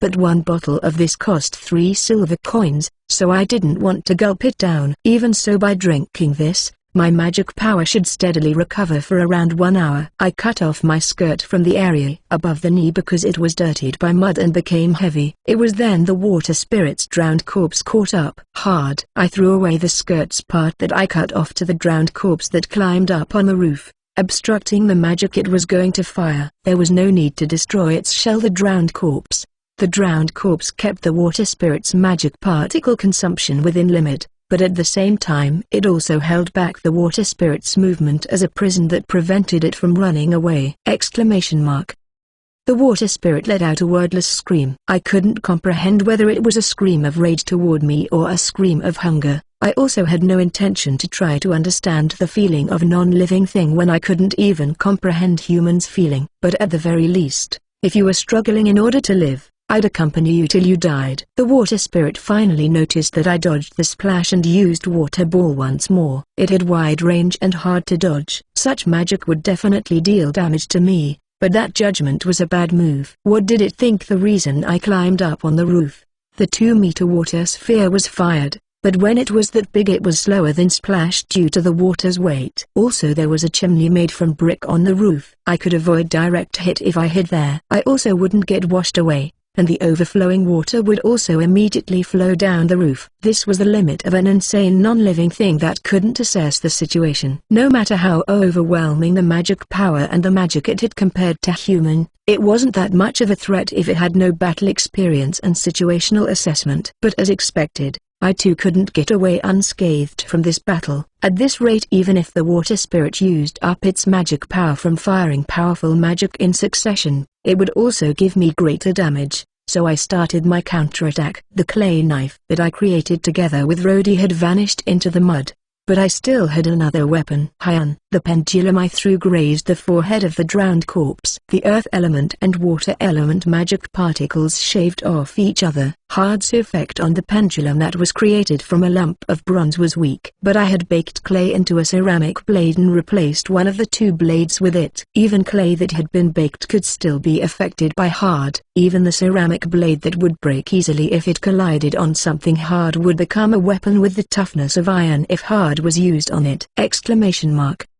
I reapplied hard on the pendulum while shaving off the water spirit's existence. The water spirit also fired magic in order to survive. Sometimes it would even tackle at me. The magic power of the water spirit should also have decreased until around 30%. But my stamina and magic power had decreased until nearly half. If I got hit by even a single attack of the water spirit, I would definitely become unable to fight. Don't let your guard down. Don't get greedy too. Simply calmly and methodically continue to shave off the enemy with strictness. There was my only way to win. But, it was then.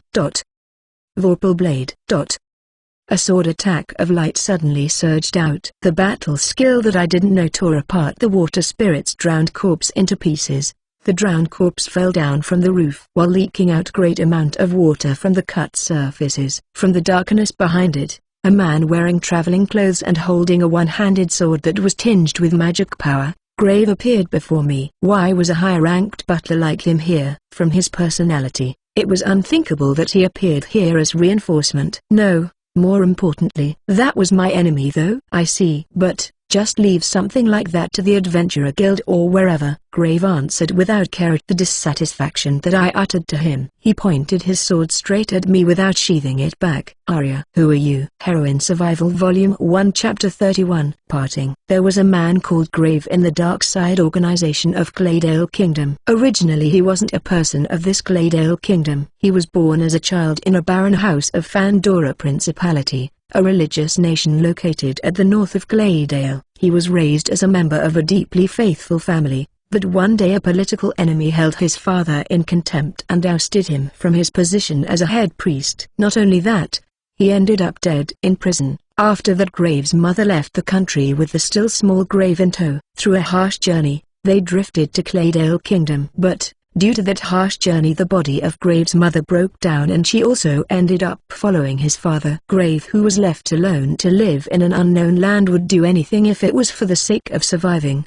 He survived while resenting this world and the nobles who gave his family and him this kind of destiny. But it was also Noble who saved Grave from his predicament. That man was a Crusian called Hozu. It seemed his father and him were friend. Hozu apologized to the small Grave for his inability to save his father and the mother and welcomed him as a member of his family from his livelihood as criminal in the slum quarters. But Grave refused to become the adopted son of Hozu, who was a noble. He chose the path of fighting as a subordinate of Hozu, who was a knight of the dark side. The upper echelon of Fandora Principality was rotten, even though it was a religious country. Surely there were also rotten nobles in this Claydale Kingdom. But he learned that there were proper nobles remaining here like Hozu without getting crushed. He came to think that this difference came from the strength of the country's upper echelon, the royal family. If the royal family held their authority correctly, the nation wouldn't fall into chaos. Grave harshly disciplined himself, trained in martial art and sorcery, and sometimes he even crushed any evil that had the possibility of disturbing the country with action that was just barely within the acceptable limit. Grave particularly hated when people who were capable but had no clear background got close to the royal family. When he heard that Sarah would use a child in the security for the princess, it was also him who assigned Castro, someone who hated those who came from the slums, to be in charge of the child. For Grave, anyone who showed contempt to the power of the royal family that consolidated the country was evil, even if it was a member of the royal family itself. Even the weak-willed crown prince who was raised by the first queen, who lacked any sense of responsibility, because he was still a child right now, he didn't consider of removing him. But if Princess Elena, who was raised by the twisted second queen and became a seed of conflict revolving around the throne's inheritance, tried something, Grave wouldn't hesitate to remove her even if it would cause him to get executed. There was a maid apprentice who became that Elena's favorite. Even though she was a slum kid who Viro brought, she possessed magic power that surpassed Noble, and she could even defeat a goblin by herself. It made Grave kept to watch over her. To test that maid apprentice, he even overlooked Elena's kidnapping intentionally to observe her reaction. But the girl defeated even a rank 3 thief by herself. It was impossible that there was a child like that. He had no intention to allow such child to enter the palace just because she was Elena's favorite. He wouldn't tolerate such danger. He had no intention to overlook anybody who could disturb the nation's peace, even if it was just a small bud. He was planning to chase her to the countryside by giving her some work while waiting for the right time to dispose of her. But then the Dark Side organization gave him an order to check whether there was a certain ornament in the child's belonging. Even the reason for the mission was kept secret. He was only told to check the child's belonging and not permitted to hurt her at all. From that there was a possibility that this child was a noble's illegitimate child whose background wasn't allowed to be exposed. Dangerous. That child's existence was too abnormal. She might become an existence that dragged even the royal family and shook this country. If she really had an ornament and an illegitimate child of a noble, then no matter what her background was, Grave would judge the girl as contamination that he had to remove. What do you want? On the rooftop of a city at a night without moon, the High Butler Grave, who was also my employee, suddenly appeared and cut down my enemy. He pointed the magic sword in his hand toward me. Answer my question. You know who I am already, right? With unbelievable muscular strength, the tip of the sword that was held with one hand wasn't shaky at the slightest. His body that looked like in a relaxed stance was enveloped in dangerous atmosphere that stated how he would cut me down if I did anything strange. https://bookerpervert.files.wordpress.com/2021/04/i009.jpg Arya. The unknown child who Viro brought, an abnormal brat who killed a hobgoblin alone and even mercilessly killed a stronger thief. There is no way such brat can exist. How did you obtain that strength? How can you kill human without hesitation in that age? Did you kill that thief to prevent her from talking? What are you hiding? Why is a noble holding an interest for you? I ask you once more. Graves' sharp gaze pierced me. Who are you? His killing intent shook the air. I deeply pushed down my heart that was getting scared from that. Who knows? How much did this guy know? There should be no one who knew that a noble blood was mixed in me. Was he simply holding doubt because of my combat strength? But to explain that, it would be unnatural if I excluded the part about my background. If the existence of the ring inside my talisman pouch got found out, I would get dragged into the gear of fate once more. This ring that my mother found me was what that woman used to confirm that I was me. I tried to calmly analyze the situation. Even so, I was still feeling slightly uneasy that I unconsciously touched the talisman pouch hanging on my neck from over my dress. Grave found fault at my action. You're hiding something, just as I thought. Hand it over. If you are related with a noble. Pain. Grave stiffened for an instant from the pain that I instantly casted. I kicked on the roof using that opening and began my escape. My chance of victory was thin even if I fought against Grave, who had combat strength more than 10 times of mine. For the current me, far from winning, even escaping was difficult, but if he was hit by my trump card pain, then an opening should be created, even if just for an instant. A killing intent, or rather a bad hunch, drove me to leap aside. A knife shallowly cut my shoulder before it pierced the rooftop. At the same time I heard the sound of something cutting through air, so without pause I rolled to dodge. Graves' approaching kick smashed the thick rooftop bricks into pieces. You're related with nobility, just as I thought. No matter who you actually are, there is no way I can allow a dangerous existence like you getting closer to the royal family. I'll deal with you here. Why are you going to kill me? Grave endured the intense pain from pain and immediately chased me. Had thought that some high-ranked warrior might be able to endure it, but still he recovered too fast. When I talked to him in order to buy time for forming my next plan, Grave conscientiously answered me, just in case. I'm crushing any possibility that might disturb the country's peace, just in case. Just like the princess that you're intimate with, Elena was, so that was why I thought her security felt undermanned. You die. I pulled out my knife with my right hand and threw it at the same time as my left hand threw pendulum. Grave took a step back full of composure to dodge the pendulum's blade while deflecting the knife with the sword in his hand. Knew I had thrown a second knife, so it was hidden in the shadow of the first knife. It grazed Grave. During that time I took out a small bag from my pocket and threw it. Powder scattered to the surrounding. Poison her. Grave instantly saw that through and covered his mouth while charging. As expected, he had poison resistance. Even so, when I threw one more small bag, Grave finally stopped moving. Cheap trick. The first bag was filled with powder of poisonous grass and could be resisted with poison resistance. But the second bag wasn't poison. It was a stimulant that I made by grinding the mustard seeds that I found in the forest. Grave dodged that while throwing a knife. I deflected it with my black knife and started chanting inside my mouth while jumping down from the rooftop of a 3-story building. You won't get away. Grave also immediately jumped down in pursuit. I fell while chanting wait to shift my falling direction. Just before I fell on the ground, I entwined my pendulum on a window's handrail and ran up the wall using the centrifugal force. I passed the falling Grave while leaping back on the rooftop I was just on. I had no confidence that I would be able to perform this kind of acrobatic move one more time. Even so, I'd use this time I had bought effectively. I scattered my last mustard powder at the spot where I thought Grave would climb at to buy as much time as possible. Then without pause I started running on the rooftop without even looking back when a knife that flew from behind grazed my shoulder. He already climbed up, but with this much distance, I shouldn't get seriously wounded even if his throwing knife pierced me. Of course, it was also possible that he would hit my vital spot, but I could only leave that matter to luck. I threw around the weapons that I had in hand as disposable tool to hold back Grave while running through the dark rooftop. I already ran out of poison and even my last throwing knife was dodged. The string of my pendulum was also severed and its blade had flown away to somewhere. When the only weapon remaining on me became only the black knife, I had been cornered until the large pier along the river. You've been a real pain running around all over the place. Grave finally cornered the suspicious kid named Arya until the river. Acrobatic movement and various poisons that caused abnormal condition. Throwing knives and a strange weapon of blade tied with string. And then there was that sorcery that caused intense pain. This kid had learned a lot of strange skills. All her techniques looked strange in a glance, but all of them seemed to be skills that were learned with the assumption of fighting a stronger opponent alone. Especially that sorcery.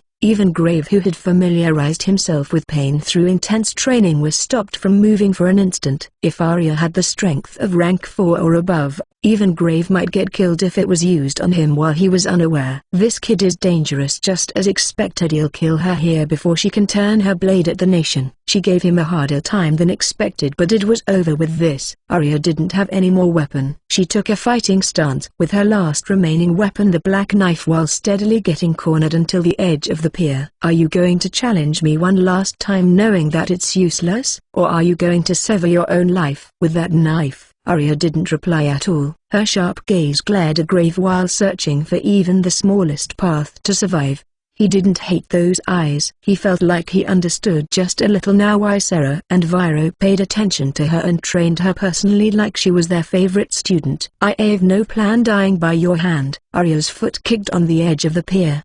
Her small body floated in the air. Grave could also throw a knife at her in that moment, but he was entranced by those powerful eyes that were struggling desperately to cling on life. He saw off Arya's figure vanishing into the rapid torrent of the pitch-black river. So in the end, she chose to end herself.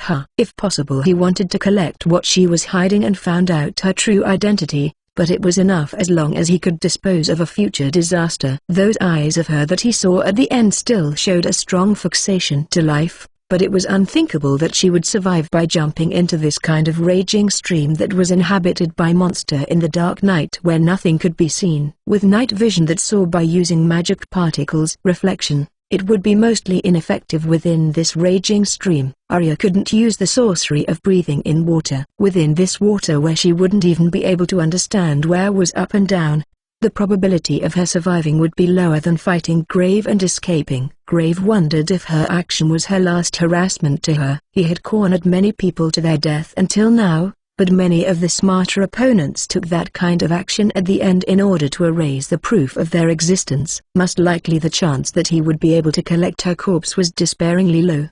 He didn't know how far she would get washed away with this river's stream, and even if she got washed away until downstream, her corpse should get disposed by getting eaten by hungry monster. It's time, I guess. Until now he had been taking action carefully so that he wouldn't get suspected, but now he had ignored an order from the dark side and killed a non-target, so he couldn't return to the organization anymore.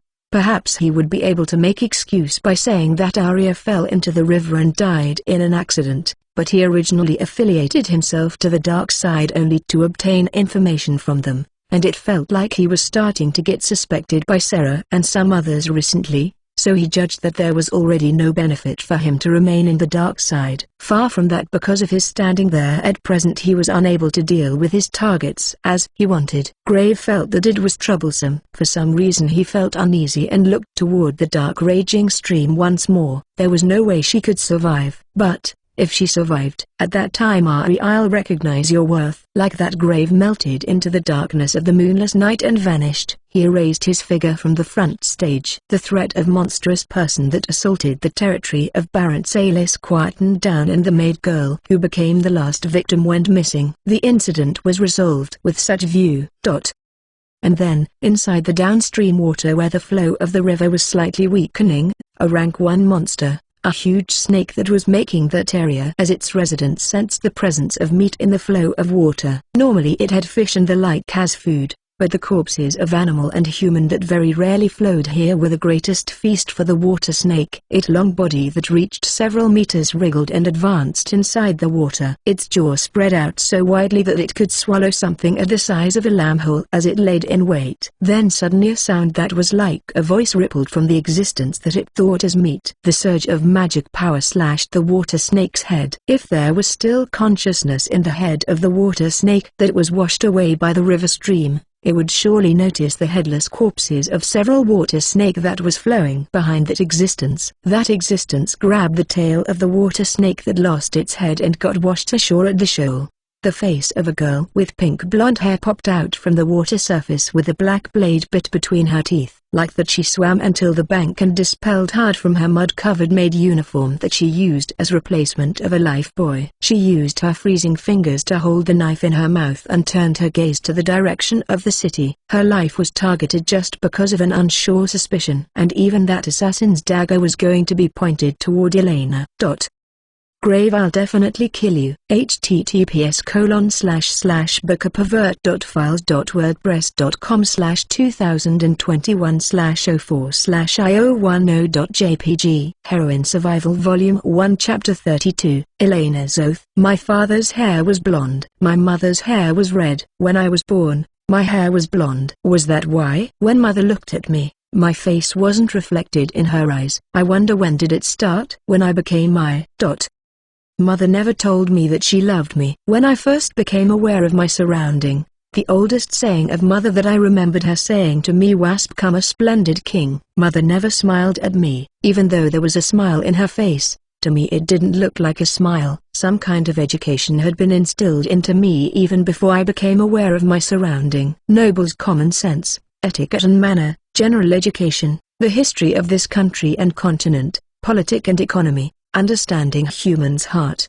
self-defense, sorcery, and the way to kill your heart. Mother would smile when I was able to do things well. Even though I wasn't reflected in her eyes, I only sought for mother's warmth and continued to study while crying. As the result, if the average people had 1 or 2 magic power, I managed to have 4. I was able to display powerful magic power and excellence in capability, but the immature me was unable to endure burden of powerful magic power and magic stones in my heart. I lost the robust body that was necessary to become a king, and mother too lost her interest for me. Mother had father who was her most beloved and the position that she loved the most taken away from her at the same time. Taking away the throne from the child of the woman who stole them from her was the only way she could maintain the calm in her heart. I lived in sorrow after my mother abandoned me. The one who consoled me at that time was the first prince, my brother who was born from a different mother, a former viscount daughter who mother hated, and the one who mother wanted to steal the throne from. My 1-year older brother was a very kind person. He approached the crying me and told me fun stories,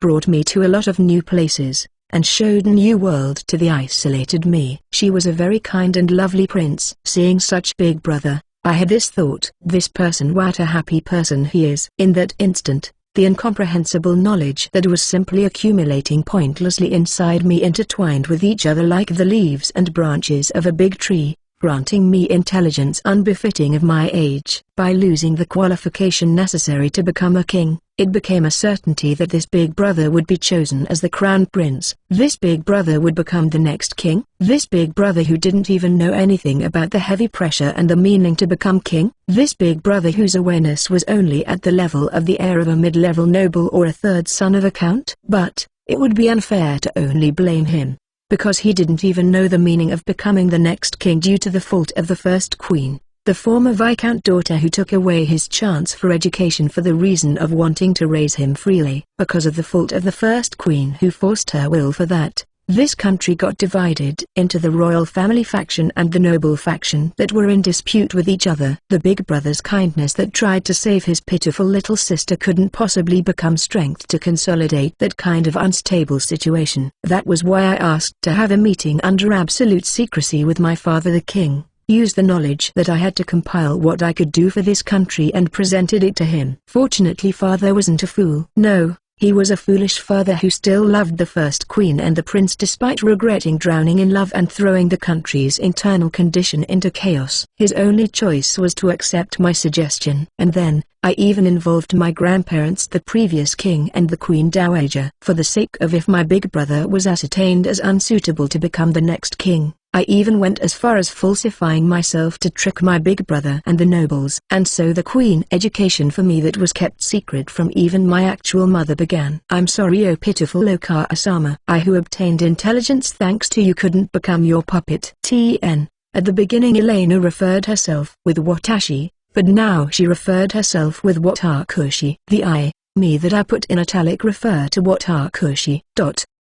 The power of the nobility was increasing rather than the royal family, for the noble faction that prioritized the profit from free trade with the neighboring countries rather than the domestic demand. I was someone who was suitable to be a convenient puppet. For the young me, it was difficult to continue to refuse the invitation of higher-rank nobles from the noble faction who approached me with their silver tongue. That was why I pretended to be obsessed with my big brother to show that I was with the royal family faction. Seeing me adjusting the balance within the country in my age that was still less than 7 years old, my father His Majesty told me to take a rest under the pretense of recuperation. In fact, I myself had been feeling tired mentally, so I agreed. I was alone. Father and grandfather were all kind to me, but in the end I believed that they only saw me as a useful royalty. The handmaids and butlers who had been at my side since I was born were the few people who I could trust, but in the end my relationship with them was also nothing more than that of a royalty and servants. My heart wasn't connected with anyone. There was nobody who knew of the real me. A person who could understand me in the truest sense of the word didn't exist in this world. Beauty girl appeared before me then. She was a maid apprentice who also doubled as maid servant,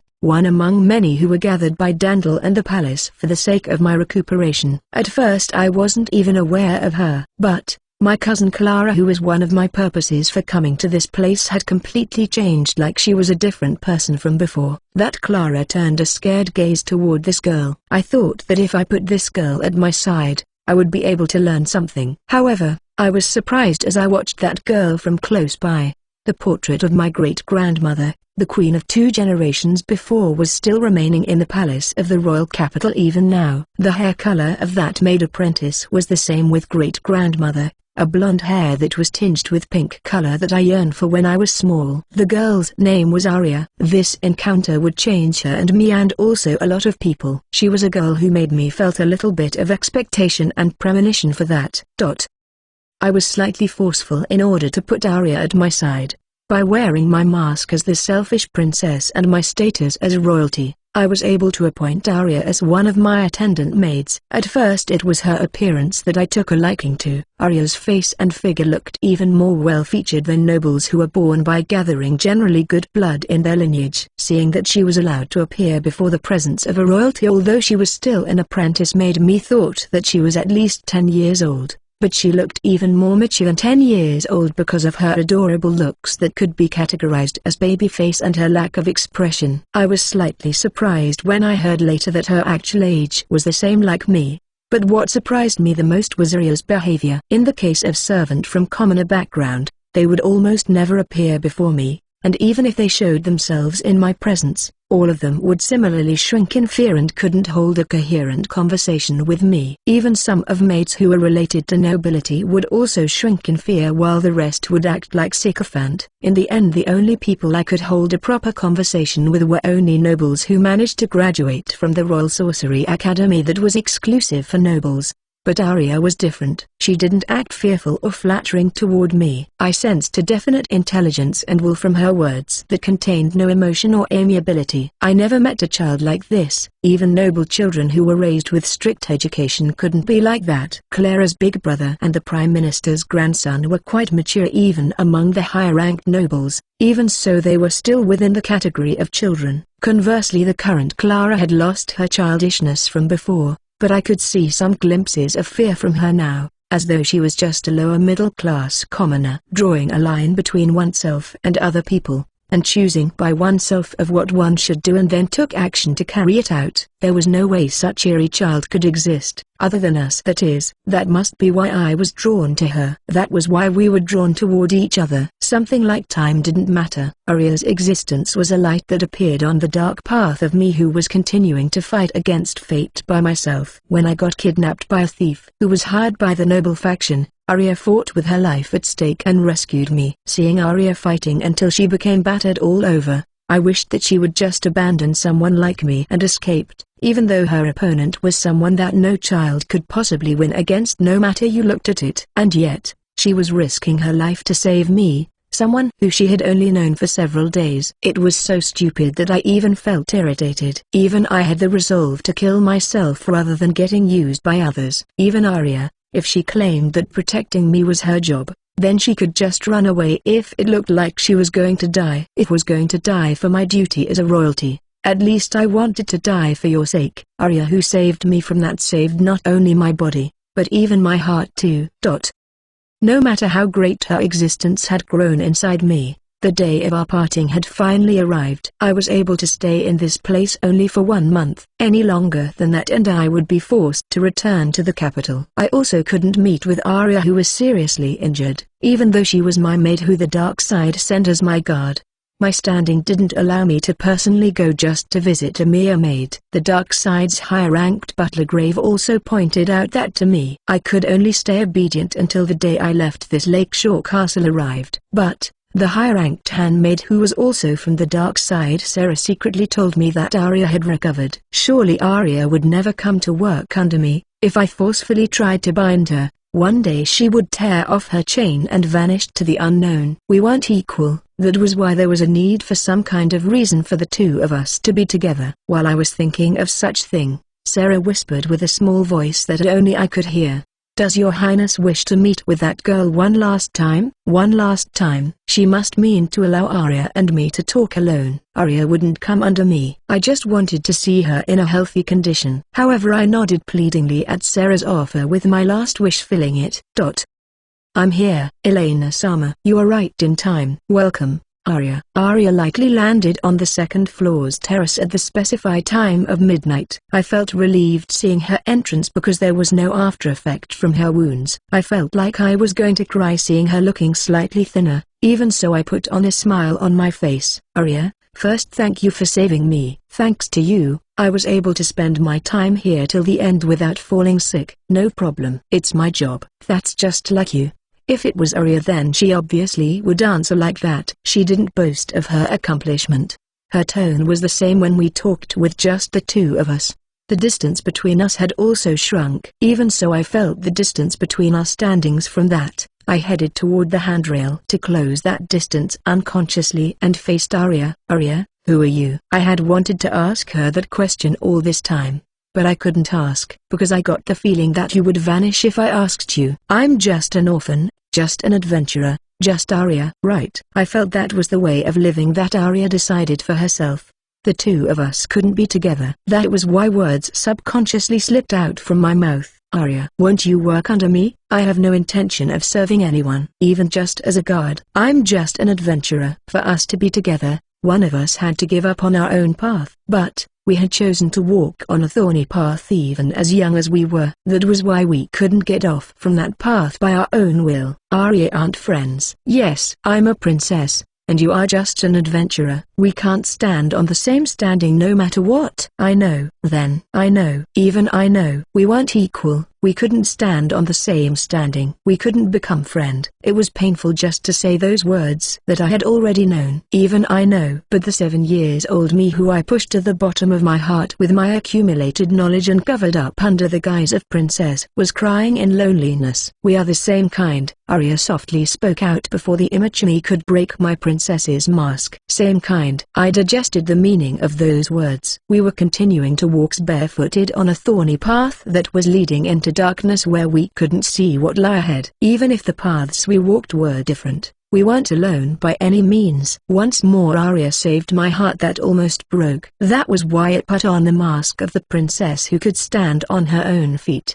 at the very least when I was in front of her. Then, my fellow kind Arya, as the princess, I swear that no matter how your standing become in the future, I will become your ally with all the strength that I have just for once. If it was you, then surely you would be able to oppose most difficulties. That's why please at least remember me when true difficulty is approaching you, because I will protect you at the cost of my life. In that case, I swear to my fellow kind Elena, no matter who it is, even if it's the king, I shall stake my life just once to kill who you asked me to. I gulped hearing those words. I never talked to her about my big brother or the precarious state of the royal family. However, Arya swore an oath, as though she had seen through that it would become like that in the worst case. Both of us weren't alone anymore. Just tell me one thing, tell me your real name. It wasn't that I had noticed the falsehood. I simply wanted to know the real you. If you allow me to call you without any honorific, then asking that at this point. Really? It was pointless to ask that at this point. That I smiled wryly. Alicia. Alicia, that was the true you. If you were living by hiding that name, then I would be the only one to remember the real you.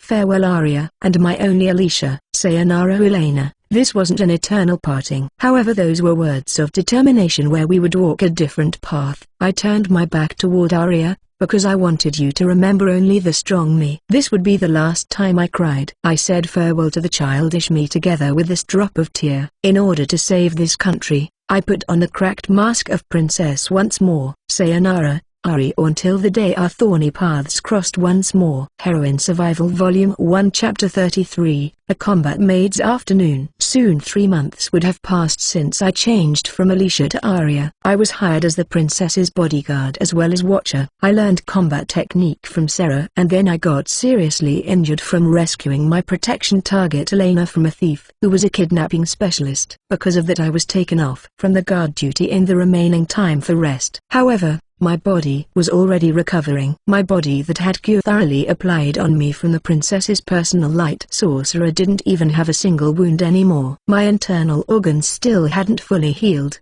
but there should be no problem if it was only this much even after getting poisoned so severely like that. Arya-chan, what are you saying? I was going to be able to move soon, so I changed clothes in order to do my servant work. It was as I was doing that my caretaker Mina found me. When I told her what I was thinking, I was scolded and returned back on the bed. There was no problem with me stamina-wise, but, from the perspective of a commoner like Mina, my wound seemed to be shocking. It seemed she had also been ordered by Sarah so she wouldn't listen to my request. Several days passed after that before I was finally given the permission to get out of bed. Even so, I still wasn't allowed to get back to work completely. Right now I was exempted from manual labor. I didn't think that there was no work here that was easy, but not only I wasn't allowed to do works like carrying heavy things or drawing water, I was also forbidden from work that had no rest for the whole day, like being the princess's attendant. I was allowed to at least do something like cleaning or bed making. Even those works would finish during the morning, and Sarah told me to rest for the afternoon. I could participate in the early morning training, but my training partner Seo was treating me too carefully that he couldn't serve as an opponent. Since my fight against that female thief, my martial arts skill had leveled up, and I also learned string control skill, so I wanted to adjust my senses in one-on-one mock battle. and yet nothing went as I wanted it. In some part that was why I used that free time to give maintenance to my equipments. The equipment that I had to repair the most was the pendulum. Perhaps because it hit the sorcery armor many times in the battle against that female thief. The sharpened blade was crushed and now it was simply a blunt lump of metal. Originally it was just bronze coins that were melted and combined together. Bronze was heavier than iron, but it was far softer, so I guessed that it could be sharpened to some degree if I hit it with rock, but I felt that it would be faster to remake it to use it as a proper weapon. However, the castle's smithy that created this pendulum seemed to be busy with repairing and sharpening all the bladed tools of this castle as the preparation of cleaning up this castle, because there were only 2 weeks remaining for Elena's stay here, so it really wasn't the atmosphere where I could make a personal request to there. That was why even if I wanted to maintain my equipments, I could only wet the blades or dismantled and cleaning them. But the knife made from magic steel had the property of repelling blood clot, so it didn't take much effort to take care of it. Can't be helped. At this rate my body would only grow dull. Due to the magic particles' influence, skills were accumulated in the soul, so my ability wouldn't diminish just from sleeping in for several days, but it felt like a waste for someone who was still weak like me to do nothing with my time. Seeing no other option, I decided to review the movements that I learned from Viro and Sarah from the beginning. In my case, I learned the basic of fighting from that good-natured large man who used greatsword as his main weapon, so if I didn't focus, I had the habit of swinging with brute force. It had been greatly fixed thanks to the correction of my 2 teachers. Even so, there was time when I put too much strength in the heat of battle. The battle skill that I used when that female thief showed an opening too. If I prioritized whittling away her combat strength rather than killing her, I should have some leeway still even when she dodged it. In short, I was still lacking in training to aim for a certain kill against a stronger opponent after enthusiastically claiming to be a combat maid like that. I was really lacking in everything. That was why in a sense this could also be said for a good chance to get back to the beginning and restart from the basic. I grasped the black knife and repeated the basic over and over. I familiarized my body with the footwork that I learned from Sarah mixed with my leveled up martial arts. I made my body remembered it as though to carve it into my soul. I slashed at a tree's trunk with the rotation of my body and kicked it while also using the backlash to take a distance. Thrust. My battle skill ripped apart the leaf that fell from the impact of my kick. But the leaf wasn't cut, but it looked like it was half smashed as it was ripped apart. That was because I was still executing my battle skill with brute force. Phew. I felt something heavy in my internal organs after I trained for around half an hour. I took off my maid uniform's white apron and collapsed under a tree's shadow. I was lying face up and reflexively narrowed my eyes from the sunlight that was visible from the gaps between branches. I had regained around 80% of my stamina, but it looked like the poison's damage was still remaining inside my body. I rolled while thinking about Elena just for a bit. Since then, I was unable to meet with Elena. I was just a maid who came from commoner background and she was a princess. That was why originally we wouldn't get to know each other if not for this work. Since then Elena had become completely obedient. She had seen someone died in front of her, although that person was a thief, and she saw me almost died. So in a sense her behavior was normal. Even though there was no need for her to bother about someone like me, it was difficult to tell her that. Although she had grown to have the physique of a 10 years old due to her magic power just like me, she was still 7 years old like me. No matter how much knowledge had been crammed into her mind and gave her a thinking pattern that didn't befit a child, the death and life of human were still something that one needed to get used to. Booty thought that she was fine like that. It wasn't something that I could say, but I didn't want Elena to get dirtied with blood. This was my selfishness. It was enough that I was the only one who dirtied my hands. Although our birth and upbringing were different, strangely there was this sympathy between us. With her inherent excellence and composure, Elena would surely fight the giant beast called a nation from here on. A 7-year-old child, by herself alone. If possible, I wanted to protect Elena's heart from her side from here on too. I had such feeling. However, a part of me thought that I couldn't do that. I was weak. I still couldn't protect Elena. Most likely I would face even stronger enemy than before if I stayed at her side. I might die if I stayed as I was and left behind a scar in her heart. I wanted to be strong, so strong that I could overturn fate. Under the sunlight filtering through trees, I stretched my hand towards something unseen inside the light. I would become strong. That was why, just a little bit more until I obtained the strength to cut open my own fate. I couldn't be at her side. I wanted to be strong, so that Elena would be able to smile inside the light that I discarded.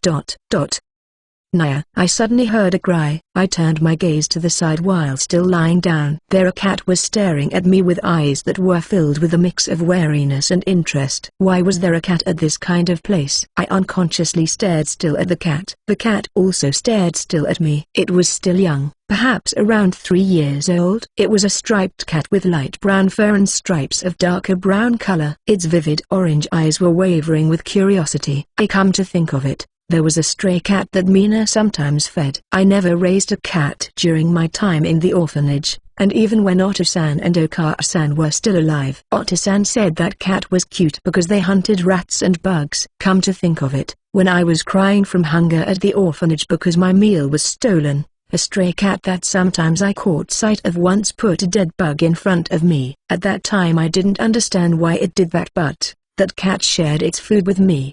Perhaps I was feeling slightly faint-hearted. I got strangely curious with this cat that suddenly appeared. Naya! For some reason, I tried splitting a cracker snack in my skirt's pocket and threw it at the cat. Naya! Pian! The cat leapt backward and dashed away. It ran.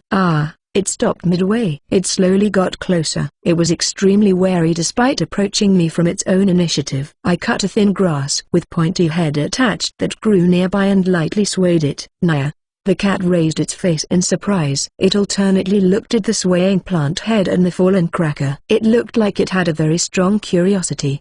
But human was scary. It also wanted the cracker. It was also curious with the swaying plant. The cat looked at me, at the cracker, and then it gradually closed the distance again slowly. It glances a lot at the swaying grass while leaping at the fallen cracker before running away immediately with the cracker held between its mouth. It didn't run until far away. Several meters away from here, it ate the crunchy cracker while its eyes were shaking following the swaying grass. Naya! Once more the gazes of the cat and me crossed once more with distance between us. I see, if the cat lover Mina was in my place right now, she would surely be able to get what the cat wanted and gave it something to fulfill its hope. But it was hopeless for me. I couldn't understand the cat's word even with the knowledge that I got from that woman. When I lifted up my body that was lying down on grasses, the cat warily leapt a step back. Phew! The cat growled slightly to threaten. But my heart was unshaken by a threatening of that level. I quietly swayed the grass. The cat's eyes shook in unison with it. However, the cat was still wary and wouldn't approach. It seemed that although this interested the cat, it wasn't what it wanted. I took out my last cracker that was wrapped in a handkerchief from inside my pocket. Naya! So this was its aim. But don't think that you can get food that easily from me. I stood up without making any sound and slowly crouched down while shaking the handkerchief to show the cat that this was the last cracker. You must understand too. This was the last. I pinched the cracker with my fingers and didn't throw it. I only shook it before the cat's gaze. Phew! The cat's wariness shot up. Its eyes seemed to be criticizing me. But what you were looking for was here. Would you endure hunger with the pride of the wild? Or would you throw away pride to survive? That all depended on you alone. I kept crouching without moving at the slightest. I only waved around the cracker between my fingers. The cat's eyes were slightly wavering and it took a step forward with one foot. Then it looked at me and drew back its foot again. The cat's heart was wavering. I needed something to give a push on the cat's courage, so it took one more step. What could that be? I suddenly put the last cracker between my lips. Naya! The cat's agitation was clearly conveyed from its cry, but I only held the cracker between my lips and didn't chew it. To show that I used my lips to wave the cracker, it agitated the cat even more. To deal even more blow, I put my hands on the grasses and brought my face closer to the ground to match my gaze's height with the cat. Phew! The cat also made the same stance and glared back. It seemed the cat also finally made its resolve. It started to gradually approach me who was waving the cracker between my lips.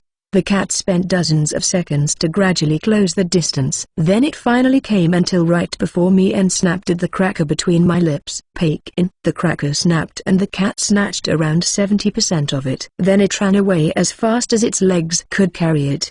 I enjoyed the saltiness of the remaining cracker in my mouth while swallowing it. Then I laid face up under the tree's shadow and closed my eyes with a sense of accomplishment. I was feeling the wind caressing my cheeks like that for a while before I felt something wet that wasn't wind touching my fingertip. Naya. When I realized the cat was licking my fingertip. What? I had no more cracker, you know, or perhaps it came here to lick the remaining salt on my fingertip. When I sent a gaze filled with that question toward it, the cat picked something between the grasses with its mouth and got up on my chest. Naya. It dropped a small grasshopper. I stared at that on my chest and gently caressed the cat's back. The cat rolled around while purring and rubbing its body on me. I see. It looked like it had recognized me not as human but as its same kind. Arya-chan, what's the matter? That day Mina, a maid who came from a merchant family, opened the door of the room of the girl who he was told to look after by Sarah, the head handmaid who attended the princess. She tried peeking inside and found Arya changing into her spare maid uniform even though the day had just passed noon. It seemed she got involved with a carriage incident and got injured. She was told not to allow Arya to do too much work, but was there something that she needed to change uniform for? Nothing. Is that so? Arya replied with a tone that was unlike a kid like usual. While thinking that she was really like a cat with strong vigilance, when she looked closer, she noticed that on the table there was a maid uniform that was just taken off. It was covered all over with fur. Eh? Did you get that kitty jumping on you? Sorry, that cat, it's a coward. So, did it get surprised and struggled on your clothes? There was a stray cat that Mina had been secretly feeding. But even though that cat would eat the food, it wouldn't get attached on Mina. Even so, she had been thinking many times of wanting to hug it and tried luring it with food. But every time she tried, the cat would struggle and run away. Mina naturally thought that Arya too accidentally got close to the cat during work and the cat got surprised and jumped on her. Arya-chan is diligent after all, so unlike me there is no way you will do something like playing around with a cat. Are you injured anywhere? No problem. Right. Then, don't force yourself, okay? If there was no problem then all were well. With that, Mina exited the room. Midway she inadvertently turned around and looked at Arya. For some reason she looked like she was turning red until her ears. Heroine Survival Volume 1 Afterward. Nice to meet you everyone. I am Haruno Ibari. I thank you all from the bottom of my heart for picking this book this time. This book was my debut work, but it was formerly a web novel. I had also written various other incomprehensible things, but this work luckily got the support of the readers, which became the impetus that caught the attention of the publisher. And so this work can be published as official book like this. All of these are all thanks to the readers and the staffs. I thank you all from the bottom of my heart. Now then, about this novel, I personally wanted to write about a strong girl, and the book's concept is merciless main character. And then it's also completed with my favorite theme of Otome game. But what was called the normal main character wouldn't kill other people, kind to everyone, and even if they fell into darkness at the beginning, they would be reformed at the latter half. That was the common main character. Was it because of the age of the character, and the uncomfortable feeling of modern-day person killing other people? The previous story that I wrote also had the phenomenon of the character turning into a softie that gave mercy to the opponent from the middle. I thought that this wasn't it. Let's write a main character that is out of mercy for the enemy. That was the impetus that made up my mind. The main character Arya is a really weak existence. It can't be helped because she is a little girl, but her life would be taken away if she doesn't take away the other's life. What was important to her would be damaged if she gave mercy to the enemy. While she was a local person who understood that, she had the knowledge of modern-day person and fought with it. So to speak, she was a main character that was somewhat different from the usual reincarnation. The important knowledge came from that woman who was reincarnated from the world. Her name still had never appeared in the story even once. Her name must never be called. With this amount of knowledge, the difficulty for Arya and uncomfortable feeling of the readers toward the story were changed, but the knowledge level of that woman was no different from me who loved fantasy novel and manga since I was a student. Lol. While she was an Otome game heroine, The main character washed off her hand from the Otome game using Otherworld's knowledge. For a story of a little girl with a chilling willpower that was unthinkable for a kid and acting like a hard-boiled veteran to be published and read by a lot of people like this with me almost not needing to revise it at all is making me bursting with gratitude. What would happen to Arya from here on? What would happen with the Otome game now the heroine changed? Things like the relationship with the villainess that was the real pleasure of the web novel that I created together with the readers are now being turned into book thanks to Book-sama. Please look forward to the tale of Arya from here on too by any means. Heroine Survival Volume 1 Character Setting Compilation https://bookapervert.files.wordpress.com/2021/04/iCharacter01.jpg Alicia, Arya when still in the orphanage. She lived bravely without losing her smile even in her new living environment. https://bookapervert.files.wordpress.com/2021/04/iCharacter02.jpg Arya, street urchin. Her appearance had grown to look like 8 years old. She cut her hair to camouflage her gender. She sprinkled ash over her hair and wrapped a shawl around her neck to hide her face. Her simple clothes and leather sandals were things that she took from the orphanage. https://bookapervert.files.wordpress.com/2021/04/iCharacter03.jpg Arya, combat made. Weapons: thin knife, black knife, throwing knife, pendulum, clay round blade for use against spirit. Her appearance had grown until she looked like 10 years old. Arya, who was chosen as the princess's personal attendant, wore high-quality made uniform. Arya was hiding several weapons underneath it. https://bookapervert.files.wordpress.com/2021/04/iCharacter04.jpg Princess Elena Glaydale. She was 7 years old like Elena, but her appearance had grown from magic power to look like 10 years old. https://bookapervert.files.wordpress.com/2021/04/io11.jpg https://bookapervert.files.wordpress.com/2021/04/io1.jpg W equals 1280 and H equals 910. Part 1 Vagabond Arc Ash-Crowned Princess of Slaughter Chapter 3 Ash-Crowned Assassin will begin at the second volume. The Assassin Guild became my enemy. I'll kill ally my enemies. That's what it meant to face a huge organization. Subjugating the Assassin Guild. Volume 2 will be published at 2021. Heroine Survival Volume 1 SS. Digital version Special SS. The sudden incident-filled journey of teacher and student. Arya. There is one thing that I want to say to you. What? Viro? Inside a forest at the side of highway, a man and a girl were sitting around a bonfire in their campground. The man said such thing to a girl who was slurping soup from a warped bronze bowl. He was drinking the same soup while making a grimace like he had bitten a sour grape before placing the bowl on the ground where he was sitting cross-legged. Weed ain't food. That girl Arya encountered the adventure of Viro in a town of a baron's territory. Now she accompanied him in order to help with a job that he accepted. Viro had accepted a job of guarding a noble. His client gave him an additional request to bring a kid who could work. It became an absurdly suspicious job offer where he couldn't tell about the job's detail or where it was located because of the sensitivity of the task. But even after hearing that Arya accepted because she thought that the skill of a self-proclaimed rank 4 scout like Viro was something necessary for her. Even so, it didn't change the fact how suspicious the job offer looked. It couldn't be helped that Arya was still vaguely looking at him with suspicion. Are you listening? Wait, you got a really bad look in your eyes, Arya. I know. Although Arya too wasn't that overly worried. Even from the perspective of a child,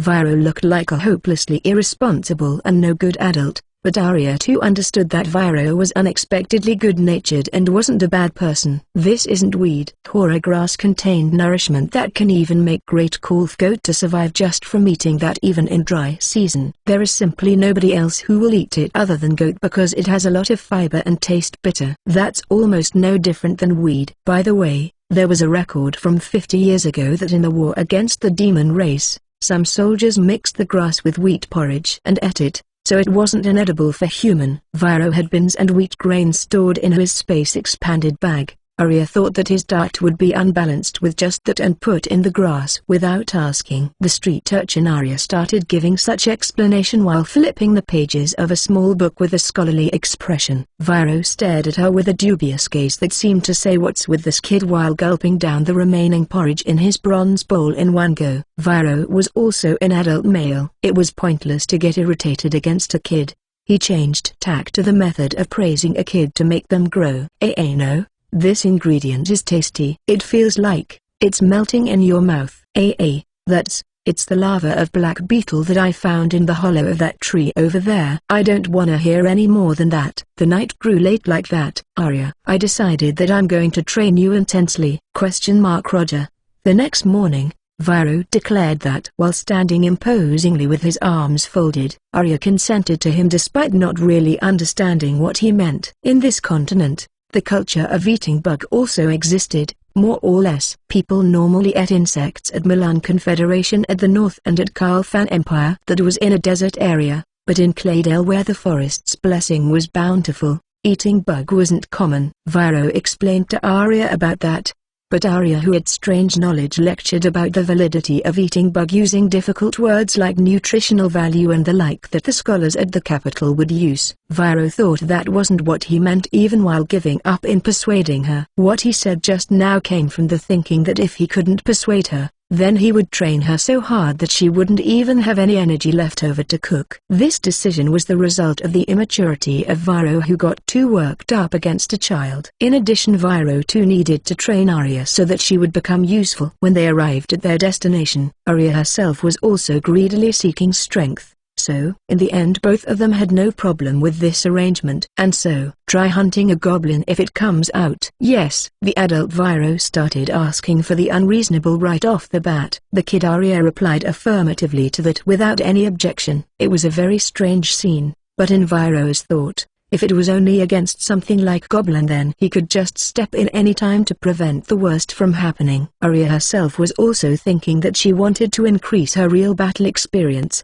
so there was no discord between the perceptions of the two of them. Goblin wasn't anything threatening in strength, but they had higher reproductive power, so they were famous monsters that quite often got witnessed at the countryside highway. But although they were said as weak, if they attacked with weapon or rock, then sometimes the average people would lose their life. However, when they actually encountered 3 goblins in the highway, Arya normally pulled out her knife and challenged them into a fight. It made Viro reflexively grabbed her shoulder to stop her. "Those are goblins, you know." "They are goblins, aren't they? Their combat strength is higher than yours, you know." "I know." "Well, it's fine, I guess." Seeing Arya replying so unconcernedly made Viro somehow felt complicated. He became reckless and told her try hunting them by herself then. For now he would see how it went. But in fact, Arya managed somehow. As expected, she changed her mind, seeing that it would be dangerous taking on the 3 of them simultaneously, and finished them off one by one. But what Viro was worried about, that Arya would hesitate to take the life of a living thing, didn't happen. She calmly killed the 3 goblins under his watch. Viro tried to recall his first time killing. Was he also able to kill his opponents at that time with complete acceptance like this? Viro became an adventurer when he was 10 years old. Both his parents were adventurer. His father a warrior and his mother a scout raised him in this way of life. He had been traveling to many places since his childhood. His rank 3 mother trained him hard recklessly. He also met his current party leader around that time. That kind of parents told Viro something incomprehensible like "we're going to meet a strong guy," and vanished when he was 12 years old. Since then Viro became a slightly peevish person. In a sense, Viro had grown up with special education as adventurer. Even so, he remembered feeling extremely nervous when taking life for the first time. How did someone raise a kid to become this kind of strange fellow like this? It made Viro inadvertently asked his question.